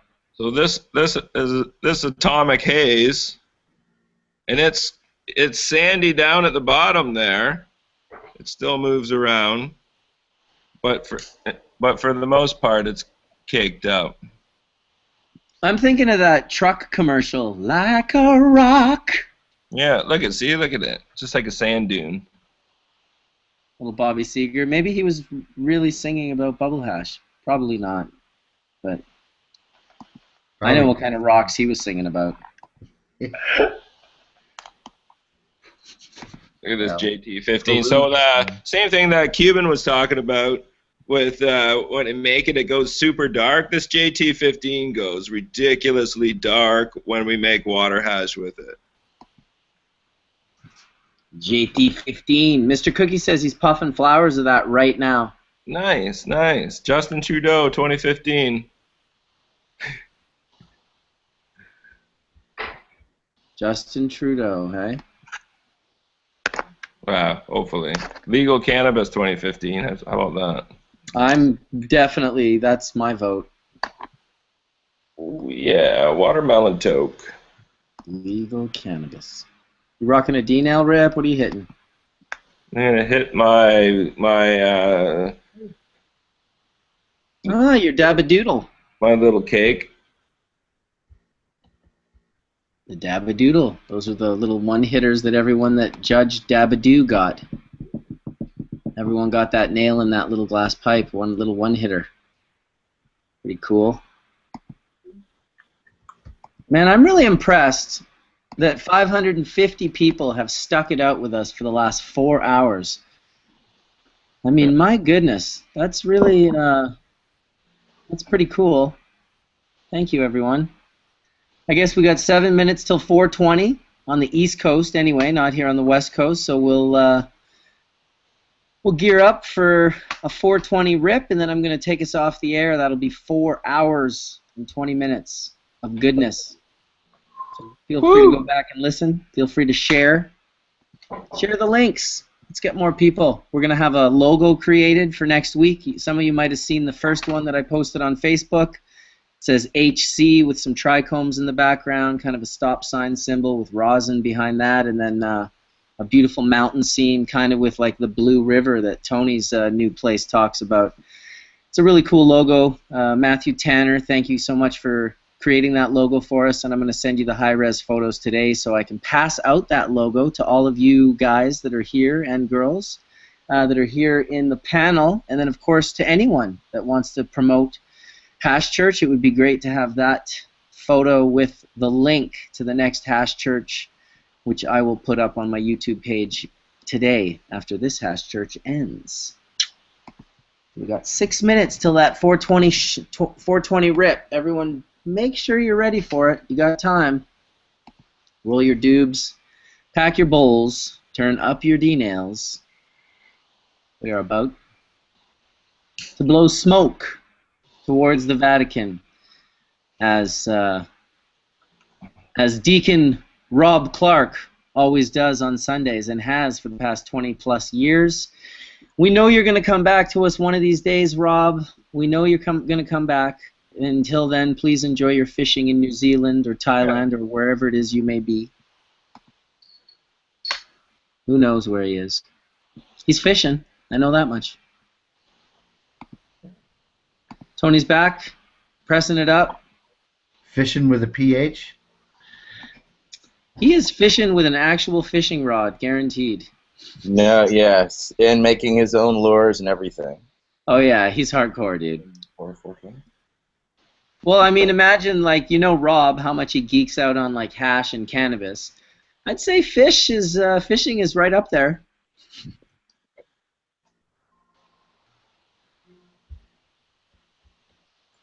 $4.20. Ow, burn my hand. Don't burn yourself. Oh, burnt myself.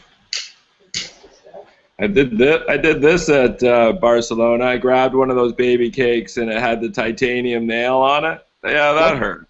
Don't do that. Seriously. Yeah, totally. It was just like out of the corner of my eye. I went over to grab it. It was just everyone sitting there even heard the singe.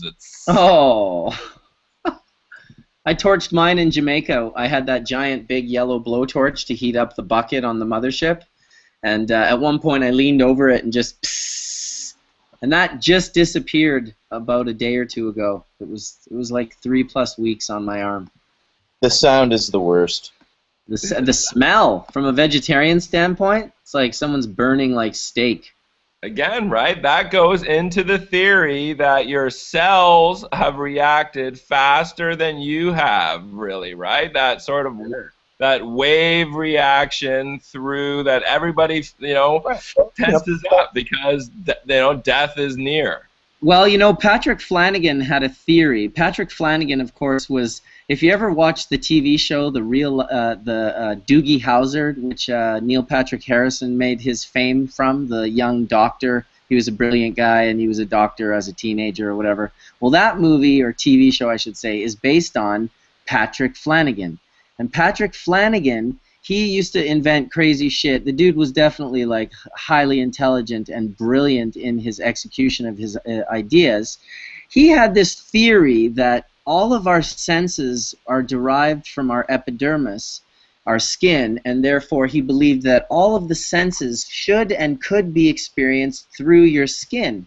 So the first thing he created was the neurophone, which allowed deaf people to hear not through their ears, but actually through their skin. And the fucking thing worked. Of course, the military purchased, or not purchased, but took control of that patent, and every single patent he released after the neurophone. But it goes to show that his theory was pretty sound. The neurophone was allowing deaf people to hear through their skin. And imagine if you could actually experience your other senses through your skin. Interesting, to say the least. Totally. Follow your goosebumps. They'll never steer you wrong. They never have, dude. I mean, come on. The hair standing up on my arms is like, that's the key right there. Totally. So to close some things out, you see the thickness of that? Yep. You see it looks like that? Yep. This is the 99% wash on the actual 25 bag after pressing out rosin. On the ethanol? Yep. So it's dirty. Still bright yellow. I'm gonna see what it tastes like and maybe make some kind of edible out of it. We'll see. You should do a bioassay and just take a giant rip of it once it's purged out any alcohol. Yeah. I mean, you'd be surprised, dude. Your head, your ability to smoke and enjoy. 420. Yeah, 1 more minute. That says 420. 10:20. I got 119. Me too, and I'm running this chat, so. Me too. 10:19 in the evening. We got 531 viewers. Hopefully we'll get a few more. Or actually, hopefully 90 will just drop out, or 110 will drop out, and we'll go down to 420 viewers for 420. I'm totally joking. Do not leave the chat. Stay with us. Do it. Sacrifice yourself. Who's got the balls? We just lost 100 viewers. Thanks, Matt. I just joking. All right, 420, everybody. Happy cheers. Happy birthday. Happy birthday.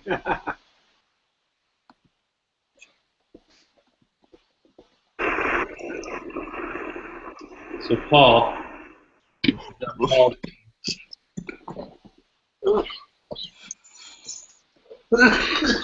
You guys were talking about Rosin. I made him background. Woo! That was so good. Hey, how's it going, Tony's friend? Hey, what's up, Bubbleman? It's go, man. What a great hash church it's been today. Hey, wonderful thing, man. Feels good. The vibes are good. The sharing is good. We're back on track with our technical difficulties. I felt good about today's hash church. I'm happy. Thank you, everyone, for being a part of it. Yes, Great day. Great day, man. Now I gotta go water. Beautiful day. Yeah, I got to go hang out at the Weston pool for an hour and then go pick my son up from ski school. But as always, everyone, thank you so much for being a part of things. Great church. Thanks, Jen, for coming in and bringing Anne and telling the story of your daughter. Etienne, always a pleasure. Horatio, Mark Scialdone, thank you, man. Matt, the great gardener, and Sarah, who don't make it that often. Milo, super pleasure to have you in the room with us, buddy. And Tony, always a pleasure, dude. Thank you, everyone, for watching Hash Church. And we'll see you guys next week. Peace. Peace. See ya.